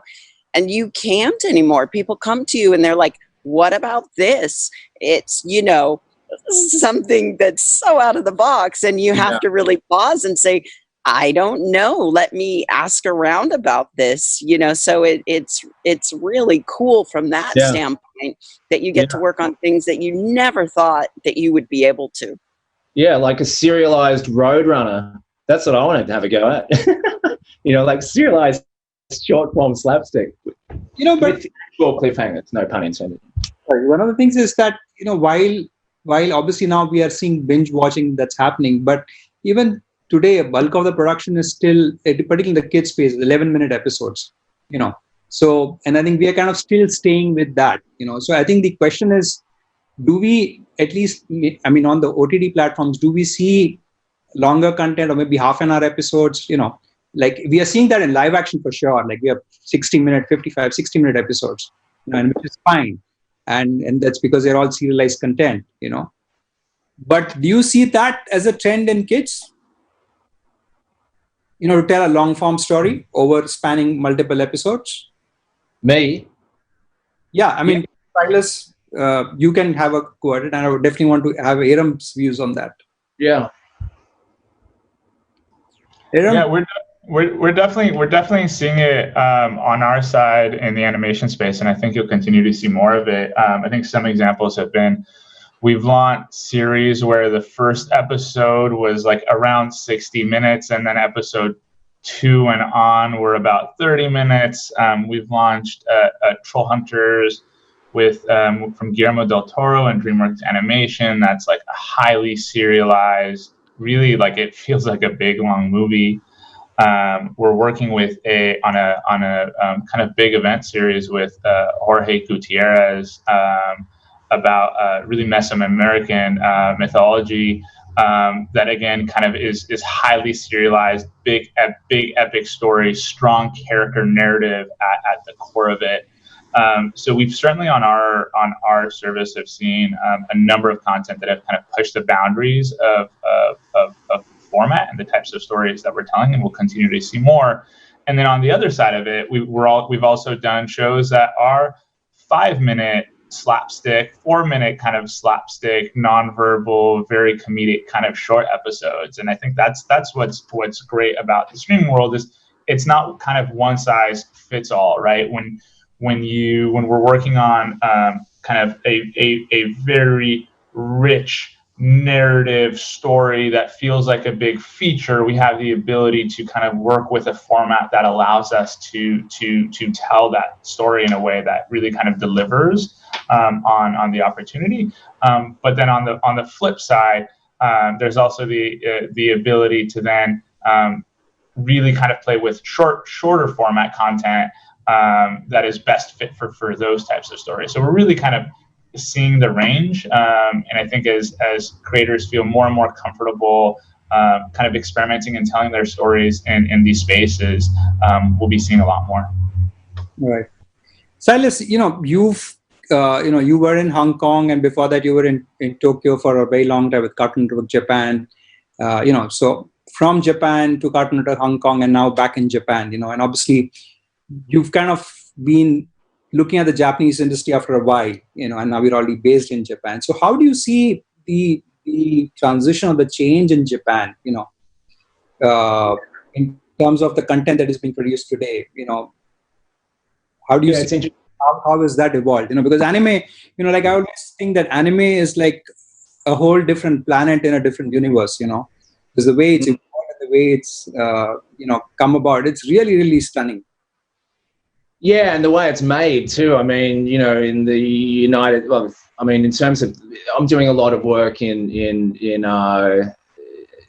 non-dialogue slapstick kind of stuff, minimal dialogue slapstick, and the way that, you know, the golden age of that type of animation is very volumetric. It's very, it uses Cartesian geometry and perspective and all this kind of stuff, whereas anime is really flat and much more of a focus on character design. So it's like, you know, these two completely sort of different worlds, and that's really interesting because what I'm for what I'm trying to do anyway, which is trying to kind of you know, broach these two things with direct collaboration into a show rather than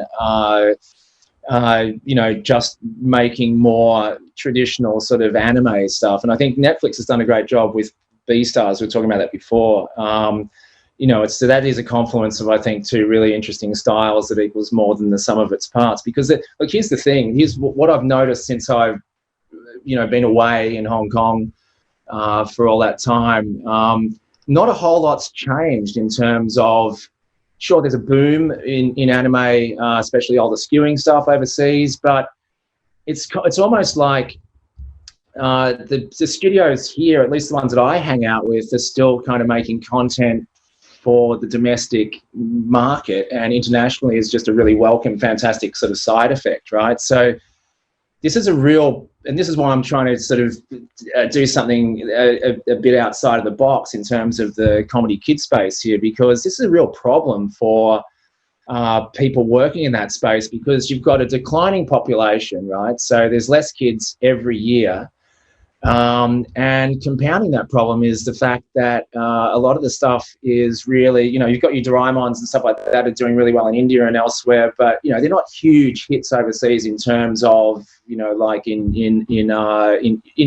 mainly in terms of licensing and merchandising and stuff, I think, but there's not enough of those kind of shows anyway. So compounding that problem, you've got a lot of slice of life kind of shows that don't export that well. So I think that what needs to happen is, and it just needs to be a lot more sort of generic diversity in the kids space here for it to be able to, so that creators and, you know, individual creators, small and large studios, can have some skin in the game in shows like, I don't know, contemporized Tom and Jerry that can work elsewhere in the world, as opposed to, or Lamput, you know, an Indian show like Lamput or something like that, or a co-po between India and Japan on a show like, you know, an Indie May, as I said before. Let's make an Indie May with, you know, with that kind of slapstick mechanics in Tom and Jerry, but that's exportable to the US or exportable to Europe or something like that, rather than just you know, there's a whole bunch of my friends who are just acquiescing to this eventual decline and end of this kind of kid space in the Japanese anime production space, where, you know, everything else is booming and going gangbusters, right? So, and again, a lot of the more interesting stuff's being done by companies like Netflix and perhaps Crunchyroll and stuff like that. Yeah. Okay. So nothing much has changed, but there's definitely some interesting stuff happening internationally, which is sort of a side effect to a lot of the industry here, I think. All right. How's that answer? Awesome. So, you know, the other thing that's now on us is, and the reason we're all holed up in our homes, is COVID, you know. And there is one silver lining, I think, for our industry, is that there's going to be an increased focus on animation and VFX around the world, you know, and people are realizing that probably you can't go outside and shoot. You'll probably do a lot of chroma shoots, you know, which will hopefully, you know, push up, you know, more work for the VFX guys, you know, also looking at maybe more animated content, you know. Aaron, what do you think? Are you seeing that? Is there a strategic shift that you are seeing when you're commissioning content, you know, and how are you dealing with the whole COVID situation?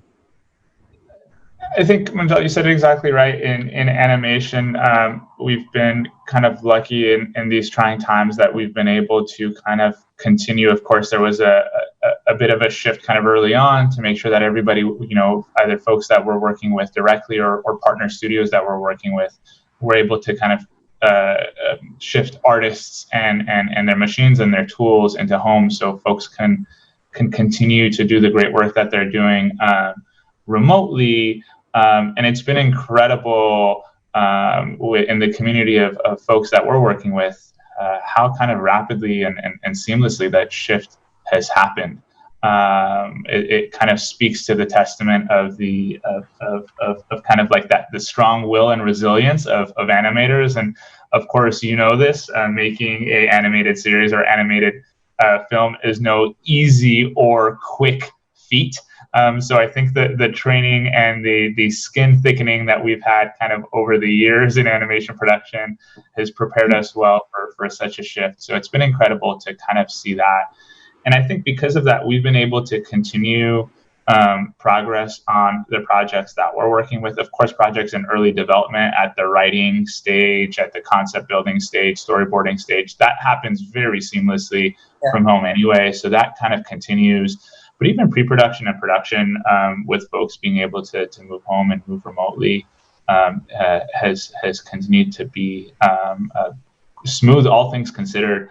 And I think what that's unlocked is, of course, around the world, you have many animators that would commute to cities that were not necessarily their home to spend time at studios.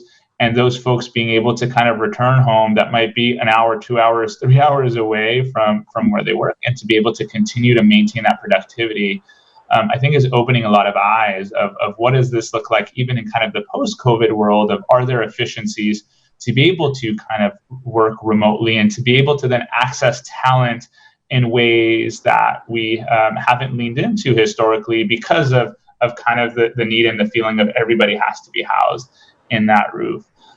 But for example, within India, the talent in the artist and animation community, and being in such a country is really kind of all over the country. And to be able for a single studio to access all of that talent as part of a single kind of pipeline and create tools and processes that can help kind of supervise and give feedback and continue to maintain those efficiencies, I think is going to unlock a lot of benefit in the future. And even beyond just India, animation production is such a global business, right? Like long history of co-productions, long history of folks in different countries and different parts of the world kind of working together. And this is really kind of perpetuated and I think sped up that cycle of how we can set up a working process where you can kind of lean into that. So I think in short, we've been able to luckily, and again, I think really due to the resilience and the innovation of the great animation community, have been able to kind of continue the animation projects that we're working on around the world and are really now realizing or further realizing really great efficiencies that can exist and kind of working a little bit more remotely that I think will have long-term benefits. Right. Yeah. I mean, for us, when we were producing Krishish Baltiboy and Yom, the series, both of our with you, Aram, on Netflix. But just so you know that, we started doing this almost about 2-3 years back, where we worked with about 40 different teams across India, and it was, what I realized is that a lot of the people who come to Mumbai, which is where we are based, is because they don't have a choice, and I think now what's happening is that earlier, we were mainly looking at pre-production, or post, where we used to do that. But slowly, what we are also seeing is that there are a lot of studios which are set up in small towns, right? And with the increase in the bandwidth, and the 4G coming in, and now accessible even in smaller towns, we are able to farm out work, get work, But I think it will also put pressure on, I think, better managerial skills.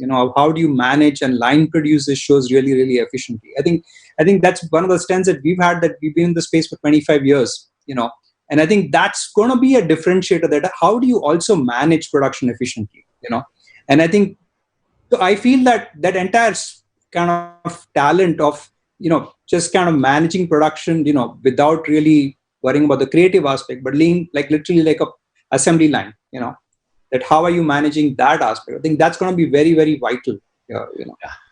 I think as new businesses are built or they grow, is maintaining and establishing kind of a studio culture.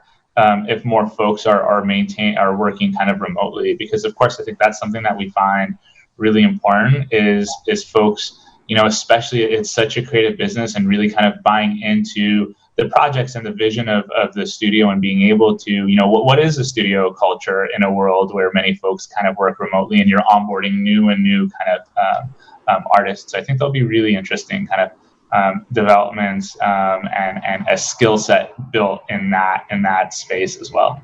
Yeah, the heavy lifting part is going to be really interesting to see how that works. I mean, but at the kind of, conceptual development stage it's so different working remotely on that. I mean, it's really beneficial to, especially like story breaking and stuff like that. You got to kind of have people in a room, preferably in on a beach in Tahiti or something. But, you want those crew to be together. And I think, if in a COVID-free world, you can perhaps just have those meetings up front and then at key creative checkpoints. So I don't think anyone's going to be flying as much as they were. It was ridiculous, So maybe do that for that. I don't know. But the heavy lifting part, that's a real conundrum, because how do you do that without everyone under one roof?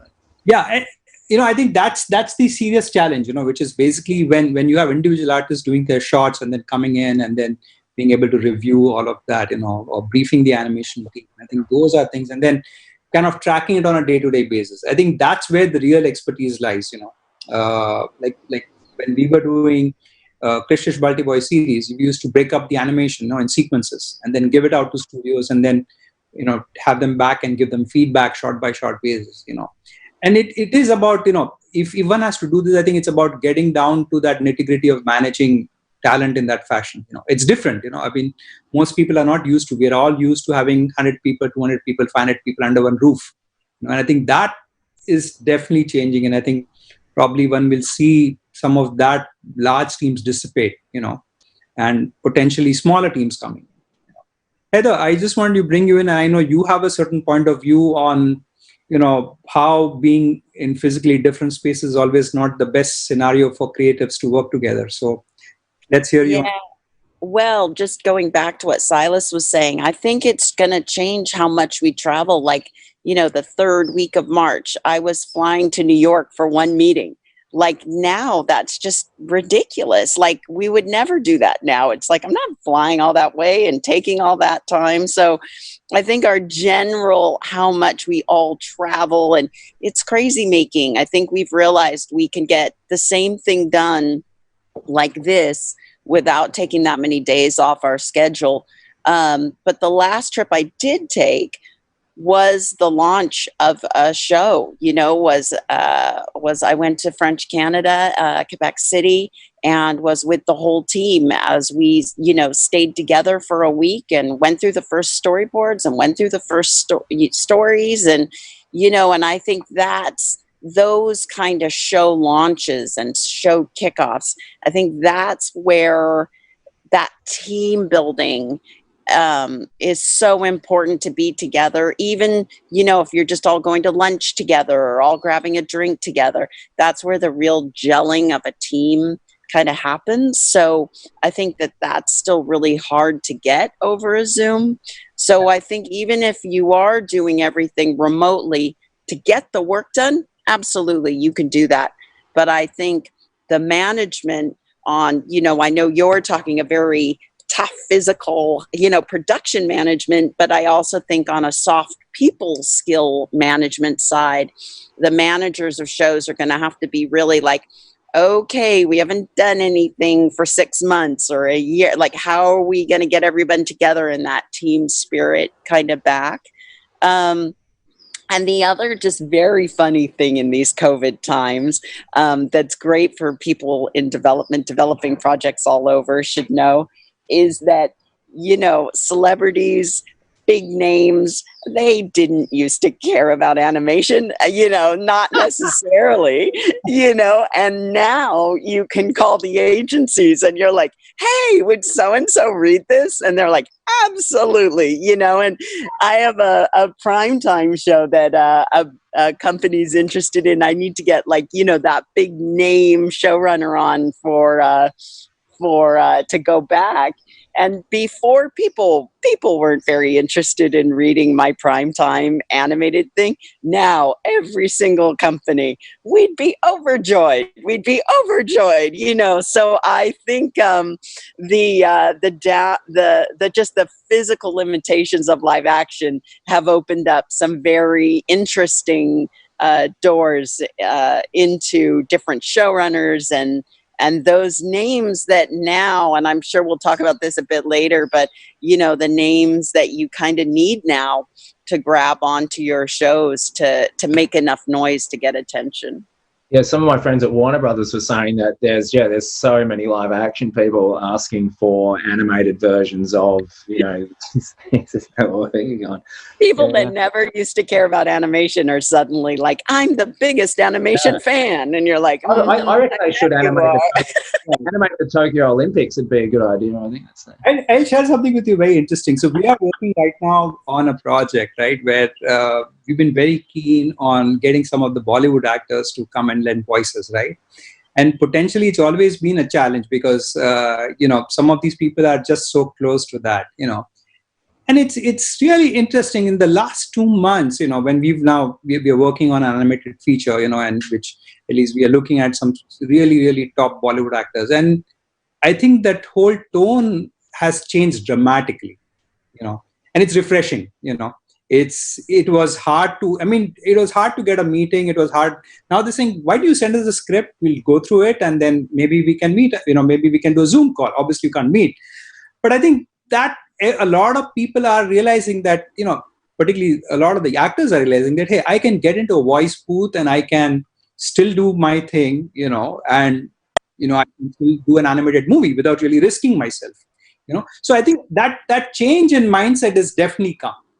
But and I think it's COVID, but I also think that it's this diversity of programming that we've been talking about. Like, I think that if people haven't been tuning into kids' content for a while, and now they suddenly are, they're like, oh my God, like, this is really awesome stuff. Like, this is stuff that I can get something out of even, because some of the stories are so intricate and, not just for kids. So I think it's also just, we've stepped up our game. And so if people haven't been paying attention and they're suddenly paying attention, it's like, it's where the cool kids are doing some cool stuff. So don't you want to join? Yeah. I think as animators, we were always cool. I think it's just that the world has started taking notice now. Exactly. All right. So, Aram, the other thing I want to talk to you about is, I think Netflix has one of the widest choice in animation, kids and family, adult animation, anime, why is, and I see that particularly with Netflix, why is animation so important for a streaming service like Netflix? And how are you programming for that kind of content? Because I believe you probably have the best and the biggest library of animation, I think, among all the OTT players. Thank you. I'd say just to, as you said, Manjal, we have a few different kind of divisions or areas of focus in animation. We have a really great anime team who's based in Tokyo that's making anime out of Japan, but as well as kind of anime adjacent content that really speaks to the anime audience all over the world from based on kind of IP from different parts of the world. We have an adult animation team that's based in Los Angeles with a great executive in the UK as well, which is seeking projects from outside of the United States that's working on adult animation, kind of primarily comedies, and that's kind of a space that many of us in the animation community really, really love. And then we have our division, which is kind of the kids and family original animation division, which looks over both series and features for kind of kids and family audiences. And even within that space, as Heather was mentioning, and I think one of the other things that have changed with the streaming and the OTT increase in the space is there's no longer kind of that pressure, that need to target a very specific audience, right? For a linear channel on a specific slot, it's important to be kind of hyper-focused for a specific demographic in that slot, because that's the audience that kind of really will drive ratings and make an impact in a meaningful way. For us, we don't segment our audience on that way. If our audience is enjoying Netflix and is enjoying a show, if it's made for kids and it's an adult watching, awesome. If they love it and they want to watch more and they love the service more because of it, fantastic. And so it allows us to tell within all of those spaces much kind of broader stories that can speak to kind of different audiences, really kind of making the hopefully the strongest, most impactful kind of broadest stories possible. And so I think we've been lucky to be able to kind of as a company to really look at that full range of stories for the full range of audiences and be able to kind of utilize the animation medium to the absolute maximum. Even doing shows like Love, Death, and Robots, an anthology of episodes of all different formats, very much for an adult audience, with studios from all over the world. And incredible talent is quite powerful. And I think part of why that's so important to us is not only because there's an absolute love of animation all over the world, but as a global service, it is such a great global medium, right? It's easily dubbed over. You can hardly tell what the kind of original language of a show is with kind of good dubs. So it allows creators, filmmakers, studios from any part of the world to tell a story that feels really kind of personal and specific to them, but can also speak to an audience all over the world. It's great that it's fantastic that on Netflix and other platforms we're really seeing that openness and love and excitement for folks to watch live action content in different languages than theirs. Yeah. Outside of the US, it's been very common. It's not a new trend at all. And in the US, we're seeing that happen increasingly as well. But animation has been ahead of the game, I think, in that sense, as a very kind of global medium. So it's one that's, for many reasons, really exciting for us. Right. And also it's interesting that I think with Netflix, there's an opportunity for a show which has worked in a market well and potentially can be sampled in other territories and be, I mean, my own experience with my show, Krishna Balti Boy, which is actually Indian folk tales, and then when you guys chose to subtitle it in Turkish, Polish, Chinese, and Korean, I was like, wow, I mean, this content is now reaching out to markets which potentially we never looked at exploiting, and I think it's opportunities like this that is what makes a platform like Netflix very, very interesting, that there is an openness for people to sample content from literally any corner of the world, and I think that's very, very powerful. As a creator, it's very powerful for me to say that, to find that, yes, my content obviously not just is working in India, but there is an audience which is willing to sample my content or my shows, and perhaps they might like it, that obviously, I mean, at a certain level, obviously increases the revenue potential or the licensing and merchandising potential as well. So in a way, I think Netflix has really leveled the game for people.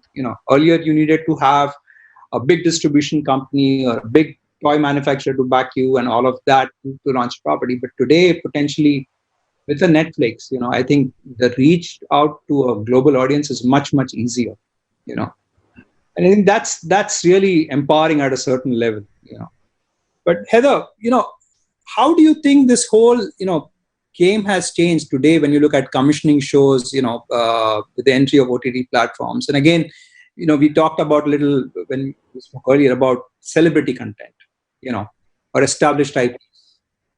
Yeah. Well, I think it's interesting when we did the last shift, right, from Saturday morning to cable. Library was really important. For instance, Cartoon Network was launched on the Hanna-Barbera library, and that's how they could even, do a 24-hour channel. And now it's interesting because you have kind of the new people to the kids space, and let's say that's Apple, that's Netflix, that's streamers like that, and they're commissioning a lot, and they're building their libraries. But how do you get? And I'm sure you have opinions too, or I'm just talking, but this is what I think. But to get and then so they're building. And then you have the established people like Nick, like Cartoon, like Disney, absolutely 100%, that have these very established brands that are their libraries that they can fall back on. Everybody's going to get Disney Plus to get that Disney library. So then you see the newer players into the marketplace, like the Apples, like the Netflixes. I think that in order to compete, they're looking for those brands, those kind of marquee brands that didn't have a home before, and can have a home there. Or who is that, from the producer that brought you blank, now we have this, or, featuring these celebrity voices. So I think it's really upped the competitiveness in that kind of way that it never used to be. I feel much more as I put together my projects. Okay, what is the hook, or what's different here in order to be competitive? So, we talked about how there's faster, it's more serialized, there's more, but then not only that, okay, there is more. So how are you going to stand out? How are you going to set your show up to stand out amongst what used to be 3 networks, but now is, there's a lot of different outlets. And I know we've been talking streaming and OTT a lot, but, there's also all different platforms through apps, and it's just like, if you look at Facebook and Quibi and YouTube and, and some platforms that have come and gone, like Oath, so it's just this new kind of fire hose of different places that you can pitch. And it's great, but once you get your show made and on air, how do you make sure people are coming to it and watching it? Right. And that all needs to be built into the development.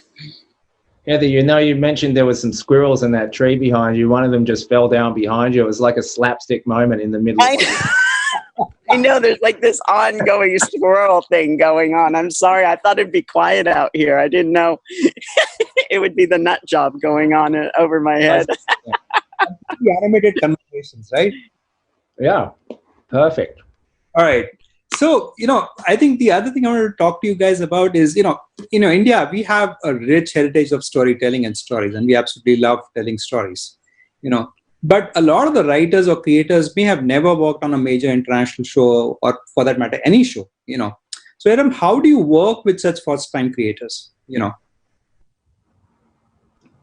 Yeah, I think it's a couple things, and you're absolutely right. I think that's what's so exciting about working within the market in India. I think obviously in entertainment in general, but specifically within animation, is incredibly rich storytelling culture, incredibly wealth of like stories and folklore and mythology, but even just personal stories, right? Like the diversity of life across India is so incredibly rich, and there's so many folks that you talk to that have such interesting kind of unique backgrounds and stories and experiences that are both kind of unique and personal, but so interesting and can deeply kind of connect to audiences all around the world. And so I think you're absolutely right that it's such a great kind of epicenter for those stories to kind of really emerge for global audiences. And so there's also a great wealth of the independent studio ecosystem that exists within India. Of course, there's studios that have been working on international co-productions for many years. There are studios that, such as yours, Munjal, that have been really kind of focusing on the Indian market and telling those stories. And there's a really great opportunity for kind of, I think, partnership between young storytellers, young writers, with the studios such as yours, to be able to kind of help bring that to life. And we're always, if there's a kind of a concept and a storyteller that we're really kind of connecting to in a deep way, we're always happy to kind of get involved and partner at an early stage. But we do also think that partnership with a studio within India, using India as an example, is also quite important, because that infrastructure and that support system on a regular basis, the group of folks, kind of that creative trust to be able to kind of share ideas, is really important, especially for kind of a new and evolving creator and storyteller. So I think it comes down to really authenticity in the stories that are being told, right? I think there's definitely less so now, but initially when we went out to market and talked about really kind of wanting global stories, universal stories, there's an inclination to tell a story that's not necessarily yours, that feels a little bit generic, that's similar to other things that you're seeing on the channels and the streaming services. But really, for us, what we meant is a story that is deeply personal, that is unique, that is specific to the storyteller that's telling it, but it has those universal themes that audiences around the world can kind of connect to and enter through their own kind of mediums and through their own channels. So I think the first step is really kind of looking looking kind of deeply and identifying what the core of the story that you want to tell is. And then I think it's about those kind of creative partnerships to help kind of structure that into something that can eventually become kind of a series or a feature idea. And a lot of my conversations that I've been having with the studios in India, because of kind of this demand of great stories of this nature, is kind of really going deeper into that kind of community of storytellers and finding folks and kind of mentoring them and supporting them in cool, exciting ways. Can I just add to that, Munjal, really quick? Because when I do it, is that all right? Yeah, please. Right, yeah, because Aaron touched on something quite interesting there. Because when I started working in India, I mean, your project, Munjal, was one of the first ones that we worked on. But back then, we were working on a lot of mythological sort of based stuff that really was leaning fully into very, very hyper-local kind of stuff. Now, over the past few years, like at the moment, actually, as Aaron said, there's a lot of really interesting, smaller independent studios that I've been working with. One in particular, just south of Kerala, and they're doing this incredible kind of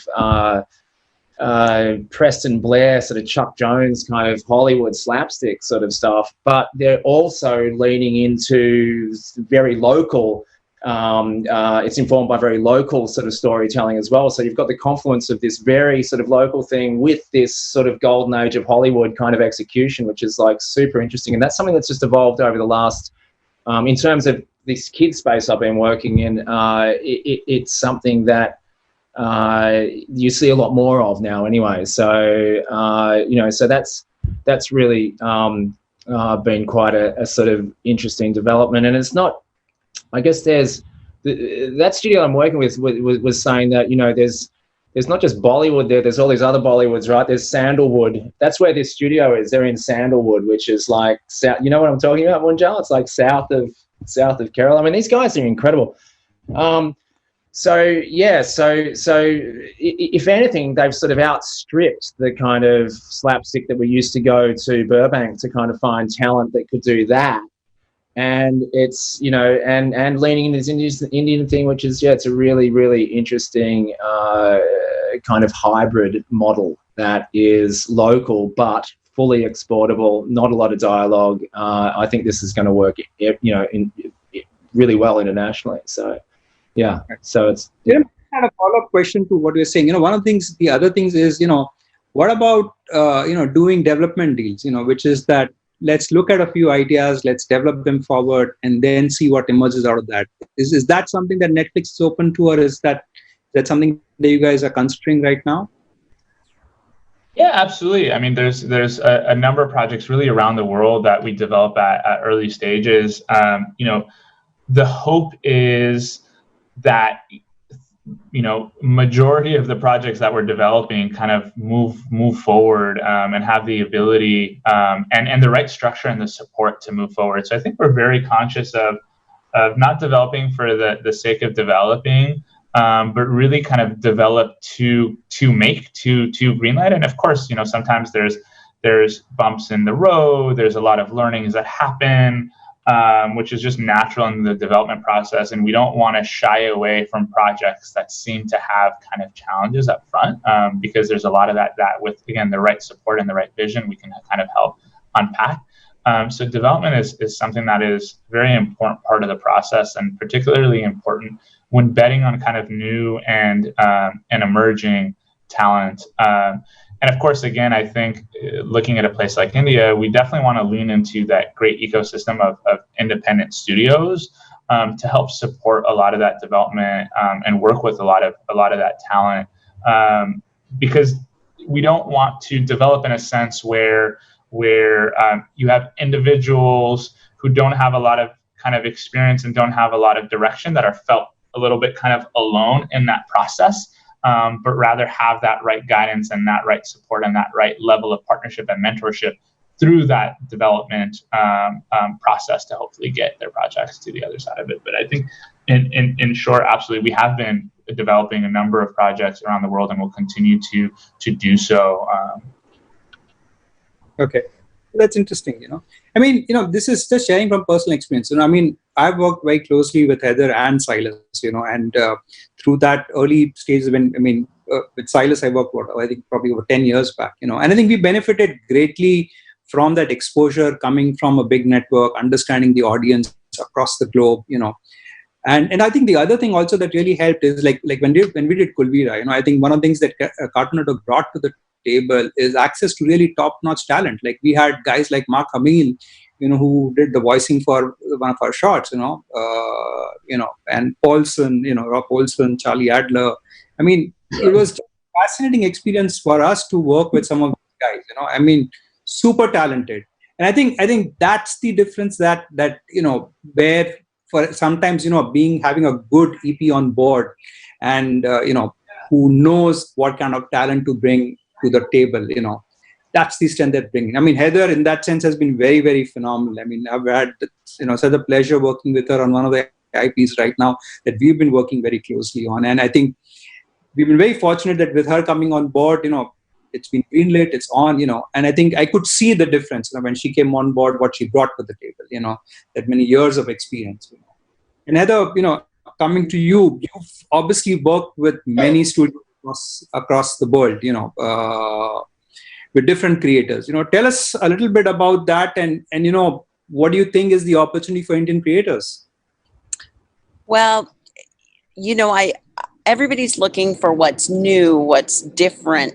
It's like something you've seen before, a lot like what Silas was just talking about. It's these, diamonds in the rough that have taken something we've kind of seen before, but they've innately wrapped it in their own thing, their own view of the world, or something that we would have never thought about in the United States. So I spend a lot of time traveling to different places and just meeting creators and seeing what they're working on, looking for those people that can bring something back to the US that is tinged in where they come from, what they've brought. That's something that's really different and fresh and unusual, and but still, like Aaron was saying, is fused with that global a kid is a kid is a kid, right? Every kid is hurt. Doesn't matter where you are. Every kid is hurt when they're not the first one picked to get in the game. You know, it's like, so even though it has this wrapping of something very unusual, it's very based in the heart and things that every kid's going to understand. So I think that those are the shows that you're looking for. So that when you bring them out and, you know, start pitching, people are like, oh, I've never seen that before. Oh, that's really interesting. Oh, but I totally get these characters and they're lovely. And it looks different. I haven't seen this before. Like, so, and I think that that's a huge, huge opportunity for creators in India, that there's a lot we haven't seen, or a lot of points of view. Like, you know, the project that Silas is talking about, you're like, that sounds really interesting. I'd love to see what Looney Tunes looks like, you know, through Kerala. So I think, you know, it is playing into, and we're lucky that we live in this time that we are able to show very diverse projects and that people are looking for that kind of stuff to break through. And so what is that? What looks different, what feels different, but is still very grounded in global kid emotions that kids everywhere experience. Thanks, Heather. Silas, you know, you've worked across APAC, you know, I just want to ask you this, you know, that when you look at different countries, particularly in APAC, you know, do you feel that certain countries are, in terms of the policy or in terms of promoting original content, are better geared or better structured or provide the right ecosystem? And any particular countries that come to your mind? And you know, I mean, this is more for the policymakers in India, you know, because at FICCI, you know, basically we also work closely with the government and influence policy. So I would really like. Did you mean in terms of compliance and those kind of things? Like, I think just the ecosystem, you know, in terms of grants, in terms of co-production treaties. Oh, okay. Yeah. Well, yeah. I mean, that comes into this kind of virtual studio thing that we were going to talk about, because you know, if you've got that, then you can kind of, you can take advantage of a lot of those producer offsets and incentives by, you know, remotely kind of crewing up with people that might need to tick certain boxes in terms of quotas for nationalities and stuff. But Malaysia is amazing in terms of, I mean, a lot of the projects I've worked on have, I mean, those things do make a difference in terms of where we choose to do certain parts of a project. Malaysia obviously has, you know, the FINAS incentive there. Australia's really good right now. I mean, they've upped the PDV offset to, I think it's 40% now in Queensland and Victoria. So that's pretty amazing. I mean, those things make a huge difference. You know, I mean, we factor those into you know, budgets for series and stuff like that. So Singapore is also a lot of work there. Sorry? Singapore, yeah. Singapore's good. I mean, you know, it's so yeah, that definitely makes it definitely influences decisions and stuff. I mean, especially you know, animation is expensive to make, and I mean, it also depends on, you know,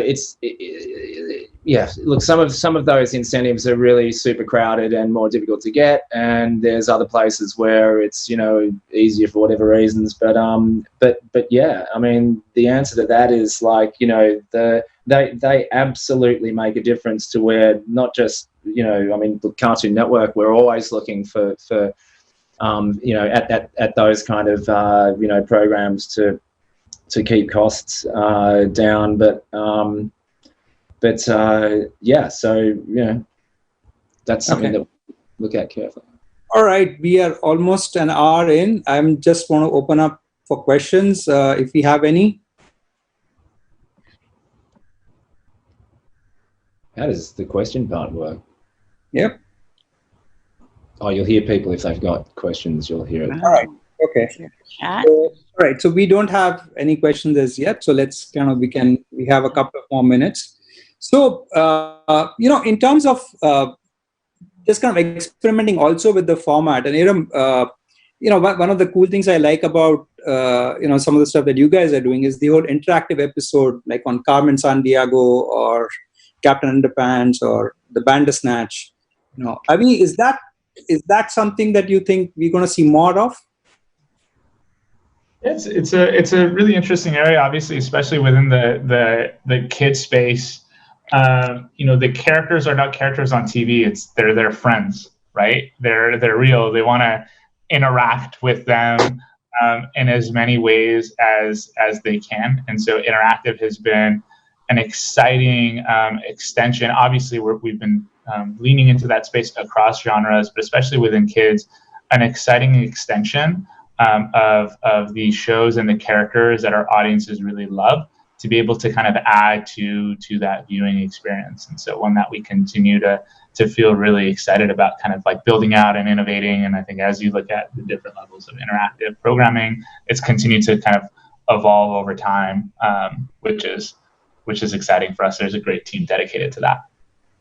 No, it's a very cool. I think there's something empowering, for a kid to see his favorite character and he's in control of what that character does. I mean, at my age, I find it fascinating. So I'm sure kids will find it too.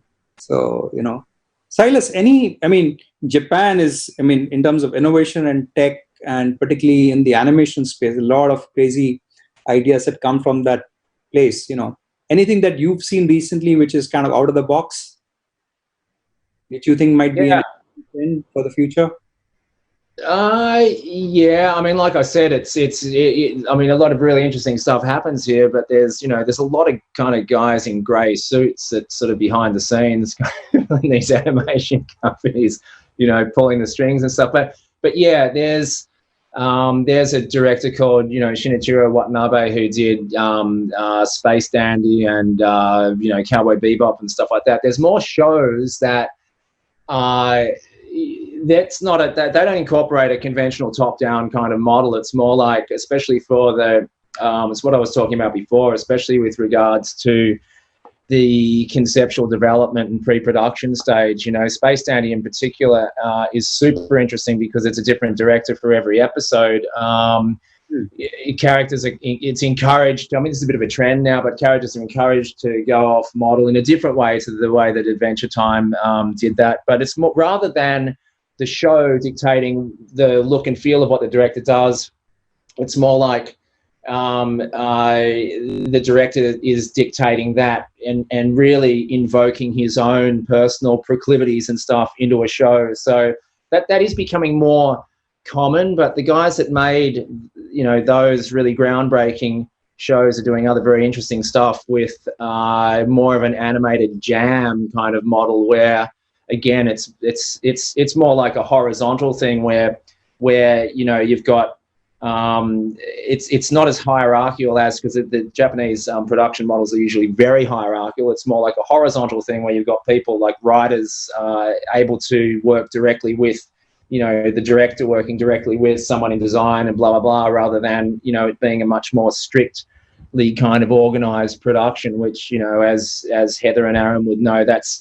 really, really fully enforced in Japanese production, and more so in Korea and stuff like that. But that is leading to some really interesting looking stuff. The other really interesting thing, as I mentioned before, is trying to blend that volumetric thing with this very flat, like anime is very much like watching layers sliding over surfaces rather than, traditionally animated fluid kind of, Disney stuff or Warner Brothers stuff. So there's kind of early attempts at seeing these kind of things, like adding a Z-axis, for example, in slapstick, opens up a whole new kind of bunch of possibilities in terms of comedy and pain, right? Once you've got the Z-axis, you can really sort of mess someone up physically, right? So as opposed to just on a X and a Y axis. So trying to combine these two types of culturally different animation production models is something that we're seeing more of here, which is super, super interesting. And I think you'll see more of that in 2021 and 2022 when some of these shows, come out of production. So that's the interesting thing that's happening here. And it is, very, very different to the way things have happened in the past. It's just beginning. So that's the word in the street. Yeah. There you go. I just want to, it'll be good for people here when we have a question which is related, is that how does one come and pitch to Netflix? Who are your team? You are obviously in LA now, but what's the team in India? What's the team in Asia? If people want to come and pitch an idea. Netflix. Yeah, absolutely. So we, across animation, we have execs all over the world, obviously, in Los Angeles, and London, Amsterdam, Brazil. We have our anime team based out of Tokyo. And then on the kids and family side, we have Ed Barnier, an executive who's based in Singapore, who is helping oversee our animated series coming throughout all of Asia. And so it's really important for us to be accessible within hopefully just a few time zones at most to talent, both in terms of kind of pitching new shows, but obviously when things start going into production to have resources and support that's quite close. Obviously, what a market means today and what a festival means today is a little bit different, but it's also quite important for us to be accessible through different markets and through different festivals, to be able to access kind of the next generation of talent and pitches. And it's something that we've been attending digitally for now, whether it's digital Annecy or otherwise. But we hope to kind of continue to attend once things return to some sort of normal. But again, we have deep and hopefully can continue to build our relationships with the independent studio community within India and otherwise. And we think that that's, folks with ideas, we always kind of encourage them to seek partnerships there. And whether, Munjal, you and I speak quite often. I speak quite often with many of the other kind of studio heads.